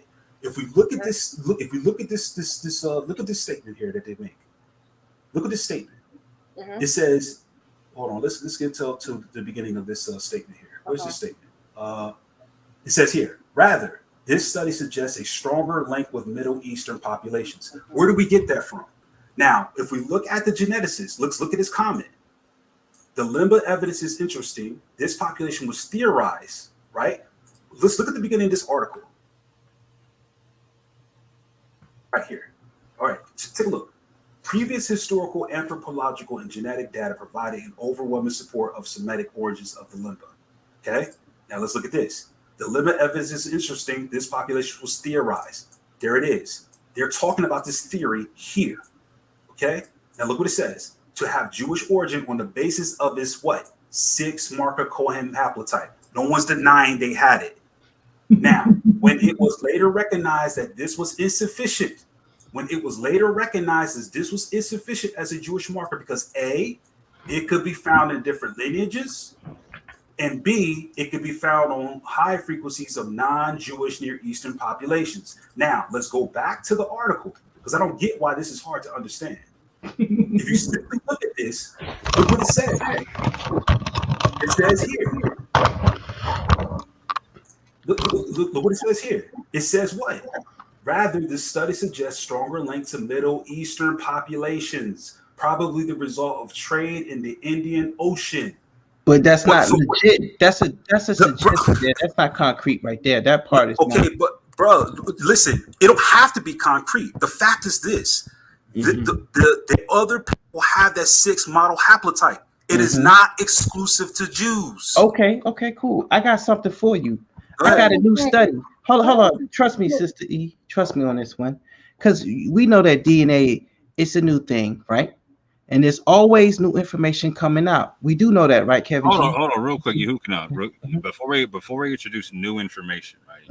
As debaters, we already know that we don't introduce new information on the rebuttal, right? You know. I looked it up. I wanted you to read this. Just hold on. This is what I'm saying. Like, so before we get into new information, we should clarify the information we're already talking about. Okay, cool. Like, so that's what I'm saying. Like, we should play Kevin G's whole first round. Go ahead. And if he breaks, if he's talking about, if he says in that first round, because I got it in my notes that he's saying. No, you go ahead. Do it. Play it. Hey, and after you go more, then I'm gonna go because I just want to show you something from PBS. No, I'm with you. Go ahead. Bro, I know you're not about to pull that PBS joint. So I'm gonna play this. I'm gonna go on. You know what I'm saying? Like, I think we should all go on mute. I can't go on mute, otherwise my speakers. I go on there. I put everybody. Please put yourselves on mute, including myself. Well, if I go on mute, they probably won't hear. But like, so if anyone hears Kevin G saying anything remotely close to that both papers do not show a link to the Lembas being Jews, please let me know if that's what you hear. And if that's what you hear, can we please get an explanation from Kevin? I stand behind that 100%. I stand behind 100%. You just said you didn't say that. No, I didn't. No, you said that I didn't say that there was no 6 model haplotype in there. That's not what the paper is saying. There's no link to Jews. What are you talking about? The paper does say that. Bro, are you serious? I just repeated that. Wow. So again, just to be clear, just to be clear, bro. Just to be clear, bro. Just to be clear for like the umpteenth time, are you stipulating that the 6 STR Cohen modal haplotypes are not Jewish? Yes, that is what I'm saying. Based on the comments of the geneticists and the conclusion of the paper, that's what I'm saying. What so you're trying, so based on the comments, got you. Based on the comments, but not based on any papers, not based on any proof. The questions you asked me was: is the 6 model haplotype within the Jews. I said, of course it is. I can't wait to chop this up here because you're jumping all over the place. No, I'm not jumping all over the place, bro. You question me, is the 6 model haplotype group not in them or not? I said, yeah, they have it. They have the 6 model haplotype. But the problem is that they're finding that it's insufficient. So based upon what? The data we just read, bro. No, it's not. Wait a minute, you said no, it's not. Wait a minute, you said the insufficient. Y'all are all over the place, bro. Wait a minute, Kevin, we're not all over the place. We're trying to figure out what. This is a simple question, sis. Like, so where does either paper cite a paper or a study that breaks down the insufficiency? Right, that's what. Right, that question there. I said the only comment I have is from the geneticists. But here's what we can conclude: if the geneticist is making a statement saying that is not sufficient, and the paper is testing the extended haplogroup type and not using the 6 as a basis, why would the paper conclude that they're not closely related to Jews? That's the question that should be asked. Now, the fact that they did not say that they were closely related to Jews means that they're not counting the 6 model haplotype. Why? And this is why I asked the question in the debate: how can your paper be citing information that wasn't gathered yet? Like in 2011, they're saying that it's insufficient. Because you just admitted out of your own, that's a different question. You just admitted out of your own mouth that when did this information come to take place? Which I said, well, based on what I found, What information? About Cohen model haplotype 12. About the extended Cohen model? Again, that was derived in 2009. So what study from 2000? Hold on, Kevin, listen to the simple question. If I'm simple-minded, you should be able to listen to what I'm saying and correct me, right? So what study from 2009 to 2012, how about from 2009 to 2011, was done that 2011 paper cites? Who said it came out in 2009, me or you? Me. Okay. So what comparison? What comparison with the Lemba was done from 2009 to 2011? Okay, well, I'm gonna ask the question again, and I'm gonna answer your question. If you please just roll with me. Who said that it came out? What paper was done? Bro, you're not listening. You're not listening to Kevin. You're molesting my mind right now. Stop playing stupid. No, what paper was written from 2009, from 2011 that cites a study where the Lemba DNA was compared to the extended Cohen model haplogroup that your paper is citing in 2011? Because it's not done. It's not there. Well, that's a good question. It's not there, man. Once again, let me answer the question, please, because I answered this already. What paper? Simple answer. Yeah, I'm answering the question. Can I answer the question, please? I never cited a paper that came out that proves that. This is what I said when Sister E asked the question, how old is this information about the extended model haplotype group? And I said, well, based on my source from the comment from the geneticists, the earliest I can say is 2011. I have nothing older than that. You're repeating yourself. Okay, bro, you gotta let me finish answer my question. You've already said this before. No, listen, right? You've already said this before, so I'm coming and asking for my answer. Bro, you know what? The question is this. Yeah. So again, I cited 2009, the Cohen model, the extended Cohen model haplotype was derived. I'm gonna finish my question and statement because you're not answering nothing. I stated in 2009 that the extended Cohen model haplogroup was established. I'm asking the simple question from 2009 to 2011. When was a test done comparing the extended Cohen model haplotype to the Lemba's 6 STRs? I'm waiting. That's all I'm waiting for. Just to answer that question. Would you let me answer the question, please? I've been waiting for that answer. Okay, can you mute your mic and let me answer it? All right, thank you. I never said that there was one. What I said in answering Sister E's question was that based on the geneticist comments that he made, is there one or not? Bro, you gotta let me finish answering. Is there one or not? No, you've been wasting my time all night. Is there a study or not from 2009 to 2011? Yes, no. You got beat up all night tonight, and I understand why. Is there a study from 2009 to 2011? Simple question, bro. Brother, listen, I told you I don't have a study from. Okay, so what are you even talking about? You're talking out the side of your neck, no facts, no papers, no nothing. You got the opinion of one man with no study. No, this is what I'm telling you. That's why I cited that you're talking about a blog, and I cited a medical journal. Bro, right, in the medical with journal. Methodology. Bro, you're not listening. The medical, okay, this is straight. Think about what you just said. I'm listening perfect. My comprehension is not the one that's under scrutiny right now, bro. You don't even understand what you're reading. I do understand. You don't even understand what you're reading. Oh my God, bro. Listen, your audience, and you can say so based upon what in your paper are you challenging anything that's being said? Yes, I'm going to tell you how the challenge worked out. And it's very easy. Watch this. Based upon what in your paper are you challenging anything? Yeah, you're going to keep over talking me, aren't you? You're not going to let me answer this, are you? Because if you're not, you're wasting my time. So you're gonna let me answer it? We're quiet now. I'm listening. All right, cool. Now, is he gonna keep interrupting me? Just can you answer his question? Hold on, Kevin, watch how easy this is. Kevin, 1 second. Can you answer his question? That's all. No problem. Right. There is no paper out there that shows that it's insufficient. However, here's what we can draw from. This is what I said. If you look at the comment from the geneticist in 2011, he points out that it's insufficient based on two reasons. That other people have it, population surrounding, and that even non-Jews or non-J marker people has this as well. The other point that we're pointing to is in the study that he brought up himself. They concluded that the Lemba and the Rimba are not related to the Jews, or not closely related. So here's the thing that we can safely deduce. You said that it came out in 2009. Now, if the geneticist is saying positively, affirming that this is not sufficient, and the paper is saying negatively that is not sufficient, because think about it, even though the Lemba and the Rimba had the 6 model haplotype, they never acknowledged that as being closely related to the Jews.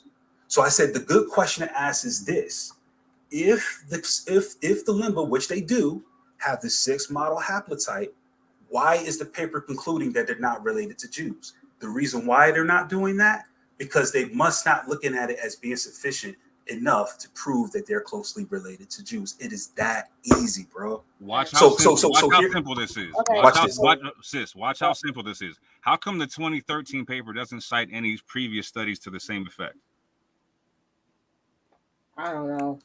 Well, you're saying that it does. So you're asking why doesn't this paper here? Why doesn't the 2013 study cite any previous comparison of the Lemba being compared to the 12 STRs, like 2011, 2010, 2009, something like that? What it does reference is the assumptions in the theory about how they're related to the Jews. This is too easy. But it's seeking to revisit that. So are you saying because it's not mentioning any type of study that we're unaware of, that it's still not trying to prove that they're Jews? Okay, just simple question. Simple question: Is the paper looking to confirm previous findings from a 12 STR compare? Hold on, let me ask my question, bro. Is the paper confirming a previous finding of the Lemba not being found to have the extended co-modal haplotype, or is the paper doing a comparison of the 6 STRs to the 12 STRs? The paper does not define that. So this is where we're drawing. What are you talking about? It specifically does. You read it yourself. It's doing the comparison between the 6 STRs and the 12 STRs. I said the paper does not. I'm answering your question on the first part. Does this paper talk about any previous studies? I said the paper does not define that. I'm not talking about what the paper is seeking to study. Obviously, we know what it's seeking to study. Okay, so just so I'm clear, you're saying the paper does not define. Hold on, just so I'm clear on what you're saying. You're saying the paper does not define in 2013. The paper does not define any previous study to 2013. No, what I'm saying is does not provide any previous study based on your claim or your statement of finding that is insufficient. I just repeated what you said. It does not define such. That's either correct or I got no. Answer to your first question. You asked me, what did they have any previous studies from previous years in regards to the statement that the geneticist has made? Is that correct? Is the 2013 paper confirming any previous findings from a comparison done with the Lemba and the 12 STR extended co-modal haplotype? This is not a difficult question. Yes, it's doing that. But what I'm talking about is the claim. So how? Hold on. What previous study is it confirming? You said yes, it's doing that. What previous study is it confirming?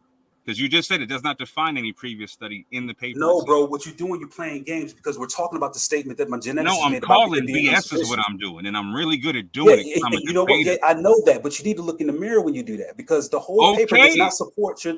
Okay, so you just stipulated that you have nothing to stand on. We're trying to disprove anything that I'm saying. Bro, I'm gonna be honest about this, and I'm gonna quiet down in my house, and I'm gonna lead this thing. Because here's the thing, bro. This paper does not support your view. That's number one. So what's my view? Up on this topic, bro. What's my view? Listen, bro. What's my view? This paper does not support. How does this paper disprove my view? Lemba are not closely related to Jews according to How does this paper disprove my view? Bro. How? By what methodology? Listen, this paper says that Lemba are not closely related to Jews. Does the paper say that? Does the paper say that? To any Jew that has the extended coimonal haplotype. Why don't you answer yes or no question? Does it say that? Kevin G, I'm only saying this because I'm not a DNA expert, but what I got, he said it's based off of the extended. What is it again? The extended, not off of the 6, but off of the 12. Yeah. We know that already. Now here's the point that I'm making about the 6. But that's the point. You're making it. You're giving it an absolute to say all of them are not tied. This is what I'm getting. You're basing it off of that extended and not the 12 and not the 6. Right. So if you look at what's being said here, they're not acknowledging the 6. That's what I'm saying. Let's look at the conclusion more. My last question. I'm not answering no questions from you. I have to go. Go ahead and go, bro, because I'm not answering no questions from you. Sister E, can you ask him this question, please? Okay. Would it be correct to understand? Would it be correct to understand the study is saying that the South African Jews who no longer tested for the Cohen model, who did not test for the extended Cohen model haplotype, that they're also not Jews based upon the findings of the study? That question. Okay. That's a real simple question. Kevin G, you're not going to answer that question? Nope, because I already gave him the answer for it. Well, hold on, because listen, when did the 12 be, like I asked earlier, when did the 12 become the hold up? When did the 12 become the standard? Because I'm looking at Wikipedia, and what they're saying is it goes by the 6 STR, YSTR, and not a 12 YSTR. So hold on. So the question would be, when did the 12 become the standard then? Because Wikipedia needs to upgrade. The standard is saying it's 6, not 12. Well, that's Wikipedia. And why are you on Wikipedia? You just said it's not good for sources anyway. Hey, I meet my enemies where they at. Yeah, because Kevin, you use Wikipedia. Wiggins, if you can't handle me on Clubhouse, don't mention nothing to me. Kevin, you said it was a good source. I handle you all day, any day, buddy. And no. I'm say Wikipedia. Why he's using it. I meet my enemies where. Listen, I'm like Christ met the lost where they at. I meet my enemies where they at. Are you saying on Wikipedia level? So I'm gonna meet you with Wikipedia. Yeah, because you use Wikipedia. Listen, that paper does not prove what y'all saying. That's it. It's game over. So it ain't game over. The paper's not proving what this. Bro, y'all put me on here to talk. What am I saying? And what is it disproving? You said that I was wrong about the statements of the paper, and I'm not.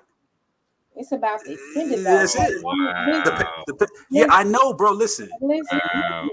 Hey, I gotta go, fam. Y'all have a fantastic night. Go ahead and go, Moor. I appreciate you for hosting this and let us use your platform. Kevin G. Check this out. Anytime you want the debate on the clock, fam, debate talk for you is there. Moor, heal up, bro. Yeah, you need Kevin G. I'm gonna pray for you, bro, because like you got like a real humble. Nah, bro. You sound like faithful. Honestly, hold up. Let me tell you. Listen, Kevin, and I'm being real. You sound real puffed up, prideful, like faithful to God, bro. I'm gonna pray for you, bro. Because honestly, bro, no, bro. Honestly, bro, you doing too much, bro. Like you even sound like Cherry. Y'all puffed up, bro. Like real talk. It's like you ain't trying to get to my bad. Go ahead, sir. No, he left. The question is this. I guess I'm confused. I think he got mad. I don't want him to get mad because this is a good conversation. But the thing is this. It's like two different things going on. It's like one person over here saying that the 6 is counting. The other one is saying the 12 is counting, but dismissing the 6. Whereas you got articles that said the 6 is valid. So because again, I'm still learning. I don't know 100% about DNA. The question is, what's valid? And from his stances, the 12 is only valid. Am I wrong? Right. But that's what he's saying. But can we figure out if the 6 is valid as well? Because if the 6 is 100% we can. Okay. And I know you're going to do a live on that one more soon. You got it. But I got to go because I got to go see to my family, whatnot. But I appreciate you all for your time. Yeah, I'm on Family Tree DNA right now, and they're saying they still go by the 6, bro. And this on 100. And I asked that question in the debate. And that's why I stipulated in my first 5 minutes that if he's going to stipulate that the extended Cohen modal haplotypes is the singular Cohen modal haplotype, he's going to have to cite a source to say so. Hold up, before you go more, let me just show this real quick. Oh, shout out to Young Chimney. Salute and shalom to my let me just show this real quick before you go, bro. That way you can see this real quick. And I'm gonna show the audience. This is from Family Tree DNA. Let's see, where is it at? Real quick, where you at? Okay, here we go. Y'all can see this? Wait, I gotta share it. Hold on. Make my screen bigger. Here we go. Can you see it? Yep. Listen here. The Cohen model haplotype, right? They're still going by 6 markers, bruh. 6 markers to be included. What's this dude talking about? Yep. You know what I'm saying? I ain't even got time to even go through all this, but it's time for me to go to bed. Plus, this dude already admitted that the Lemba shared DNA with the Ethiopian Jews and all these other Jews. He already admitted that when I asked him that. So I mean, if he think he did what he did, then that's on him. But Hey, hold on, Yahweh War Machine, Yahuchanan. Don't leave just yet. Yes, my brother. Orthodox Moor, peace and blessings to you, Elder Wiggins, and the beautiful, the luxurious, the one and only Sister E. How y'all doing this evening? What's going on, Young? God bless you, sir. God bless you, sir. I've been having a question all day. Somebody told me y'all was on Berean this afternoon, and I couldn't believe it. So I went on, and it was live. I thought it was a replay, but it was live. I just want to ask a question about this Cohen modal haplotype. This particular modal haplotype group, is it supposed to be representative of all 12 tribes of Israel, or is it supposed to be representative strictly of the Cohen? This is an argument over a haplotype that is alleged. I don't think it's proven, but it is alleged to belong to the line of Aaron. Yes, sir. Specifically the line of Aaron, and it's not one particular Cohen modal haplotype. So when they say the 6 STR Cohen modal haplotype, there's a multitude of them. So there's a multitude of J's, there's E's, there's G's, etc. There's Q, etc. This particular extended Cohen modal haplotype is supposed to be J. But to your question specifically, yes, it's supposed to be kept to just the line of Aaron. Okay. So if that's the case, to say who is a Jew or even a flesh and blood Israelite, if this is proven who Kohanim is, then if it was even possible to prove, you're still going to have to establish haplotype groups for 11 other tribes. Am I wrong? No, not wrong at all. And to be more specific about it, right? Like, so the establishment of the Cohen modal haplotype is based off an assumption anyway, because there is no DNA for Aaron or his line. So it's only being real quick. It's only being established based upon the people who claim to be Kohanim, and then seeing what their collective haplogroups are. Oh, so where you went is just where I was going to go. So that means that you're in agreement that around 1985, Dr. Anthony Skorecki, who claims to be a Kohanim from the tribe of Levi, was at a synagogue service in Israel when a Sephardic Jew from Ethiopia, who looked totally different from him in his phenotype, was invited to come and give a word at their Sabbath synagogue. And he said in his mind, he thought, how is this man Cohen, but we don't even, there was nothing about our features that are even similar. When he got the thought, because he was a part of, genetic studies at Tel Aviv University and other places, so he got the idea, reached out to Dr. Harry Oster at Yeshiva University, and said, I have a theory. I want to see. So he took his blood. So the whole Jewish DNA tree, starting with the Kohanim haplotype group, starts from the assumption that the man who thought to start the experiment, blood, is Kohanim in the first place. Facts. And wow. And the gentleman, about 11 other individuals who were supposed to be Kohanim from the Sephardi and I don't think they had any Mizrahi, but the Sephardi and other alleged Kohanim in their community all gave swabs. Then they went to Britain and they went to the United States and got swabs from 100 others who were supposed to be Kohanim. And so they did a study to see if there was a commonality somehow in their DNA. And they found, and I don't have the receipts tonight because I was watching y'all on my phone and I just wanted to ask these questions. But Berean channel isn't the place to ask the questions. Right. So when Harry Oster and them did their original studies in the late 1980s, that is the beginning of the DNA database that everyone is arguing over. So even if these 12 whatever that the brother Kevin G was talking about versus what I think Yahuchanan just pointed out, even though one paper and one geneticist's opinion seems to say, hey, this, it still doesn't kill all the studies that's been done since. And there's a paper I have where Harry Oster in the last 4 years updated the Kohanim modal haplotype argument because he said they have found those who are considered Kohanim historically in the European and Levant communities who don't share that haplogroup.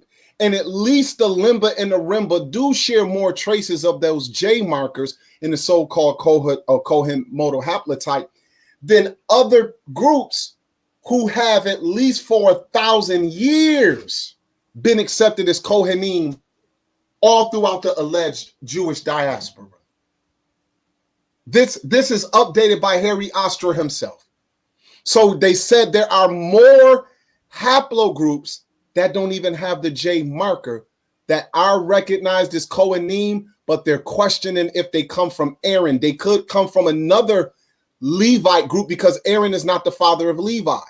So Gershom, Harari, and them may come from Moses, and he would share a similar haplogroup. But then other groups who don't come from Aaron and Moses bloodline directly aren't guaranteed to share the same haplogroup, even though they would be considered Kohanim because they're Levi. All Levites wouldn't have the J marker.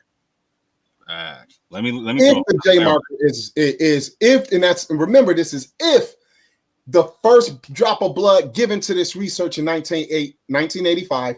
That's if Dr. Anthony Skorecki can historically be proven to even be from the line of Aaron. Facts. Wow.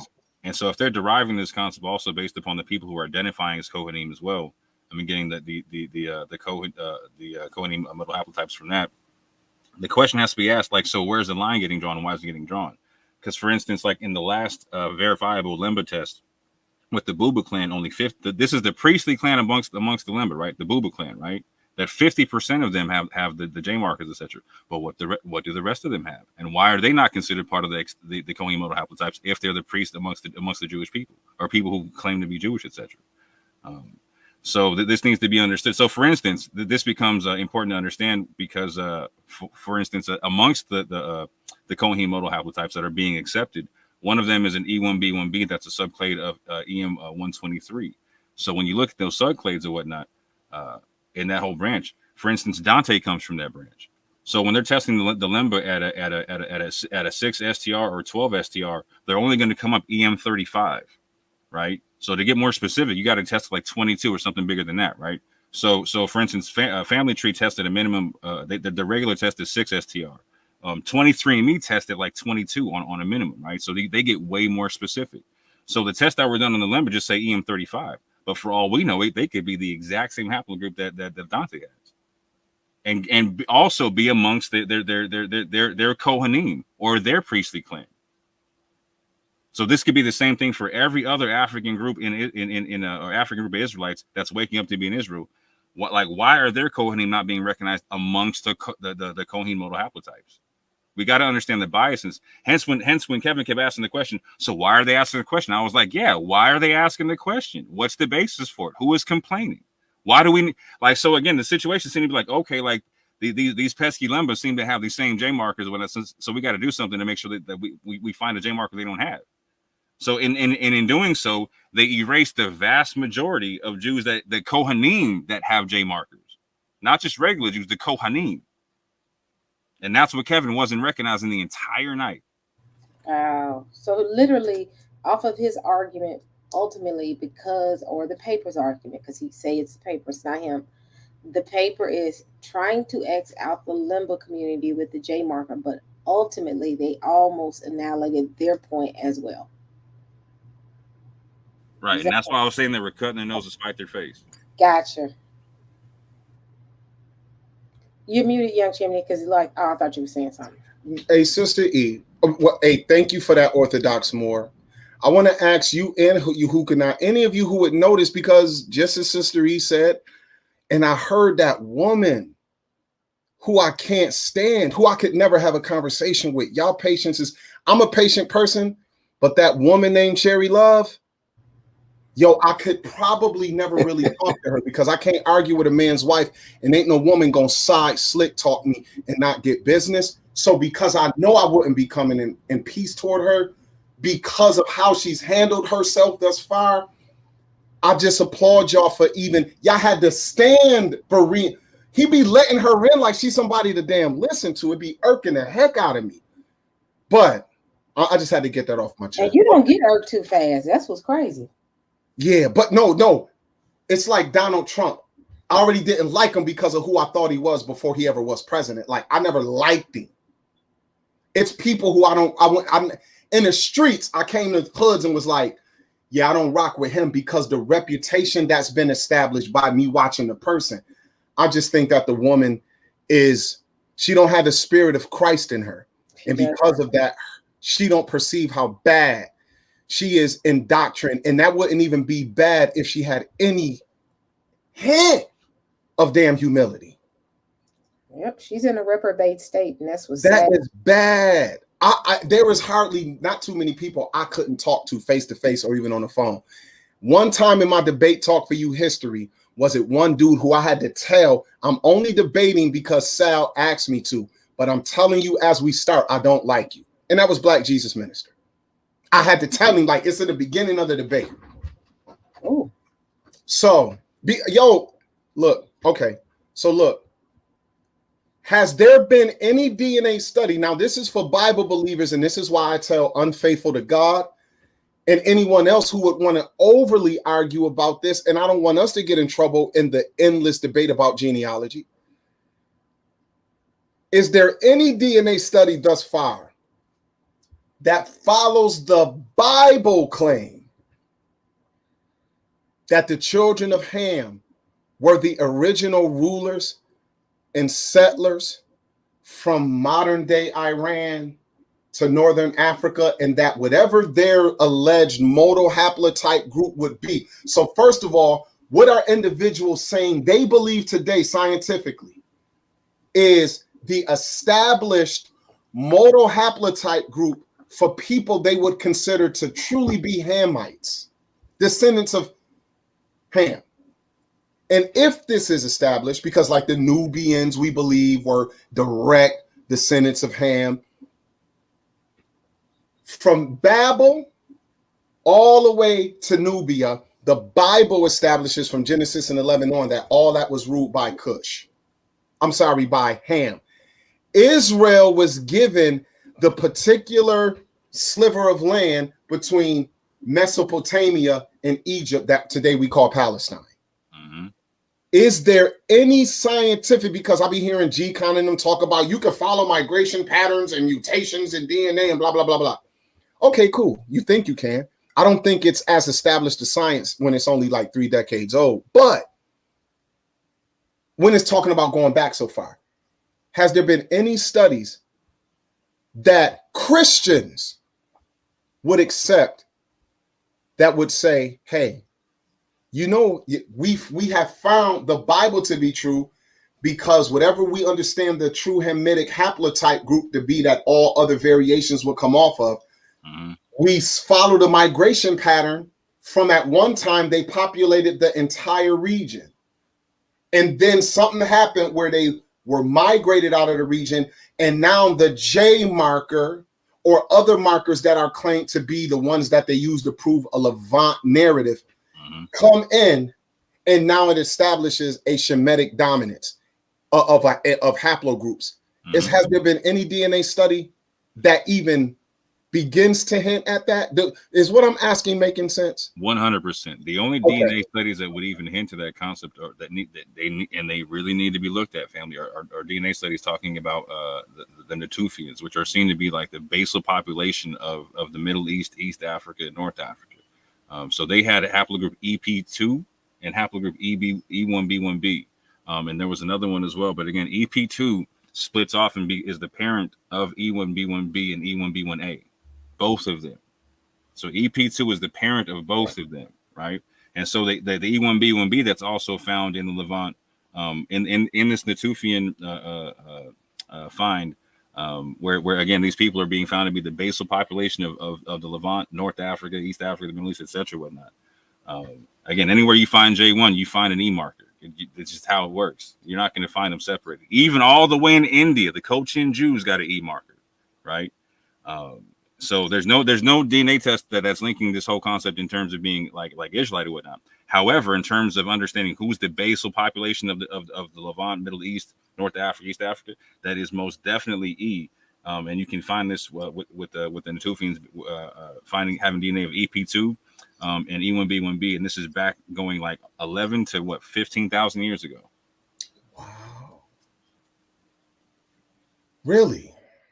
Yes, sir. Okay, so I just got one more question, and I don't because I know that Yahuchanan is dedicated to this. I heard earlier him say, "Hey, we deal with he deals with geneticists and people who are experts in DNA who are helping him learn and understand, and he gets their opinions on things as well."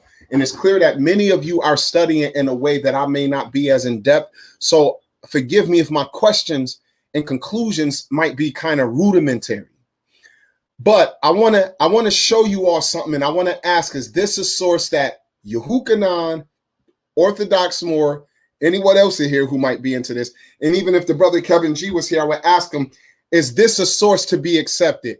Sister E, can I share my screen? You can share the screen, and Kevin G has run to somebody else's channel because he's upset, y'all. Oh, he went. Oh, no, he went home. No, he went home to cheer. Yeah, he went home. Yeah, I see that channel was his home. Yeah. And that says a lot. Okay, so here, can you all see this? Yeah.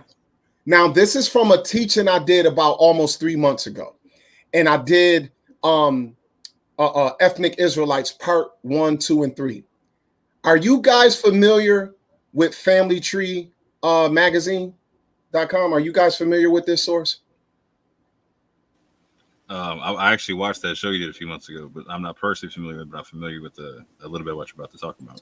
Okay, because it's some people pick and choose. All I'm gonna say is this: if Wikipedia is a valid source, and I don't mind it because I like Wikipedia, you could go and check and see a lot of the sources. You could go and try to find things. It's cool to some degree. I'm not knocking it in the internet age, but this is an organization that's dedicated to the science of DNA, and they have a website. They don't begin with the website, just like many organizations. As the internet has gotten popular, they've given themselves an internet presence. I just want to show something here because I'm doing this at the last minute, so I'm not at my notes, but I remembered that I did this, and I used this source, and y'all see what it say? Fact or science fiction, putting DNA rumors to the test. Okay, so just let me go forward a little bit. Okay, here we go. I know that this is rudimentary because I couldn't find it. Hold on. DNA tests can pinpoint. This is a rumor. A claim is DNA tests can pinpoint locations where your ancestors lived, right? So go up.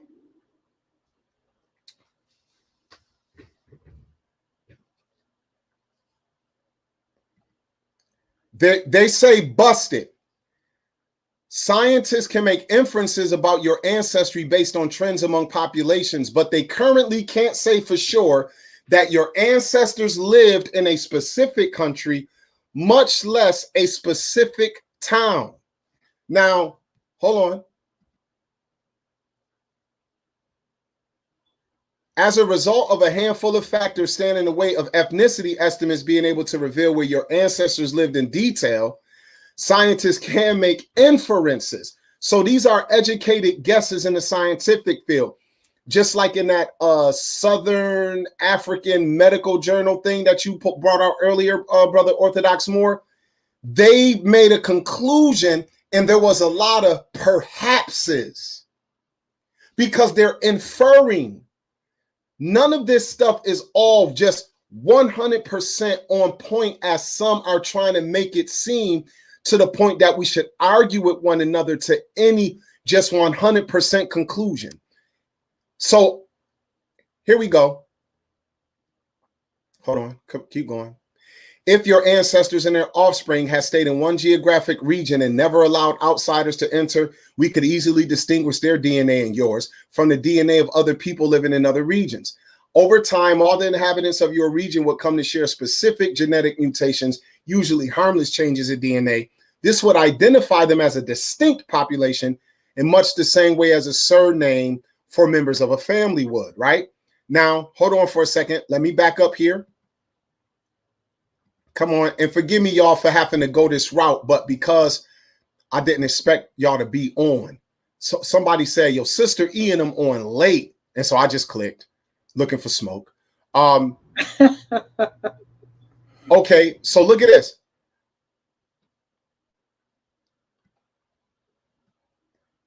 Come on, just give me a little bit, just a little bit. Come on, just a little bit. Is it? Wait, hold on. Move, Zay. Forgive me, y'all. Thank y'all for y'all patience. I'm just trying to show something here, and forgive me. People can get on me for not having the articles right at my disposal, but I did not expect to jump on E's platform tonight. So even the hard drive that I have this information on isn't right now at my disposal. Okay, so here we go. DNA facts or science fiction, and they got 6 claims about DNA and what it does definitely tell you or not. Rumor 1, you only need one kind of DNA test. Okay, no, that's not the one I'm looking for. I'm looking for, go to rumor 2. Okay, I went to rumor 3. Hold on, y'all. I just want to find this one thing that they claim, and it might be here in rumor 3 still. Specific country or town. Okay, hold on. Hold on. Some of the categories defined by DNA companies are purely geographical, like Northern Europe or the British Isles. Others are cultural, like Jewish or Inuit.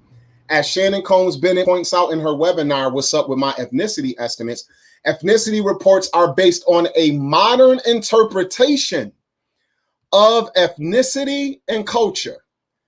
If your no, I read that already. Hold on. Oh, here we go. Testing companies analyze a person's genetic makeup by comparing his or her DNA to a reference population of DNA samples. So these are coming from living beings, from modern individuals living in various regions. This is key to understanding ethnicity estimates. We are using modern day populations to help us make predictions about where our ancient ancestors lived. Here go their claim. Of the big 5 living DNA comes the closest to pinpointing specific geographic regions for those with ancestry in the British Isles. They break down this, that, and the third. Let's keep going.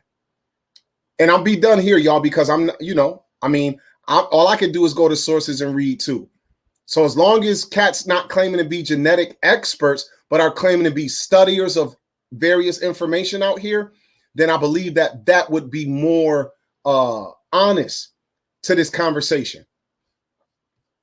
Hold on. Somebody's hit me with the big facts. In somewhat similar vein, Ancestry DNA offers an interesting view of your origins with its migration tool. Migration groups show you where your ancestors were, not thousands of years ago, but between the years of 1750 and 1900. By defining this timeline, they are often able to better deliver origin results that match up with what you may already know. And look, there go Orthodox Moor popping in. Look at him. He looked the same. I told you I watched it, bro. He looked the same everywhere, don't he? Oh, and I don't mind saying this now. Hey, Orthodox Moor, I just want to let you know, I didn't forget. I have trademarked Israelites for Jesus. My G, I was literally just talking about that. So I have trademarked it. I didn't say it no more. I didn't say it no more or nothing because we got plans according to God's will. Yes, sir. Look at this. 100%. DNA on the Y chromosome is passed virtually. Yeah, wait, hold on. Y'all know all that stuff. Hold on. Let me keep going. Wait, hold on. Here we go. Why DNA testing can help you sort out individuals with the same or similar surname into family groups, or hold on, or go ahead and read it, ZaydoK.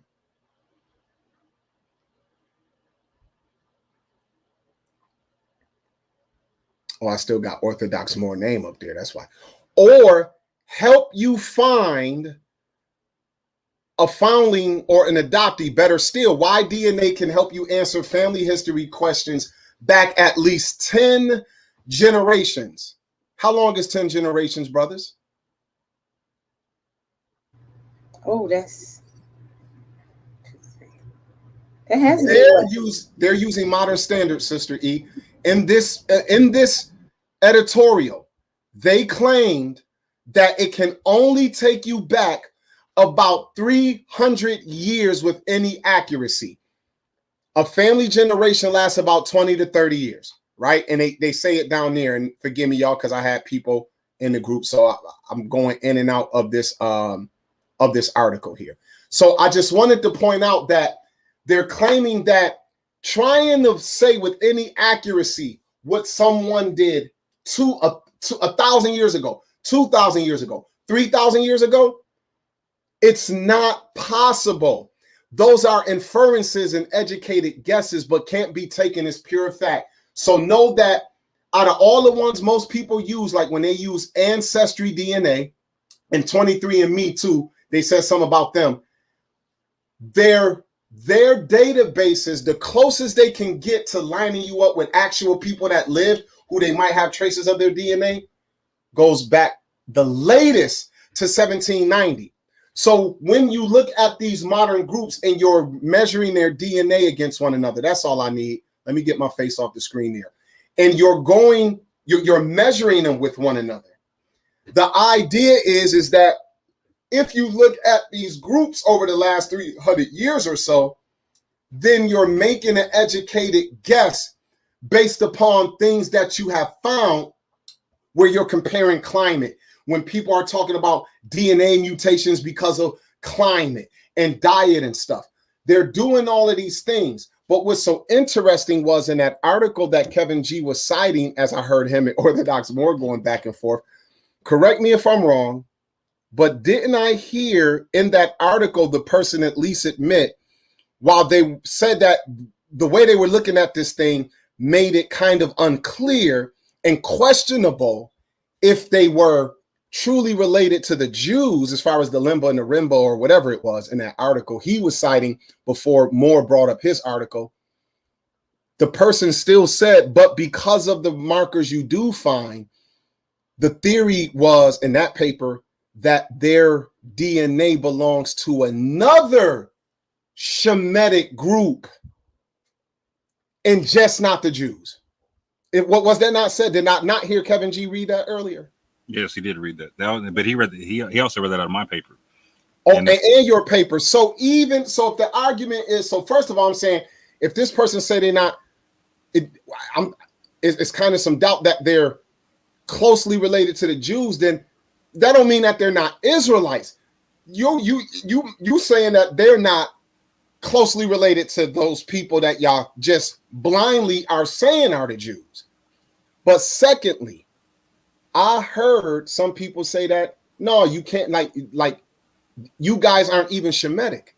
And whatever that article was trying to prove earlier, that article still established the fact that the Lemba and the Remba and them, if they're trying to separate their particular modal haplotype, their particular markers from whatever this J marker thing is, a particular set of J markers out of 12 instead of the 6 y'all were pointing out, then they're at least still establishing that they're heavily descended from Semites. That's my question though with that extended, and I know Moor, you got to go. We may have to revisit this, but that extended, that's why I said, how old is the extended, the 12 marker that you mentioned in reference to the 6? Because wait a minute, he had device issues. But because if this extended is fairly new, I want to ask a question of how and where and why do they have that? Right. And so again, it was established in 2009. And it was established just to see. So amongst the Kohanim, there's multiple J markers. And so they were trying to test it to see if they could refine to see if there was a J marker that was dominant amongst them. And so basically they went from testing the 6 STRs to the 12 STRs. Again, doing that can literally change. It can change. It gets more specific in the subclade. So for instance, like my uncle took a DNA test with Family Tree, and it said he was EM35. But that was a real low STR count.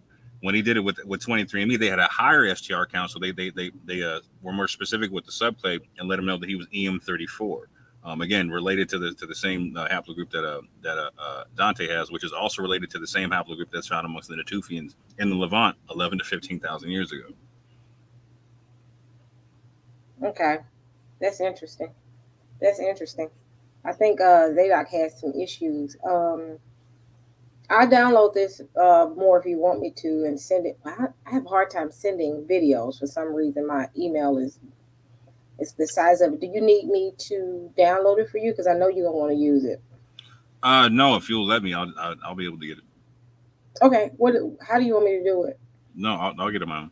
Okay, cool. You can go ahead and do it. But the whole point was this, and I think that Kevin G, and what's so sad is this. He ran to someone's channel that's biased, and really we were just asking him these questions, just like if he was on Ranchtown. And I think with the beginning, first part of the debate is just kind of address everything with the questions and the responses. And then when Father G, because I want to clear this up, when Father G texted me, he said, I got to go.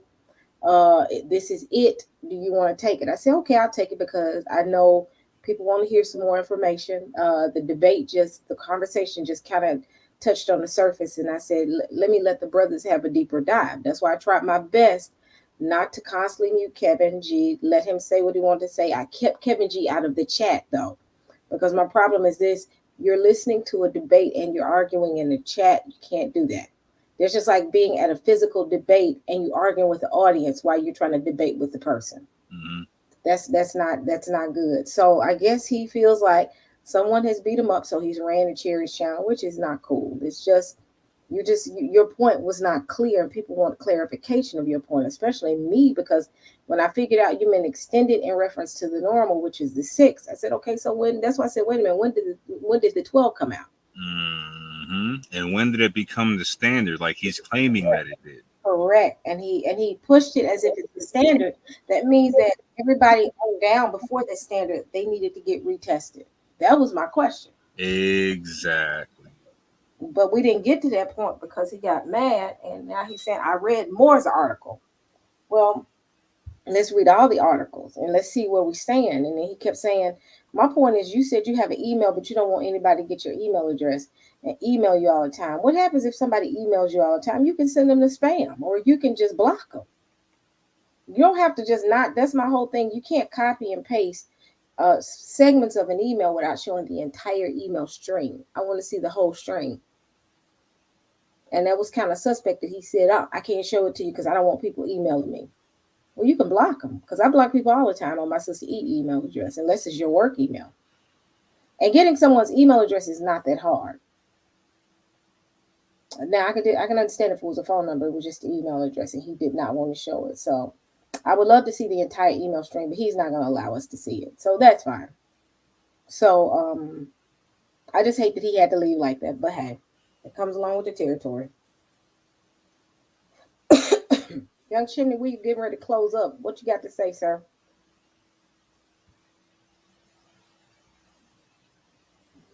My bad. Thank you. Thank y'all for letting me come in and ask my few questions and make some points. And I'm pretty sure that there are some who would just look like, see, this dude came in here not really knowing too much. I'm not claiming to be an expert in this particular vein, but I have been studying it. And so as long as no one is claiming to be up in, even if they were claiming it, I would challenge some things.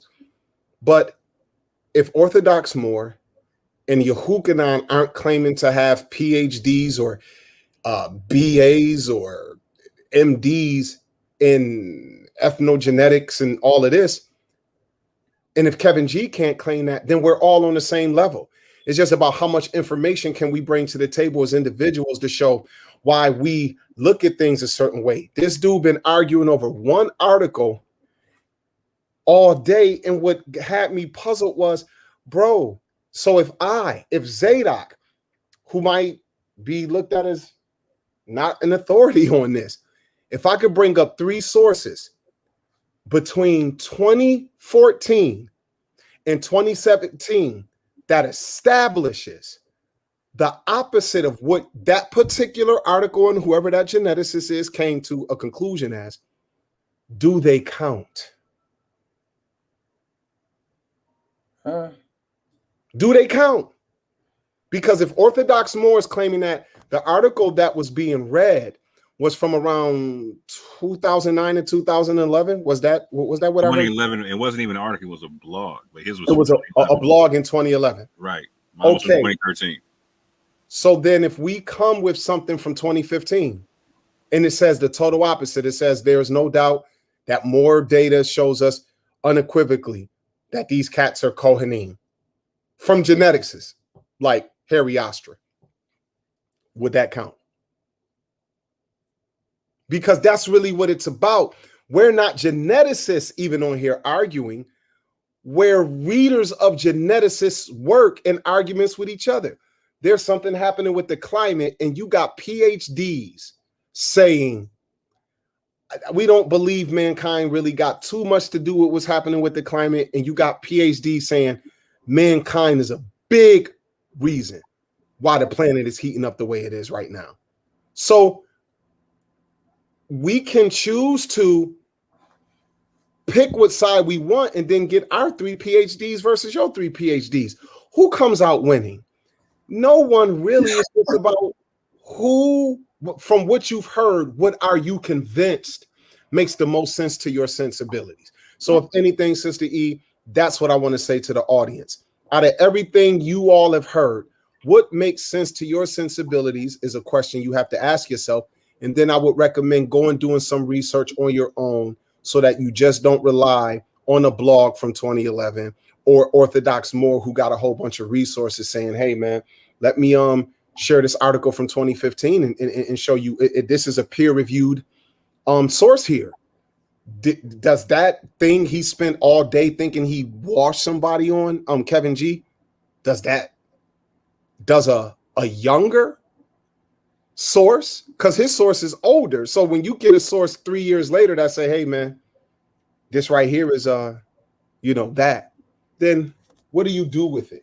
So, I just pray that as more of these conversations happen, that we don't spend all day arguing on one blog source to prove that the Lemba somehow aren't Cohen.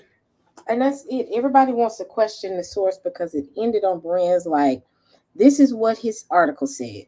Bam. Now let's walk away. Hold on. No, that's not fair to the argument. Let's talk about and let's dissect what you just said. Because I didn't totally understand what he said. And I was like, I want to go back and we're going to sit down and have a real conversation and a debate and let everybody get their points across. And then after the fact, I had asked Father G had mentioned that he had to go in there. Plus, and I forgot to add this part. Ask him, make sure that you leave it open for dialogue so the guys can talk. But I guess Kevin G didn't feel like it went the way that he thought it should have went. But hey, that's no shame, no foul. He's more than welcome to come back up here because I'm not angry. I'm not upset. I'm not trying to push a narrative. I'm just giving everybody an opportunity to vet the sources and talk amongst each other. Kevin G got a lot of time on Brian's channel to talk, and he got a lot of time on my channel to talk. Only time I muted him was when he would not answer questions. That's my whole thing. Answer the question. Don't change the subject. Answer the question. And that's why I would mute him. That was the only time I muted him when he wouldn't respond to a question. Other than that, I let Kevin G talk. So obviously he feels like I didn't do what he wanted him to do.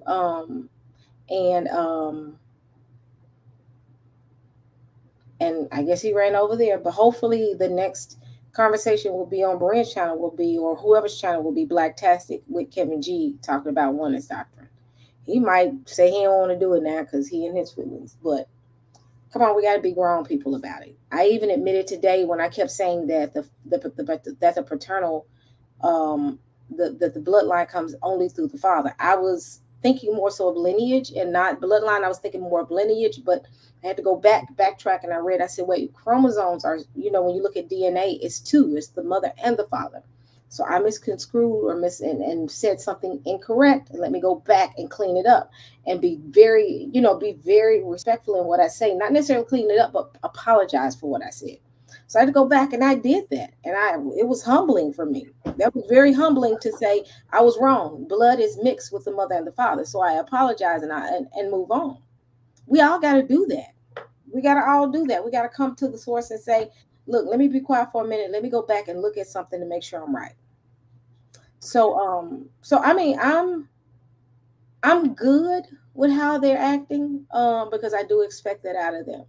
But ultimately, at the end of the day, we're gonna let the Most High make the final decision on who and what is what. We're just having simple dialogue. So I've enjoyed this conversation. Again, I hate that Kevin G dropped off. He got mad and he said he got to go deal with things with his family at first. The reason he needed to get the house quiet. That's what he said, I think.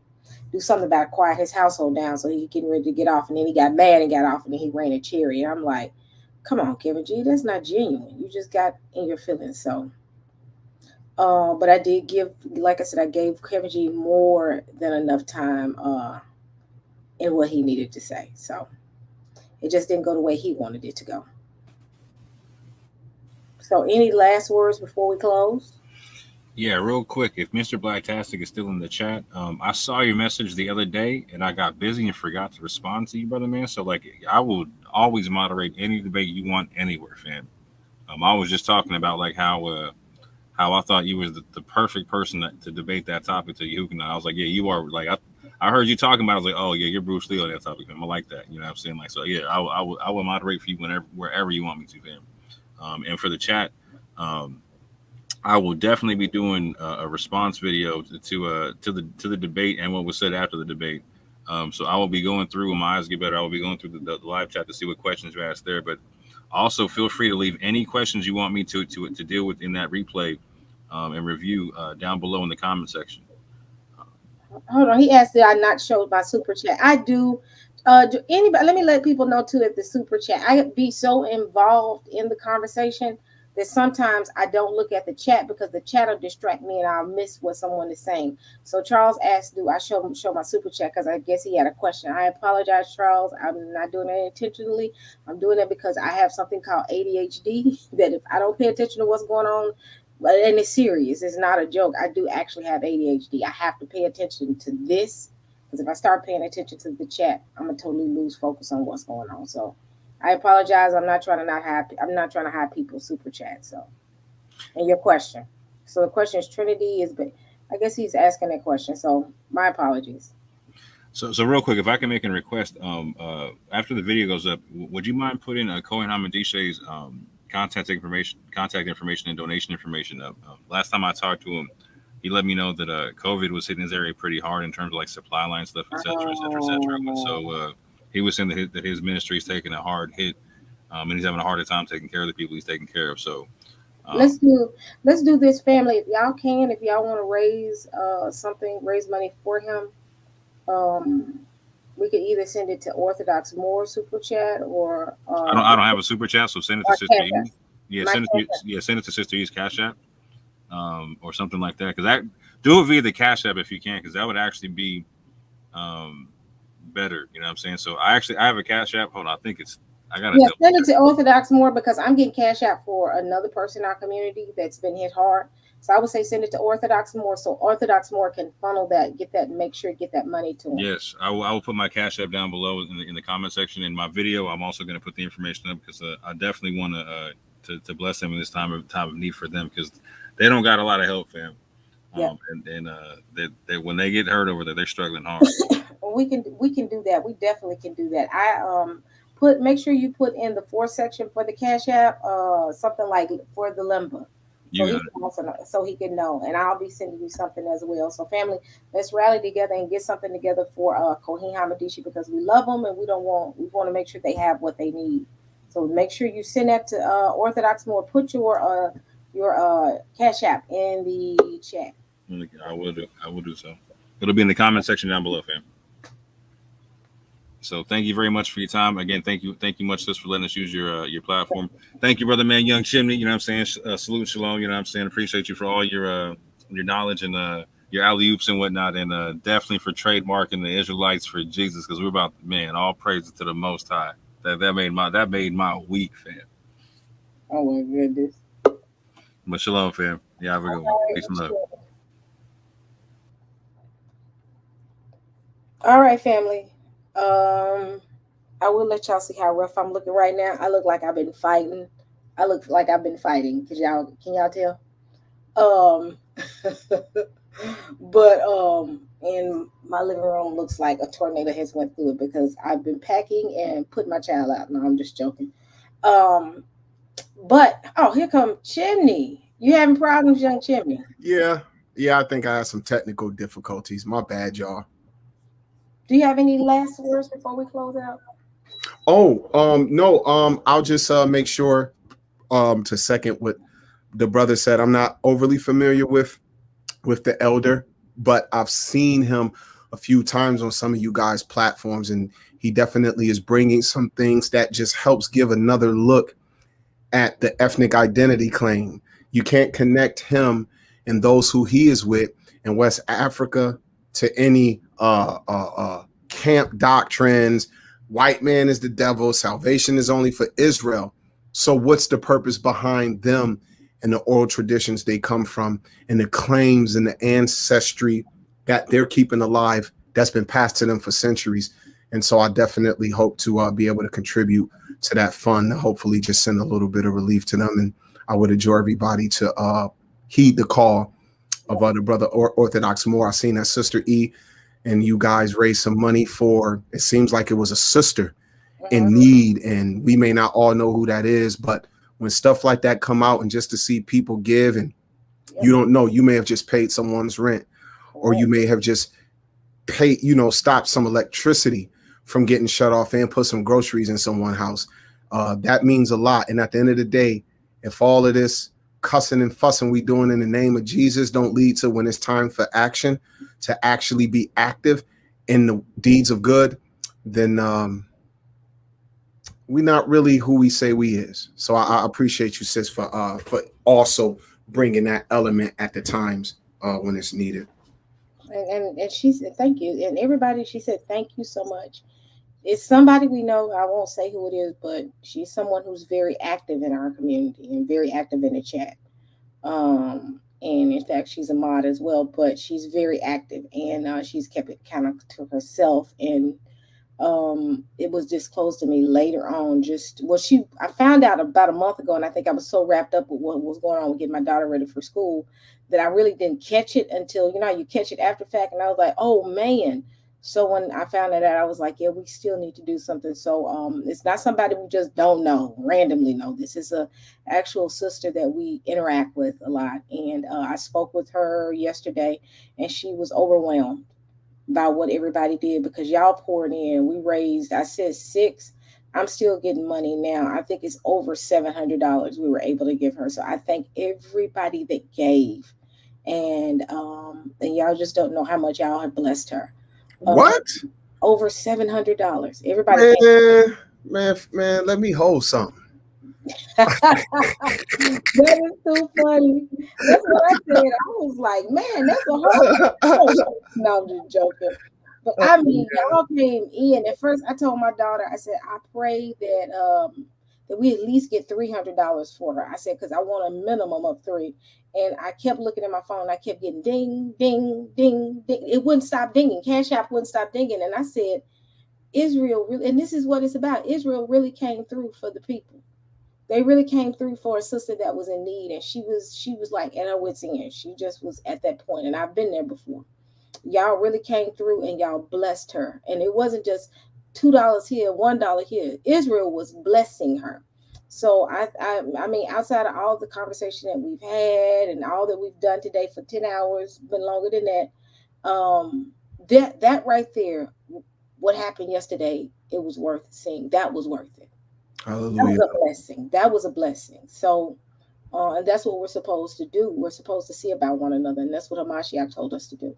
So thanks so much, family, for what y'all did. And we're going to do the same for Hamadishi. So y'all dug deep. Let's dig a little bit deeper so we can make sure that our Kohanim brother can be able to sustain through this COVID epidemic. So, hey, huh?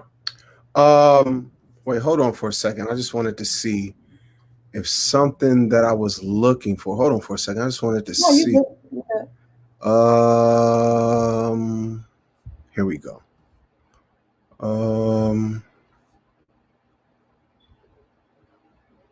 Okay.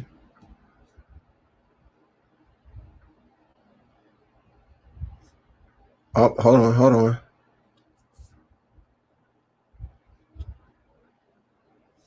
Okay. I just wanted to show everybody. Okay. Let me do that. I just wanted, because I did find something that I had here. Just in sharing my screen right quick. And it's just in the context of the discussion we had, Sister E. Okay. I just want to share something. I'm not going to get deep about it. I just want to let people know how long that I've been looking at this. Now, this is my personal notes. As you can all see, this is an RTF that I have here. And it's called Israel. It's called Slave Ships in Israel. You see, it's an RTF. So this, I'm on a Mac now. This is back when I was on like a Dell computer. Oh, wow. But here, the article that they were talking about today, the one that Orthodox Moor brought up, sis. See here where it says CMH and J haplogroup and Lemba and Rimba.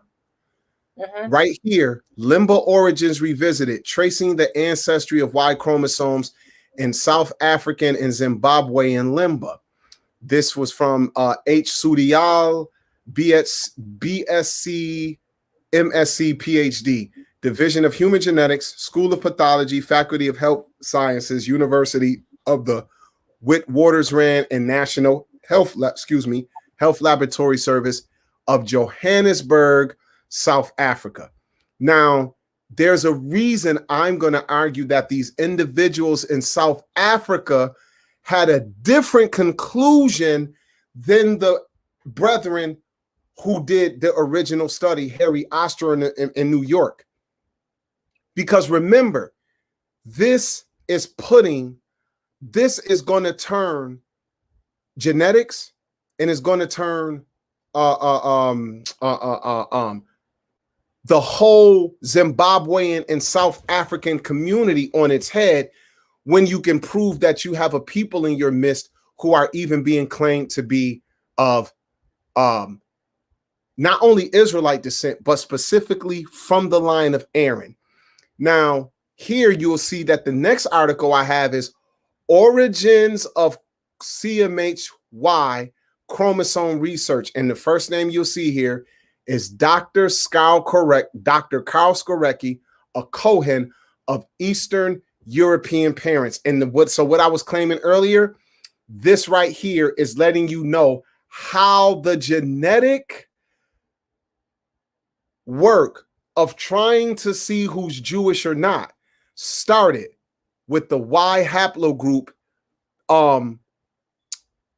a theory that Anthony Skorecki had, and I just want to see in what year it was, if I can actually see the year.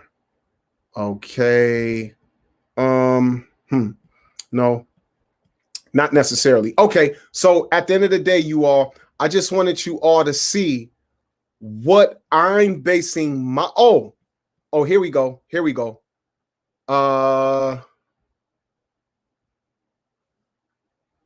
Okay, nope, that's not what I wanted. Okay.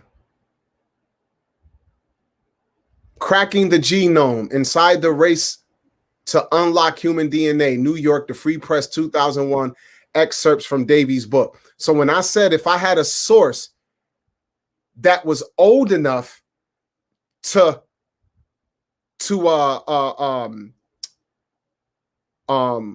how do you say it, to combat some of the things that were claimed in that 2000, somewhere in that 2009 and 2011 article, then that would at least have to be accepted to be on the table. So I'm just sharing these, I'm just putting this on the table to let you all know that while I am no expert, I've been doing what I can to research so that when I come into these discussions, I can have something to hopefully say and ask. And I would adjure you all, please do a little research if this interests you. If it don't, then don't overly get invested in any conclusion from any side of the argument, because you're not really willing to exhaust your own self in doing the research yourself. But I wanted to show you that just like I'm showing you sources there, that's the best Kevin G could do, Yahuchanan and others. We are all using other people's research and information and even their disagreements with one another to try and establish from a DNA science perspective the possibilities of genetics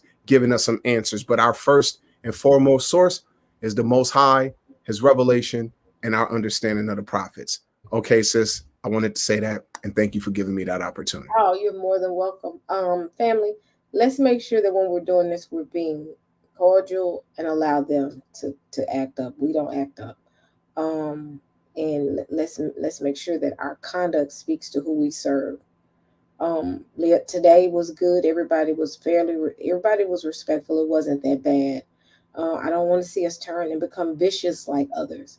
Let's just make sure that we, even show him respect. If he comes back up here, we're going to give him the same love that Hamashiach told us to give. If even with today, I had to kind of dial it back with Cherry because I was getting ready to go there because I was getting ready to match that energy, but I got checked quickly. Conviction hit me and said, and then not only conviction, but my brothers and sisters in the chat, I praise y'all for y'all because y'all was holding me accountable as well to say, back, don't do that. Don't go there. So thank you all for checking me. But I was really ready to match her energy, and that just isn't good. We can't allow that. We got to be different from them and set apart. I hope Kevin G, and if he's listening, I hope Kevin G did not take it personal. It was just a conversation. And a couple questions people have asked him, he didn't like it, and he just left. And I just kind of hate that he did what he did because I would have loved to bring him back on again. But I mean, that comes along with the territory when you are hell bent against something and not allowing yourself to see it for what it is. You have a very biased viewpoint. And one source all day, one source. So I second your words, and if our dear brother Kevin G may hear this on a replay or something, he might backtrack and say, hey, after I left, let me hear what was said or whatever. I'm just gonna say, man, brother, don't forget the words of the great prophet Jermaine Jackson, brother. What? Don't take it personal. Take the bitter with the sweet. That's all I got to say, man. All right, sis. Good night. All right. Good night, y'all. We've been 2 hours strong with this. Love y'all. Thank you. Love you, my brother. You are hilarious. We'll be doing something this week because I am a free woman. So let's be ready. Kiddo is in college. I can do whatever. So we can go ahead and do some more stuff. I'll plan some more stuff. And I want to bring Sontonio on as well to add him on into some conversations. But thank you so much for joining us, my brother. All right, sis. Bless you. All right. Much love. Bye. Peace.